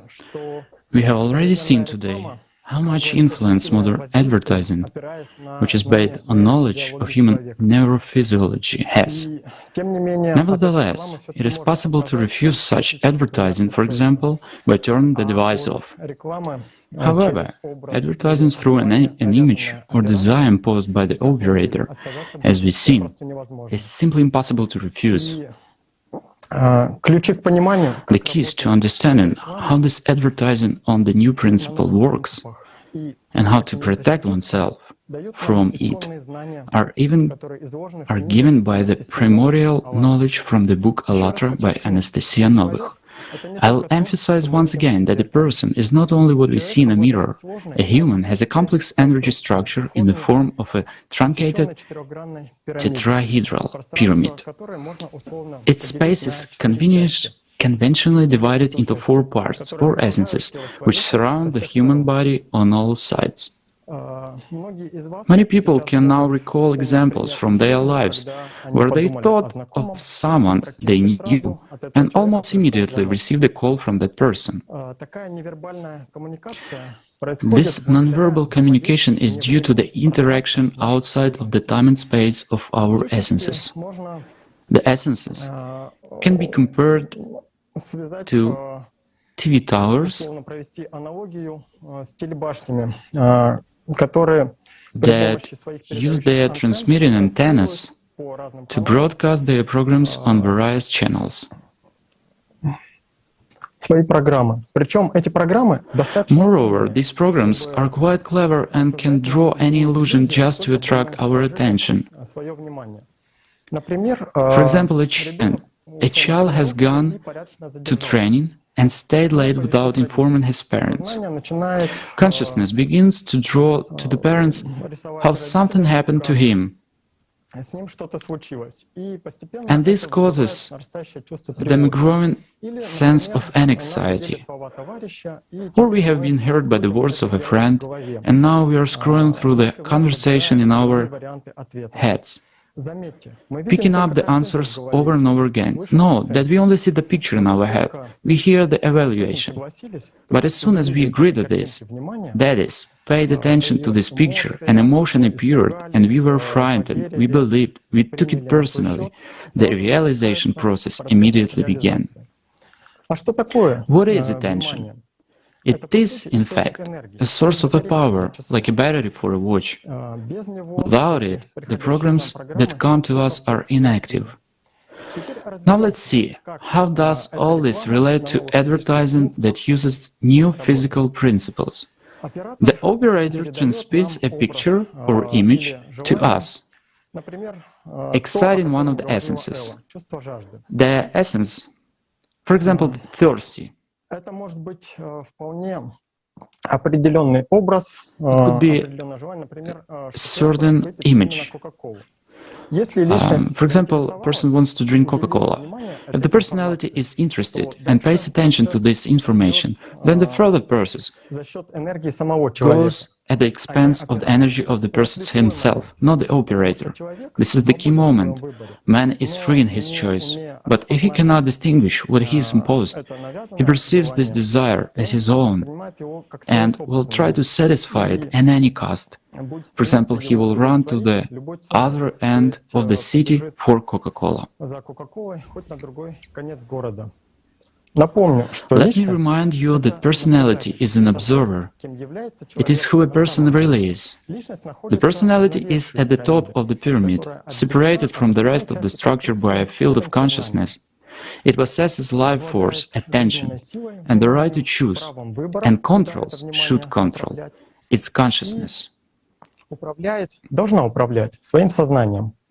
If the personality does not put the power of his or her attention into the picture, thought, nothing will work.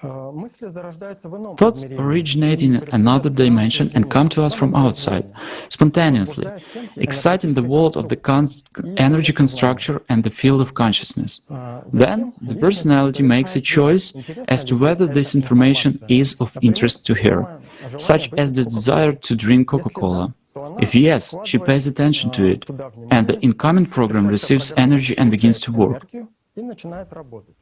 Consciousness sends a signal to the personality and to the brain. The personality sees a picture of the body taking pleasure in drinking the drink. Meanwhile, the intermediate brain is decoding the signal. The brain triggers the chemistry. Saliva is secreted, muscles move the body to a store to buy a drink,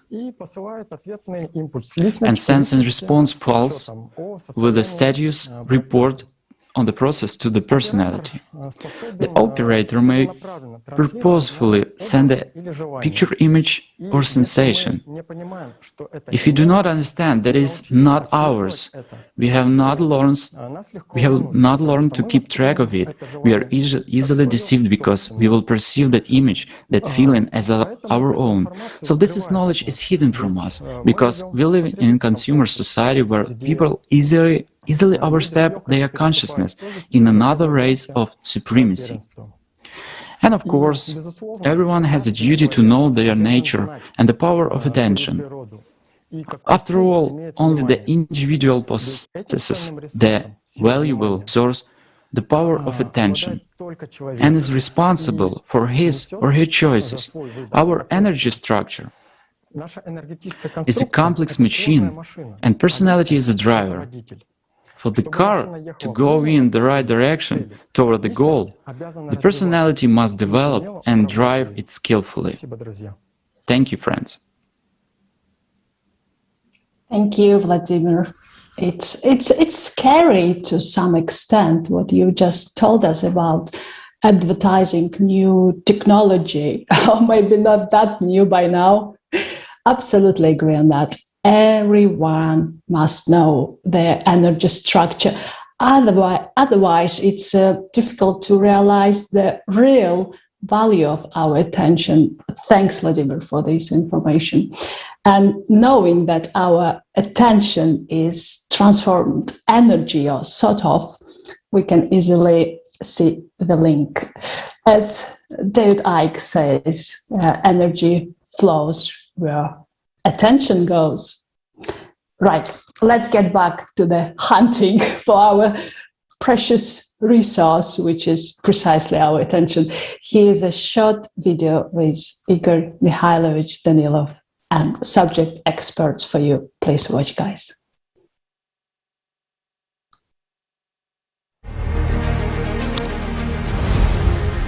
Speaking precisely about the effectiveness of advertising, there is a specific scheme, let's say, of how it works. And interestingly, I would also like to look into this scheme because it's very simple. The first is collecting information about a person. The second is, as they call it, a target of influence. That is, to find a person's weaknesses, what desires he has, what needs he has. Next, decoys are placed for a person, right? That is, to catch, to interest, to show interest, and naturally an attraction to evoke trust in a person and to lead them up to sales. And even these names themselves are target of influence, decoys. You understand that hunting is really going on. How can it be otherwise for a wallet, for a person's money? The hunt even for human attention. And now let's put everything aside and think, what is actually being hunted? Now, if we remove the financial side at all, what is money?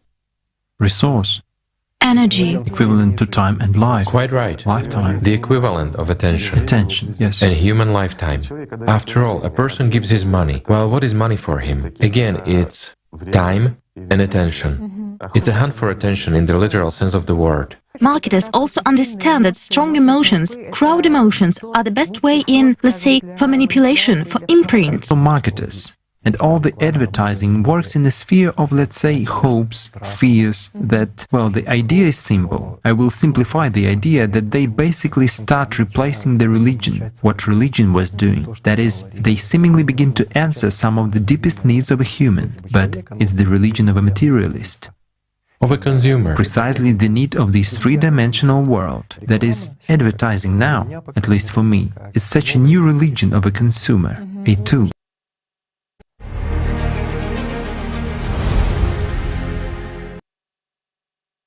It may seem that advertising is a modern phenomenon, or at least not that ancient. But advertising has been used successfully since the Sumerian civilization. Can you imagine that we have been manipulated, not for tens, not for hundreds, but for thousands of years? And, by the way, it has been almost 8,000 years already. All this time, advertising has been used to establish the consumer format of society, including strengthening the influence of religious organizations.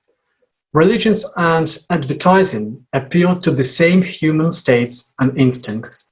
Today, it has gone so far that advertising itself has become a kind of religion, a religion of consumption. And also, in a healthy society, advertising could be a wonderful tool to inform people about the best products and services. So far, it is just a tool to fight for the consumer's money, which is nothing more than the equivalent of person's attention and time. But the most interesting thing is that advertising exists not only in the outer world, but also, shall we say, in our own heads, or more precisely, in our consciousness. Human consciousness is the most skillful advertiser and marketer who 24 hours a day and 365 days a year tirelessly sells illusions to personality. In essence, the scheme of advertising is the scheme of how human consciousness works. In ancient times, people have tried to resist the manipulations of their inner advertiser. Information about what attention is and how not to squander it, and how not to squander it has ironically been preserved in the writings of religious organizations, which have gained their power through advertising in particular. The precious experience of our ancestors can be applied today, and we suggest that we also turn to religious writings in order to be free from the manipulations of modern advertising. We will start with Zoroastrianism. And Natalia, please, the floor is yours.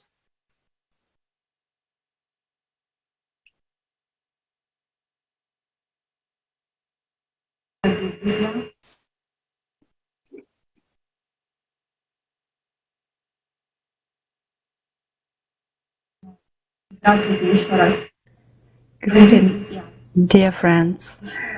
Let me remind you once again that a person is not just a creature who lives his or her life from birth to death. A person has freedom of choice, and everyone's choice depends only on himself. But the choice itself is only a step after which a person directs his or her attention to what he or she chooses. What a person pays and gives attention to in his life, what thoughts, preferences, desires, that is what he receives. In what information one puts the power of one's attention most and maintains it, then one becomes the conductor of that wheel. The value of a person's attention and the value of choice are revealed in the modern and ancient religions of the world. In the sacred book of Zoroastrianism, the Avesta, a whole chapter is devoted to the duality of a person, his dual nature, and the possibility of choice. The chapter is called The Doctrine of Duality. What does this knowledge tell us? The problem with modern humanity is that many people do not understand themselves, so they carelessly give their attention to the outer world, but not to the inner world. When there is an understanding that one is dual, one has a chance to escape from material captivity. Due to inner work on oneself, a person notices his duality and begins to understand between whom and what to choose. What the consequences of his choice will be, that is, experience of states is gained when a person chooses between the outer, which is empty, and the inner, which fills one with life. And this is a lot, in fact.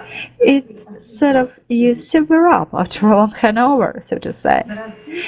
Zarathustra's prophecy says that each person has two paths. He can choose to live a life of love and happiness by turning to Spenta you, the Holy Spirit, or he can give his choice to Angry you, the evil spirit.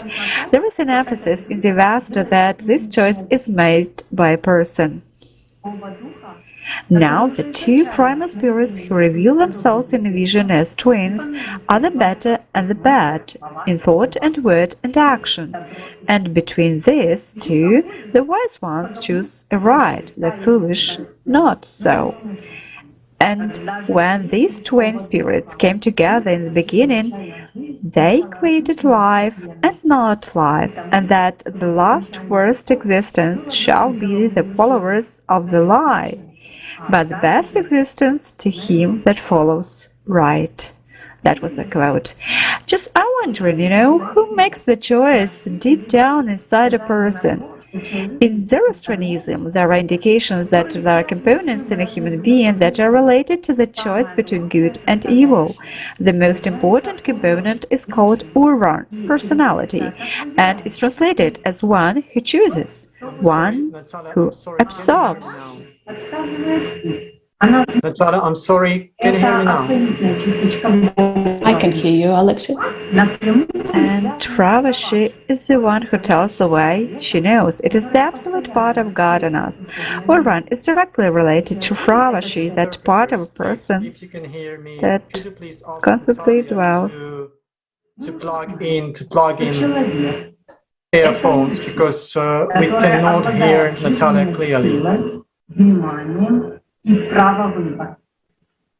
Во все времена разрабатывается способы управления вниманием человека. И как бы... Please, Dave, you stand by. We're just checking the sound. Yeah, please. Please ask Natalia to plug in earphones because a lot of people have already written that they were not able to hear Natalia.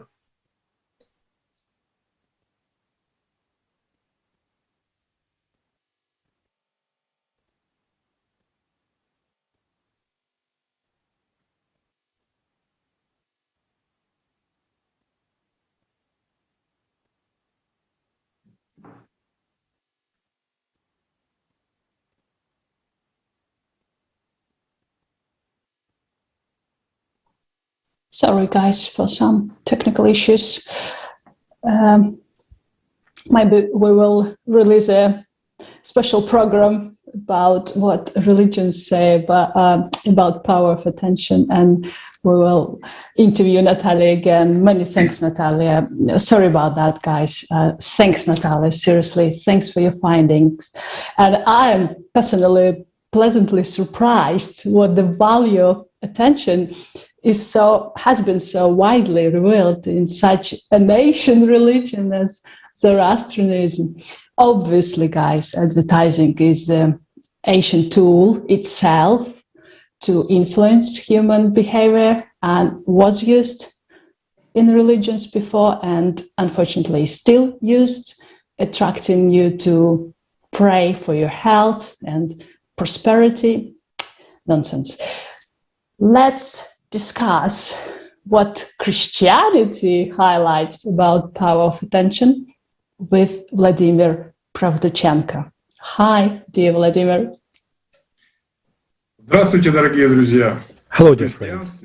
In Christianity, the power of a person's attention is one of the key factors on the path of spiritual development and salvation. In ancient Christian times, this concept, human attention, was called wakefulness and sobriety. Jesus teaches that the reason that causes the need to be awake and sober is in the devil with his lies and evil. In order not to be deceived and not to accept a lie instead of a truth, a person needs to be attentive, or as Scripture says, to be awake, and not to be seduced by thoughts and images that the devil puts in us. In the Encyclopedia of Primordial Knowledge, the book of ALLATRA, we find that the devil is not a certain creature, a beast that is from outside. People are afraid of his attack from outside, but he is inside of us. He is an integral part of us, and he strives a blow from there, where he did not expect. That is, from our thoughts. To defeat the devil does not mean to renounce everything in the world. To defeat the devil means to defeat our negative thoughts, to put things in our mind in order. And the ancient people said the biggest achievement that any person can accomplish by working on himself is to kill the dragon inside. A person is endowed with the right to choose, and in life is formed either into an angel or a demon. That is, with our attention that we determine our future. In the Gospel of Mark, in chapter 14, part 38, Jesus said, "Watch and pray that you do not fall into temptation." And in the epistles of the Apostle, it is said, "Watch and pray that you may not enter into temptation. Be sober-minded, be watchful." Our adversary, the devil, prowls around like a roaring lion, seeking someone to devour. After all, no one physically sees the devil walking around. You can only see it within your inner eye by then yourself and your thoughts. Watch the Lord, was repeatedly said. Watch, all the apostles said. But what does it mean to be awake? How to stay awake? What should I stay awake on? In the original text of the New Testament, it was the word agrypneia, meaning be awake, had the meaning to stay awake, to be vigilant, to be attentive. Exactly these words were used by Jesus when they paid attention to something important and talked about its value. The patristic instructions explain that wakefulness and sobriety are one of the Christian virtues. It includes spiritual wakefulness. When a person is sober, meaning by the power of attention, he stands guard over his mind, realizing that these sort of thoughts and images that come to consciousness, that the devil enslaves a person, tempts and seduces him. Orthodox Saint Anthony the Great put sobriety in the forefront of monastic and indeed Christian work, noticing that without sobriety it's impossible to get rid of passions. And Saint Seraphim of Sarov speaks about the importance of sobriety of mind. Citing, the mind of an attentive man is as of a guard or a tireless watchman of the inner Jerusalem. Standing in the height of spiritual contemplation, he looks with an eye of purity at the evil forces that bypass and draw near his soul. Christian saints who practice the Jesus prayer said that the most important and valuable thing in prayer is concentrate your attention on prayer, removing all external thought, not to be distracted by them. Also, thanks to this tool, they achieved holiness in the sincere love for God. By the way, the Holy Fathers of Orthodoxy call wakefulness and sobriety the science of sciences and the art of arts, and watching themselves learned from personal experience how the devil seduces a person's thoughts. Any passion begins with a thought, which is called prologue. Combination is interview with the thought, and the stage of composites. A complete acceptance of the criminal thought is made.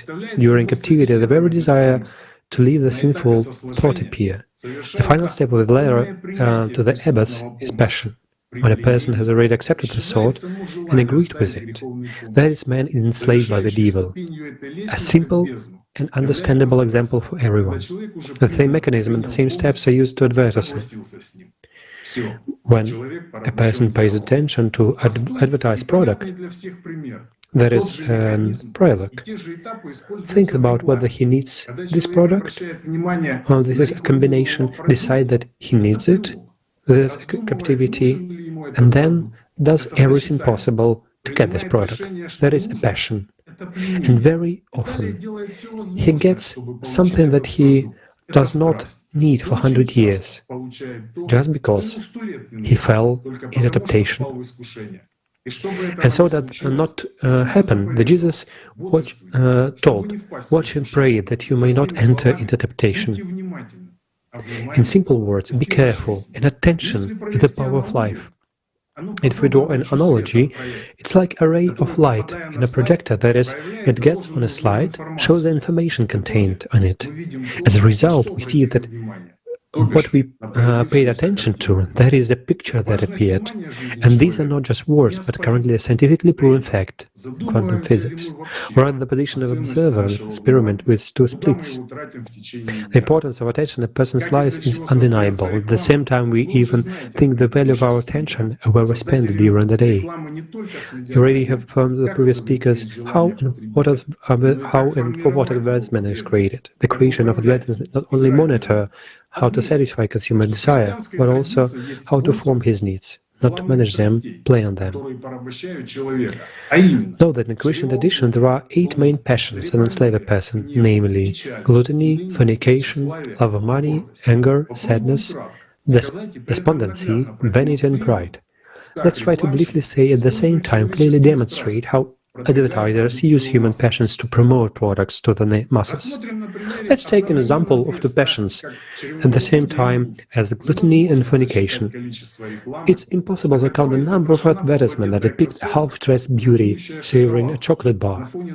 Again, the background of the faint, sweet languor waterized that is a heavenly pleasure. Where did the erotic scene come from in the food advertisement? How is one related to the other? And everything is simple. They try to attract the attention of sweet toothes by exploiting the passion of fornication. Now, the ordinary food product claims to be a heavenly delight. As you yourself understand and see in the consumer society, the power energy of passions is used in the advertising business to attract the attention of a person. Profits are growing, and the moral component of a person is falling. Whoever sows to please their flesh, from the flesh will reap destruction. Whoever sows to please the Spirit, from the Spirit will reap eternal life. Where you desire attention, you will eventually get it, where you direct your attention. Unfortunately, it often happens that life flies to be very quickly, and a person does not even have time to understand why he was born at all, what the power of his attention was spent on, what trifles, trinkets, and like empty desires, he exchanged his valuable reserve of vital forces. Of course, within the framework of speech, we cannot cover the full scope of this topic, since we are limited in time, although in fact, it's clear from everything said above that person's attention, thought, wakefulness, and sobriety is an extremely important tool in the spiritual development of every person. The meaning of human life is acquiring love for God. In conclusion, dear friends, I suggest you to watch a fragment of the program Victory Over Oneself with Igor Mikhailovich Danilov. Thank you, and all the best. And what is our attention?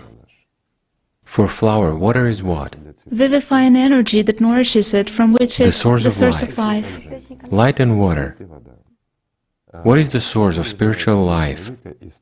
For a human being, well, for personality, what is the source of life? The power of Allah. After all, those calories which we consume are energy for our body, but not for personality. Whereas the powers of Allah, yes, meaning what comes from the spiritual world, and what we use again as a tool, that attention of ours. This is exactly that which comes from the spiritual world, is light. Whereas our attention is water. And so if we, water only, one of our parts all day long, and the human being is dual, he or she consists of a material and such a non-material, so to say, substance. That is, there are both, the animal nature and the spiritual nature in a human. And if all day long we, as personality, water only, the animal nature with our attention, just like with this water, what will happen to the personality? A simple question. It will wither. And if we do so every day and throughout our life? It will weaken. In childhood, we were not taught what attention is and how valuable it is, and how significant time is. And so we come to this state when we ponder over our spiritual component, and it turns out that we feel nothing and we know nothing. Why? Because it will wither like this flower, just like Anya and Tanya have said. In the same way, our personality is in an underdeveloped, withered state, whereas our component, as of representatives of the animal world, meaning of the material part, is well developed, because we pay much attention to it. Well, this is such a simple example that gives an understanding of what the first type and the fourth type are. And the fourth type is precisely when the life of our animal component is supported in a slightly withered state, but still it is supported, while the flower of our spiritual component blooms, blossoms luxuriantly.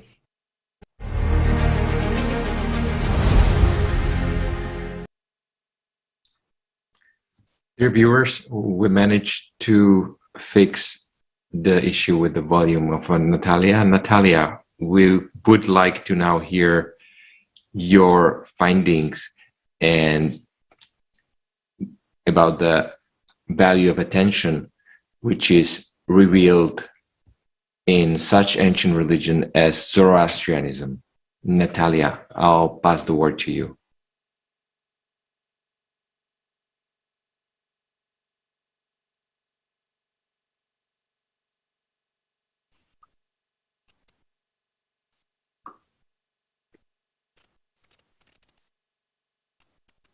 Хорошо слышно?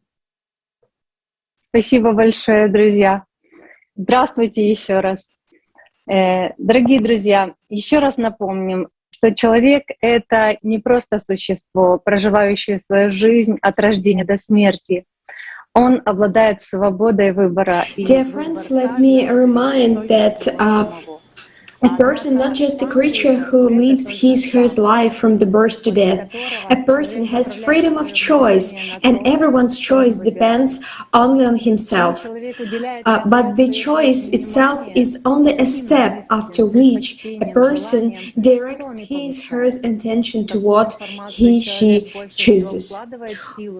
What a person pays and gives attention to in his life, that is what he receives. In what information he puts the power to one's attention most and maintains it, one becomes the conductor of the will. In the sacred book of the Rastrins, the Avesta, a whole chapter is devoted to the duality of a person, his dual nature and the possibility of choice. The chapter is called the Doctrine of Duality. The problem with the modern humanity is that many people do not understand themselves, so they carelessly give the attention to the outer world, but not to the inner world. And when the person has a chance to escape from material captivity, then there is an understanding of who is he really is. And due to inner work on oneself, a person notices his duality and begins to understand between whom and what to choose, what the consequences of his choice will be. That is, experience of states is gained when a person chooses between the other with an empty and inner, which fills one with life. Zarathustra's prophecy says that each person has two paths. He can choose to live a life of love and happiness by tuning the Spenta Manyunu, the Holy Spirit, or he can give his choice to Agra Manyuni, the evil spirit. There is an emphasis in the Avesta that this choice is made by a person. Now, the two primal spirits who reveal themselves in a vision as twins are the better and the bad in thought and words and action. And between these two, the wise one chooses aright, the foolish not so. And when these twin spirits came together in the beginning, they created life and not life, and that at the last worst existence shall be to the followers of the lie, but the best existence to him that follows right. The most important component is called Urvan, personality, and it is translated as one who chooses, one who observes, and Fravashi is the one who tells us the way. She knows it is absolute part of God in us. Urvan is directly related to Fravashi, that part of a person that constantly dwells in the spiritual world. To summarize, we already know that a person is a personality who possesses vitality, attention, and the right to choose. All the times, different ways have been developed to control the attention of a person. And as we have already heard from this Kaleidoscope of Facts, advertising is one way of controlling us as a personality through our consciousness. After all, the point of advertising is to seduce us, make us, to force us to buy something we don't need. This happens through subtle manipulation. The methods of these manipulations are constantly being refined. Everything is done to make people want to buy, to attract attention by imposing thoughts and fictions. But we remember that the person controls his attention and has a choice to accept or not accept the information presented to him or her. Each of us is responsible for our choice. By choosing life of love and happiness, by adhering to the Septra Mainyu, the Holy Spirit, one acquires inexhaustible joy. Inexhaustible joy. Thank you very much for your sincere words. Dear viewers, as you are able to see, religions and modern science are interconnected more than we think. They are both talking about the same thing, only with different words. All you have to do is to translate the text into the modern language. Just apply the ancient knowledge, and all of a sudden, you will see the advertising from a different perspective. My friend Rinat Ahmedzakirov will look at this from the perspective of Islam. Hello, Rinat. How are you? Добрый день, Роберт. Спасибо вам огромное за приглашение. Hello, Robert. Thank you so much for the word. Hello, dear friends. Today for me it's a great honor for me to be with you today. Today our speaker has already said much about the values of person's attention, and that attention is the power of life. Since ancient times, people have had knowledge that man's power, the real power of man, lies in his attention. When man directs his attention, this power, this creative power follows, shaping his reality. An associative example might help you understand this process. If you have a torch in your hand, you cannot turn it off. You can only choose where to shine it on, meaning a person controls the direction of the light, which is their choice. The beam of light is a man's attention, its direction and distribution. There is a concept in Islam called zikr, the unceasing remembrance of Allah, God. In other words, is the direction and directing one's attention to Allah, focusing on Him. The Holy Quran says in Surah 13, verse 28, "Those who believe and those whose hearts find comfort in remembrance of Allah, surely in the remembrance of Allah do hearts find comfort."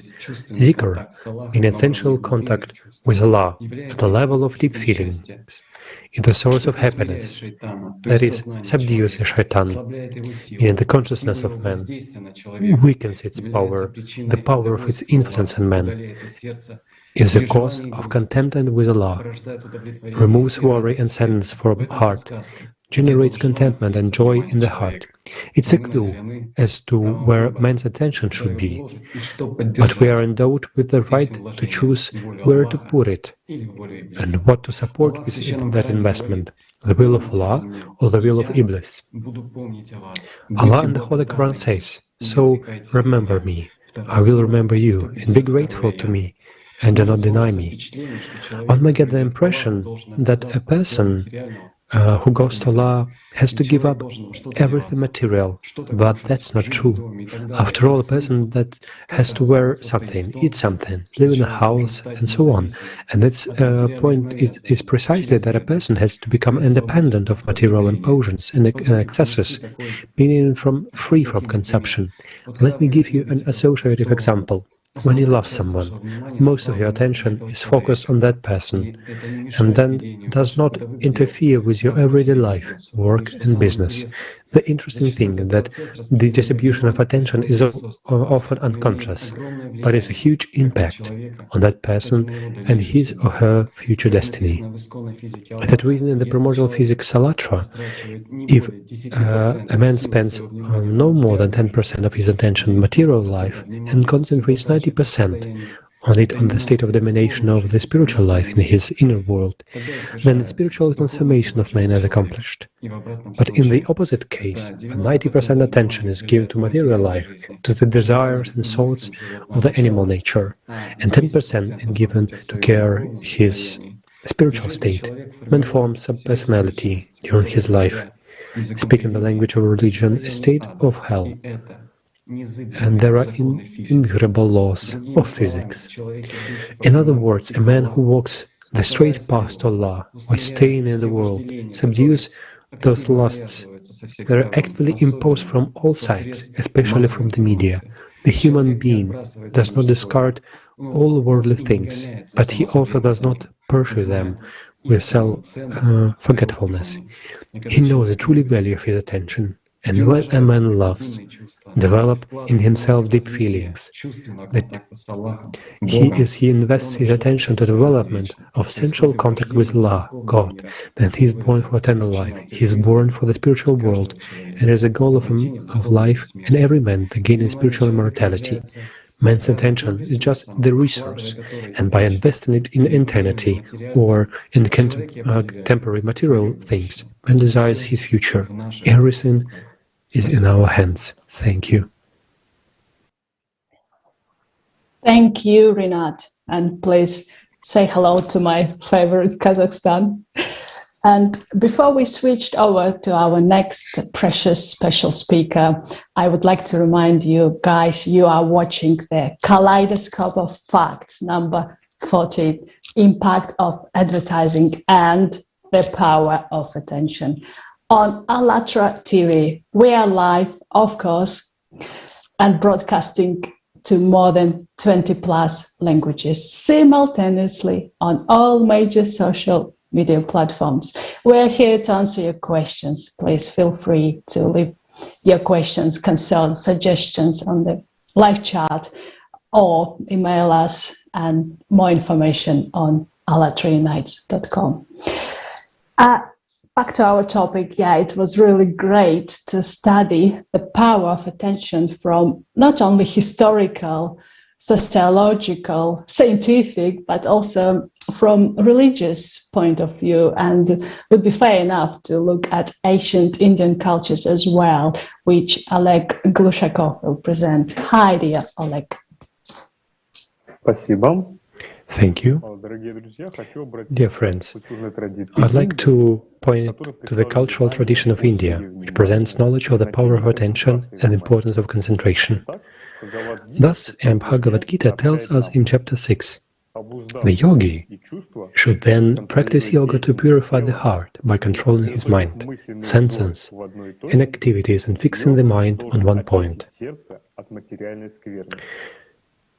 Classical yoga uses three terms for concentration: pratyahara, detachment, dharana, concentration, and dhyana, meditation, contemplation, one direction of the mind, which makes up the fifth, sixth, and seventh steps respectively of the 8-step yoga system. Classical one. So let us turn to Patanjali's classical treatise, the Yoga Sutra, with commentary by Vyasa Bhashya. In the second chapter, Shloka 29, it is said that about different degrees of concentration is integral means to achieve samadhi, the highest enlightenment, and mergence with the Atman.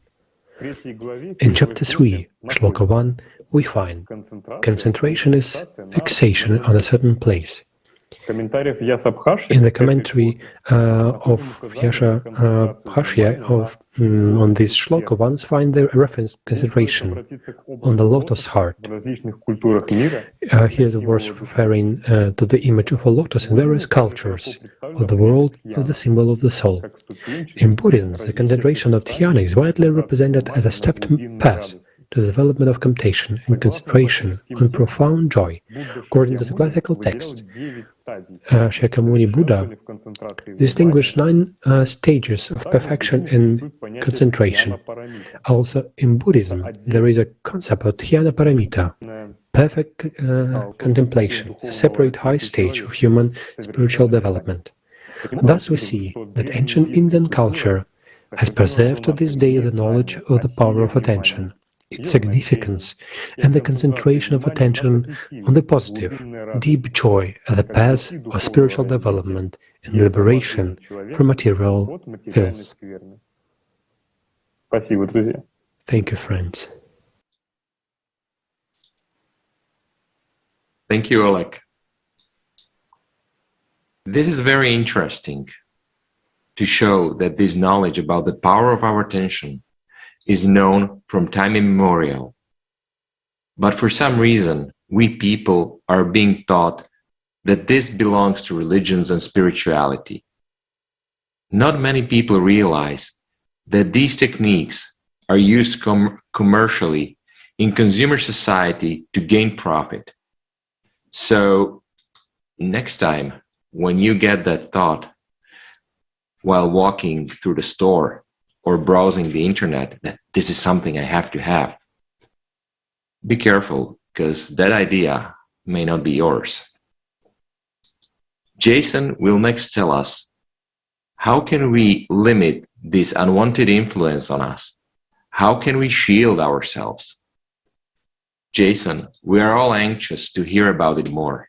Please, the floor is yours. Hello, friends. It's great to be with you again. Before I begin with this speech, as always, it's important to thank the people that brought forth the information that are still found today in all modern-day religions. Those very truths that still tell us who a human being is and where a human being should direct its attention. So, what can help a human being direct its attention?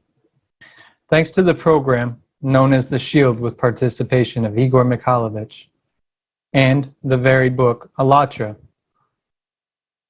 one can find out what the shield is, who personality is, and how to use this shield appropriately. That very shield allows a person to cultivate the very ability to ignore emotions, thoughts, or otherwise what we've discussed today, external influences. That very book, ALLATRA, gives us that knowledge and the ability to control this process of distributing our attention. And the first thing we are told about consciousness is that it is not I. For example, many of us have been in these situations throughout our lives. Let's take the influence of a crowd. When we become involved in the process of an event, we turn into, let's say, the whole unit, or a part of that unit, part of that formed group consciousness, which makes up its own integrity. Think protesting, think stadiums. We've experienced these situations. There's many more. When we're on a bus, or in line somewhere, or in queue, doesn't matter where, there's a short space between each other. And there's a mass of people, and we see the following. It takes just one emotion, or as it's said in the program, a fuse to ignite. But one external emotion from anyone or anything, one conductor who either is nervous or makes noise, makes a ruckus. And that very wave spreads amongst every single person. Everyone feels that pressure from this individual. Why? Because this mass is turning into a single mechanism. And it happens, what we see, normal civilized, as Igor Mikhailovich has put it, normal civilized people, even sober, when getting into those stadiums or being in queue or being in any position, a grocery store, it doesn't matter, becomes emotionally involved and actually capable of violence. Today we've had many psychologists join us and many more yet to join us who discuss these things. How do they explain this? That very person gets carried away and emotionally invests their attention. That puts them into this state, as we've discussed, with cognitive dissonance and learned helplessness. And the person is being manipulated from the outside. So what is a shield? The shield is the freedom from the influence of consciousness or the septon field.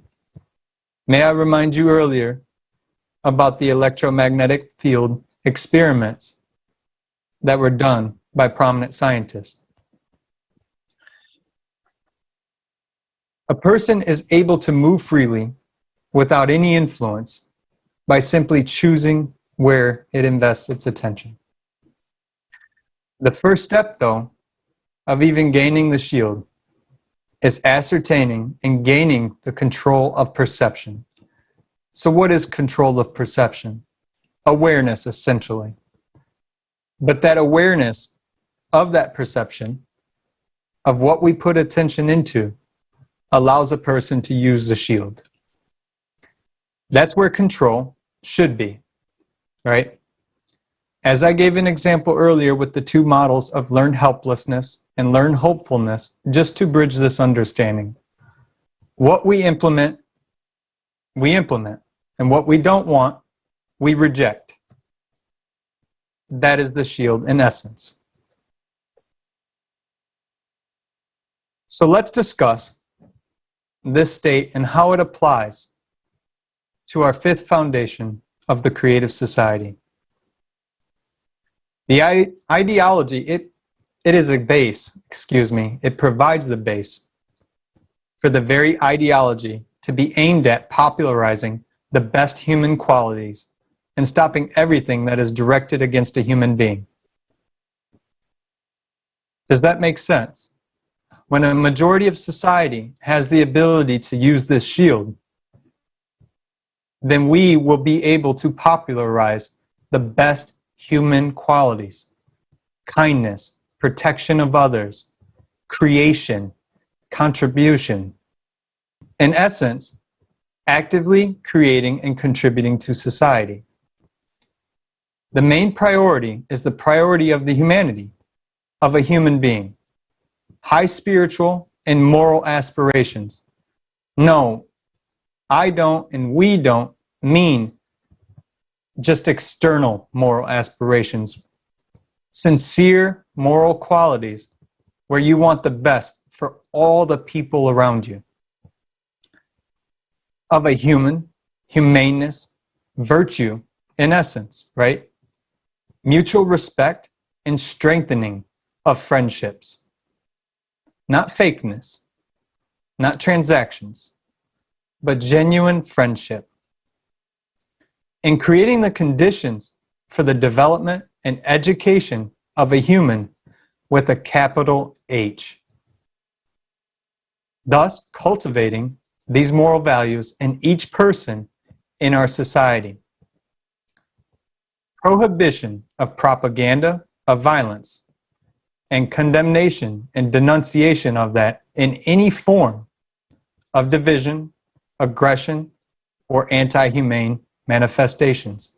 We've discussed advertisement today. A large majority of these templates are imposed patterns of behavior that we attribute to ourselves because many don't know who the real I is. Who is the real one that directs attention? That so many people have discussed openly, not only at this Kaleidoscope of Facts, but the entirety of this year. Here's the conclusion, my friends. Given the information today by these speakers and these experts, we can take this information about advertisement and know that in order to implement this fifth foundation, we must choose to popularize the very best qualities. Think of that. Where you can move freely all around you and honestly contribute to the creation of value within our society instead of destruction. Thank you all again. It has been my honor to speak before you, and I value and appreciate your time and attention today, speakers and experts, and our guest, as we contribute to a better society together. Thank you again. Many thanks to you, Jason. Thank you for sharing this practical knowledge. It is of great importance indeed, as unfortunately it is no longer possible to watch what's going on in our come home now. It's definitely time to choose the right path, both personally and collectively. Time to finally get rid of all foolish things which have divided us for thousands of years. Now it's time to unite. It's time to synchronize our actions. Let's watch an amazing video prepared by the volunteers of ALLATRA International Public Movement, by people united by one common goal, to build a society we all could be proud of.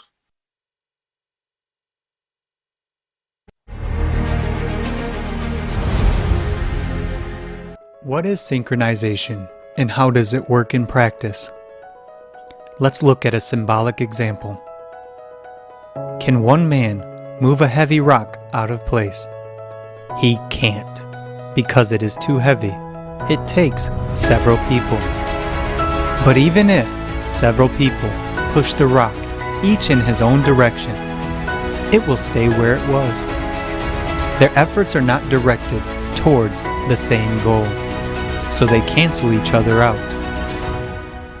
The individualism, egoism, and endless divisions that prevail in the consumerist format of society make society like a rock, going nowhere, and worse, even falling apart. But once the group is aligned on a goal, everyone knows exactly where they want to move the rock. Then they focus their attention, potential, and action on the common goal, and achieve it with ease. Today, the whole of humanity is such a group of people, and the common goal to which we must dedicate ourselves for the survival and flourishing of our civilization is the creative society. This goal cannot be achieved by any one person alone, nor by any one country, religion, or any other group of people. The creative society can only be built by all of us together as a united humanity working towards a common goal. The role of every human being in this is immense. Let us see how the power of attention grows as the group grows, and with it, the chances of achieving the goal. Konstantin Eduardovich Tsiolkovsky said the following about the power of unity. People who will learn to unite will enter the golden age, and unification also has its own law. Two auras reinforce each other 7 times. If people are like-minded people, the wave is the same. It is directed towards one goal. 3 people, 7 squared. That is 49 times. 4 people, 343 times. If there are 10 people, they reinforce each other by 7 to the 9th degree, by more than 40 million times. Therefore, the more people there are, the more valuable each next one is. It multiplies the strength many times over. The team is a great power. The power of collective attention, directed towards the same goal, is therefore not the sum of the power of the individuals, but grows exponentially with each new member of the group. And therefore, together, we have the power to change the world. So, my friend, you are not alone. Small, powerless, and insignificant, as no human being is. We are all human beings first, and united, we can do anything, even overcome global cataclysms, and build a creative society, where every human life is what it really is, the highest value.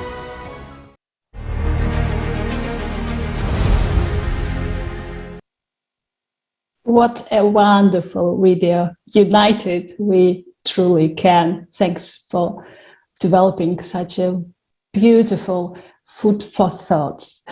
You see how the power of attention grows proportionally when we are all united. The bigger the team, the better. Because as it was said in the video, the chances of achieving the goal are increased. Guys, we are responsible for our choices, and it's time to realize that and get truly united. As together we're stronger, I repeat myself. And creative society can only be built by all of us as a united humanity, going together hand in hand towards one common goal. Without knowledge we obtain today about the work of Edward through our consciousness and their all related processes, it will be difficult for a human, ordinary human, to turn off the advertising negative influence when recognized, of course. And without realization of how priceless the power of human attention were easily, unfortunately, manipulated and used like a toy in someone's hands. That's why we are here, and it's important to study the subject we discovered and did a great research today, because we need to know what it's about, the power of attention, and we need to share this information to the public. In the creative society, all information is given openly and honestly. All experiments, discoveries, programs like that, conferences, technologies are not belong to individuals. They're the property of all humanity. And today it's up to each of us whether we want to continue to be deceived by the consumering society, or we want to live better. And Natalia Pavlova will tell us a bit more about the fundamentals of the creative society and where we need to put our attention to humane project, not to self-destructive one. Heidi and Natalia. Здравствуйте вновь. Здравствуйте. Здравствуйте, я очень рада. Sorry, hello, I'm very glad to welcome our dear viewers. And each speaker had talked about the creative society, and we can talk sincerely, openly. And on today's Kaleidoscope of Facts, the influence of advertising and the power of attention, we were honest with ourselves, with yourself. Through attention, we humans, we can be manipulated. And we who today take part in this kaleidoscope, we also part of the society, and we cannot be not interested to modern society's processes. And our attention is a carrier of energy. Where attention goes, there energy goes. If a person thinks about something or something, he or she gives energy to it. And today we have talked about the manipulation of people, directing their attention to the consumerism. And today's Kaleidoscope of Facts is truly an international conference, because each speaker told about the international potential of speakers, of scientists who made a huge influence on our understandings. And as today was told, many who are attending, who are attacking our attention, because if there is no attention, there were no human, there will be no world. Everything around us would not exist, because a man has the power on influence of attention, and where a person directs the attention, the energy goes. And the matter is because people watching it, where we put our attention, there we put our power, our energy. It's all, each person has a huge power. Each of us attend our attention, and we can choose where to attend this attention. And in James Briggs' works, we can find such an interesting aspect. it depends on where we put our attention. This where we put our attention is divided where each person put his attention. And do we ready to put our attention to the creative? We have this knowledge, and we know that there is such a creative society, and this is a very important the key moment in building the creative society. Why do we need to build the creative society? Because in creative society, the human life is the highest value. I'm a human, your dear viewer is a human, and each person is a human, and each person is the highest value. And today we're talking about this, and the highest value of human life, it's really the first foundation of creative society. It is the basic, the start point of creative society, and each single person on earth is very valuable. And the fifth foundation that our friend Jason told us about is the creative ideology. The main priority is the priority of humanity, high spiritual and moral aspirations of humanity, mutual respect and strengthening of friendships. Jason, thank you so much for voicing it, because all our relationship, connections, and even advertising and communication, everything could be built on this foundation, without no violence, without division, without aggression. In the Kaleidoscope of Facts, we have analyzed and we have systemized different facts about the power of person's attention, and now it is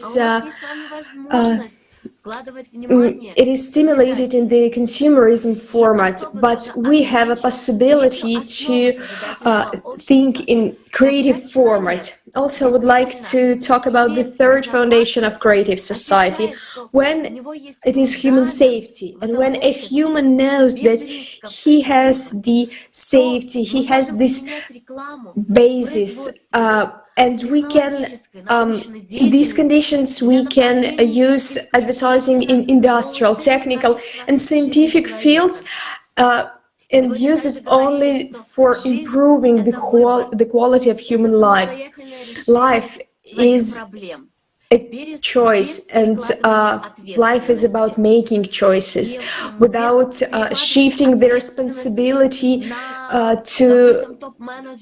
to any top managers, or maybe some popular trends of advertising. We had so many numbers of scientific facts, and I'm, as a historian, I can prove that even historians themselves and different scientists, they watch these power of attention, even analyzing the historical events that have already passed.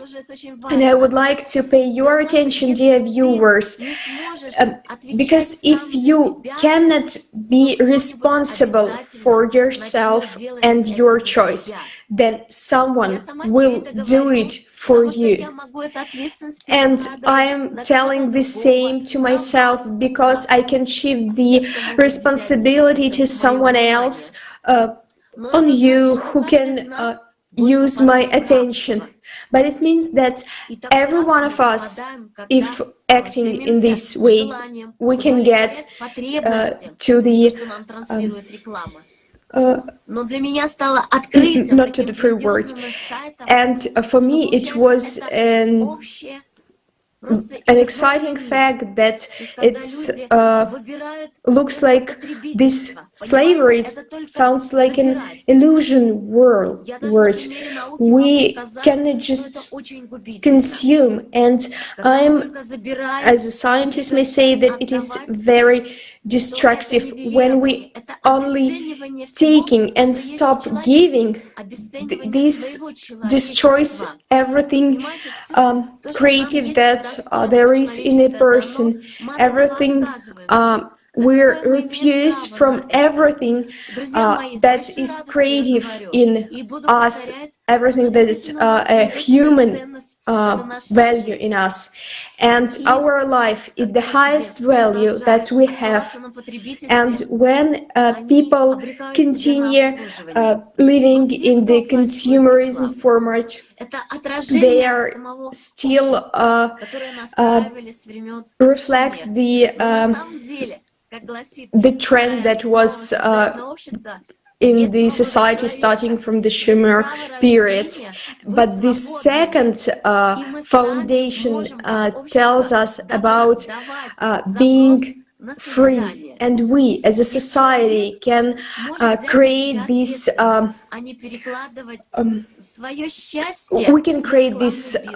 we can build this creative society. We can talk about it.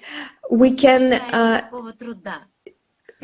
realize our dreams, because it's all possible. We can do it, but we allow us to be manipulated. But it depends on us, and the only way out is to build a creative society. And our dream, our willing is to live in creative society where human life is on the first place. And we want to live in a better world, in welfare and prosperity.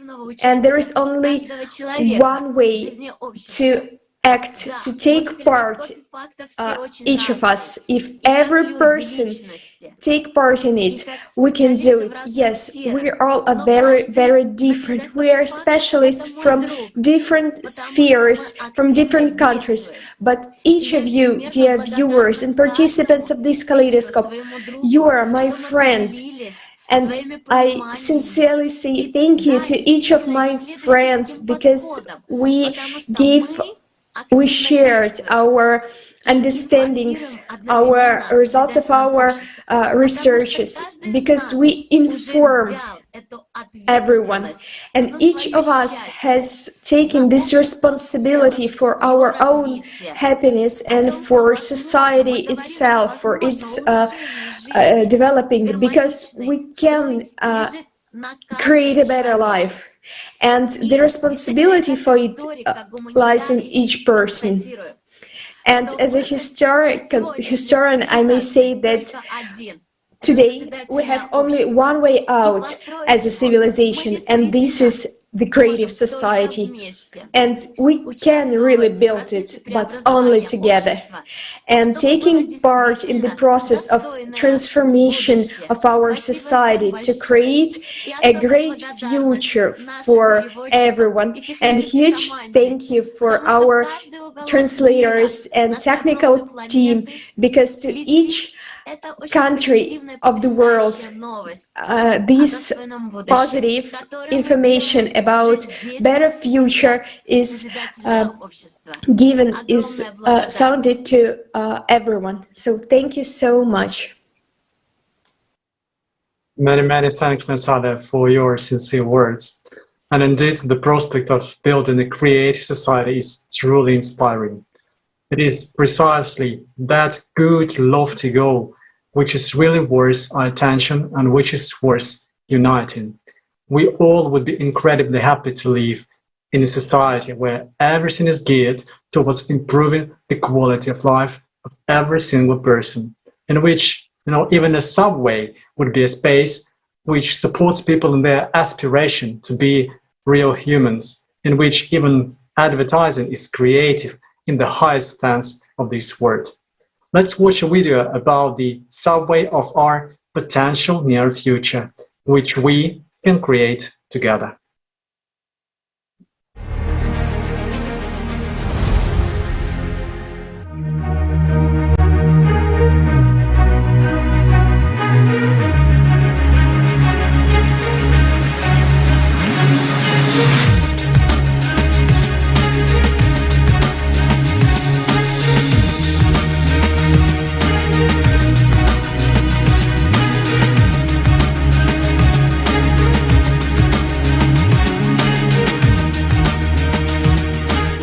personality perceives what it has to perceive, the spiritual world, it becomes free of these illusions.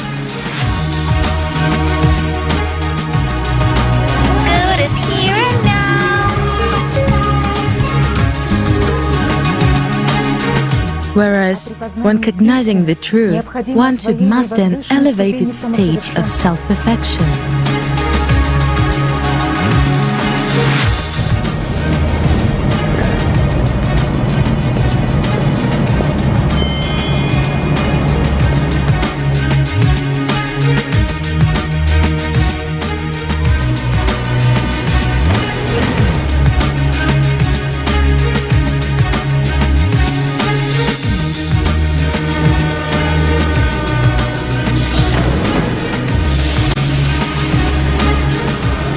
It is extremely difficult to describe that world by means of these tools, words and everything else. It is much easier to let a person feel, but this is possible only when he wants it.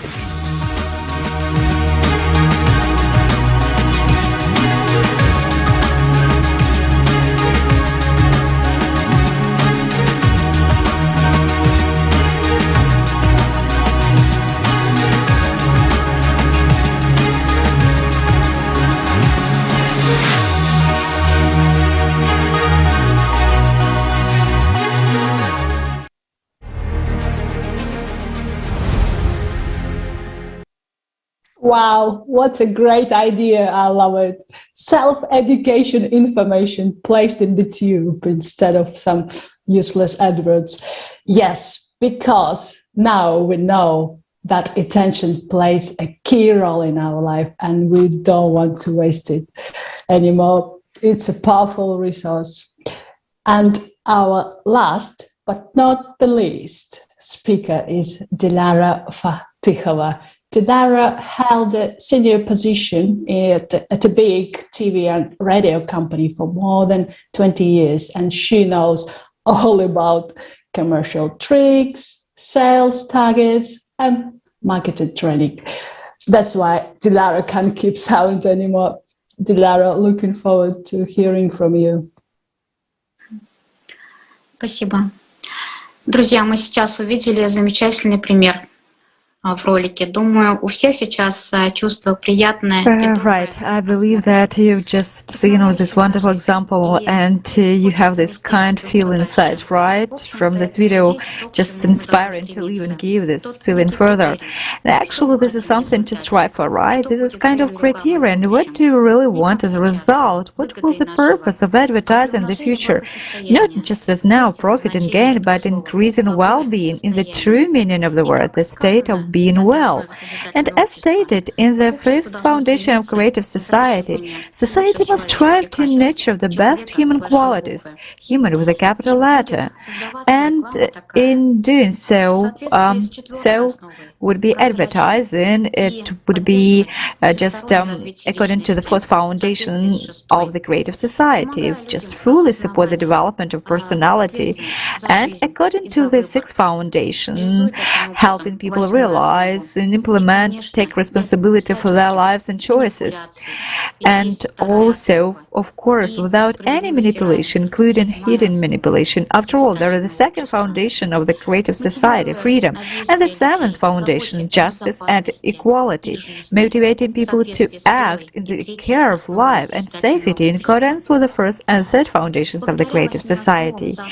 And due to the 8 foundations of the creative society, a clear vector is given. And when we apply it, we simply look at all areas of society, including at advertising through this prism. Today, advertising is all about attracting attention with a commercial goal, while in the creative society, the focus is on a person, and it doesn't matter who will make and distribute these commercials, humans or artificial intelligence. This basic principle must be respected, that human is at the first place. In today's broadcast, we heard about, it just the other way around. Well, it should be important that artificial intelligence, it will be integrated, to our lives just soon, and our world will change dramatically. But in which direction? If we really want just humankind to have future, it is important to already lay in artificial intelligence the fundamental principles of creative society. After all, if you haven't watched the conference Global Crisis, this already affects everyone, please watch it. Because based on the 8 foundations, we take care of the purity of the information field. So there will be no distortion of the truth, and the loss of humanity will be clearly observed. And what and how might this be? As you've just seen the video, first of all, spreading the true knowledge, the truth, the availability of the most necessary information for a person anywhere and anytime, and only that information which covers person's needs, not just imposing unnecessary goods and services. For example, artificial intelligence will know, for example, biometric data about a person and will be able to take care of person's health according to the foundations of the creative society. For example, it will offer prevention medicine to a person. I think that it is very important here to emphasize that it is up to the person to choose and be responsible to apply these recommendations or not, because there is the second foundation of the creative society, freedom. Because if we didn't have that freedom, so what do you think? Probably AI would have killed us all a long time ago without our permission. Just kidding. But just, I believe that it is worth realizing how complete and profound the model of the 8 foundations of the creative society is, how important the creative society project is, and a huge amount of work has been done by the volunteers of the international public movement ALLATRA. For about 10 years, service all over the world helped to identify the key basic needs of a person. Advertising is informing about goods and services. I would like just to point out that, in fact, even now we have everything we need to create high-quality, honest advertising, and it all takes what it takes is just the choice of the individual, the businessman or the advertiser. Yes, there is still competition of the consumer format, which dictates the laws of survival, and is often, is unscrupulous, I would say. But a person's conscience is an inviolable inner law, and it's the most important. And gradually, with the transition to the creative society, the competition would be, different, just corresponding to the 8 foundations, because then people would be striving to increase the quality, and also there would be many positive examples of people who are doing something good for society, and there will be more and more of them, because this is a need of happy people just to share with others, and the creative society is a society of truly free and happy people. In freedom and joy, many wonderful ideas and projects are born and implemented, which we will also learn about through advertising, but only there and then when we choose it ourselves. The value of our attention is an invaluable resource. We have realized this today, haven't we? It is important for us to always remember this and not to shift the responsibility of our lives onto artificial intelligence, so that it does not turn out that due to laziness we have stopped developing spiritually and intellectually. And, very soon there will be relevant advertising, and very soon artificial intelligence will take many professions, and then the need of people to create for the benefit of everyone will not just be a fashionable trend, but it will be natural. So very soon we will be happy to be informed that we can fly to explore new planets, and we have the prospect of being just accepted into global humanity, and we would be able to explore the depths of the ocean and to communicate again with the higher civilizations. And again, we have the prospect of being accepted into global humanity, inhabiting many planets and galaxies. Right, probably it sounds right now as advertising, but I do believe that it is possible if we choose it. We have found out about it in the video with the participation of Grigor Mikhailovich Danilov of the Creative Society, Prospects of Civilization. And this information inspires us a lot. So, dear friends, with this information, is it possible to doubt our choice of path? Only just let's go forward, let's develop, because only development from the best to the best. Probably it sounds a little bit like advertising, but in the consumer format, advertising just promises, but does not fulfill it. And in the creative society, the notion of advertising will in fact be gone, and information, according to the fourth foundation of the creative society, will be absolutely truthful and will be at the service of people. Thank you. Thank you, Diliara. Yes, we can have a wonderful future if we change the vector of our society. When we start to focus and put our attention into our development as personality, we will be able to do this. Dear viewers, as you are able to see today, advertising is one of the tools of the consumer society, tools which pushes people to consume more, and in order to consume more, one needs to earn more, so you need to work more. This way, a person is distracted from work on oneself, on his or her development as personality. Now you understand that not everything is obvious and much is hidden. It is up to us people to start realizing this and stop financing what is not needed. Otherwise, we will end up like a blind person getting a Rembrandt painting and a deaf person receiving a recording of a Philharmonic orchestra. We always invest our attention into something. And since we have no option not to invest our attention, we have to choose where we will direct it, what will we finance with it.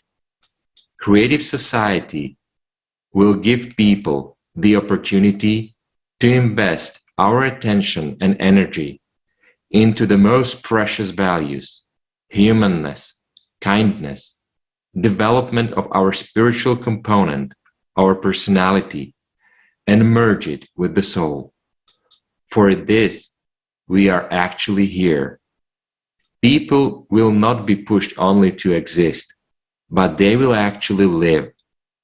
And as a developed personalities, the advertising and manipulation will have absolutely no effect on them and will only pass them by as a water in a river.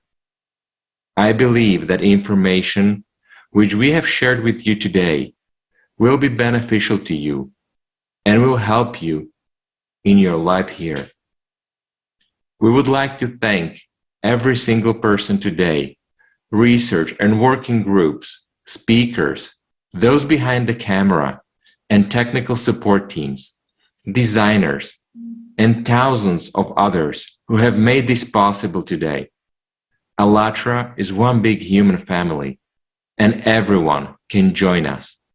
Please email us at info@ALLATRA TV. We need you. We would like to invite all of you who are watching us now to the next Kaleidoscope of Facts, The Matrix, From Illusion to Reality, which will take place on October 13th, 2021. Thank you very much for your attention.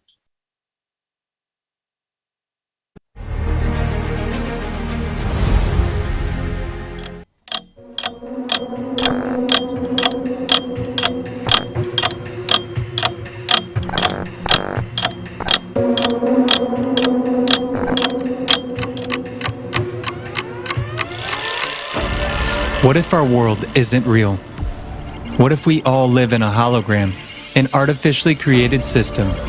In other words, the Matrix.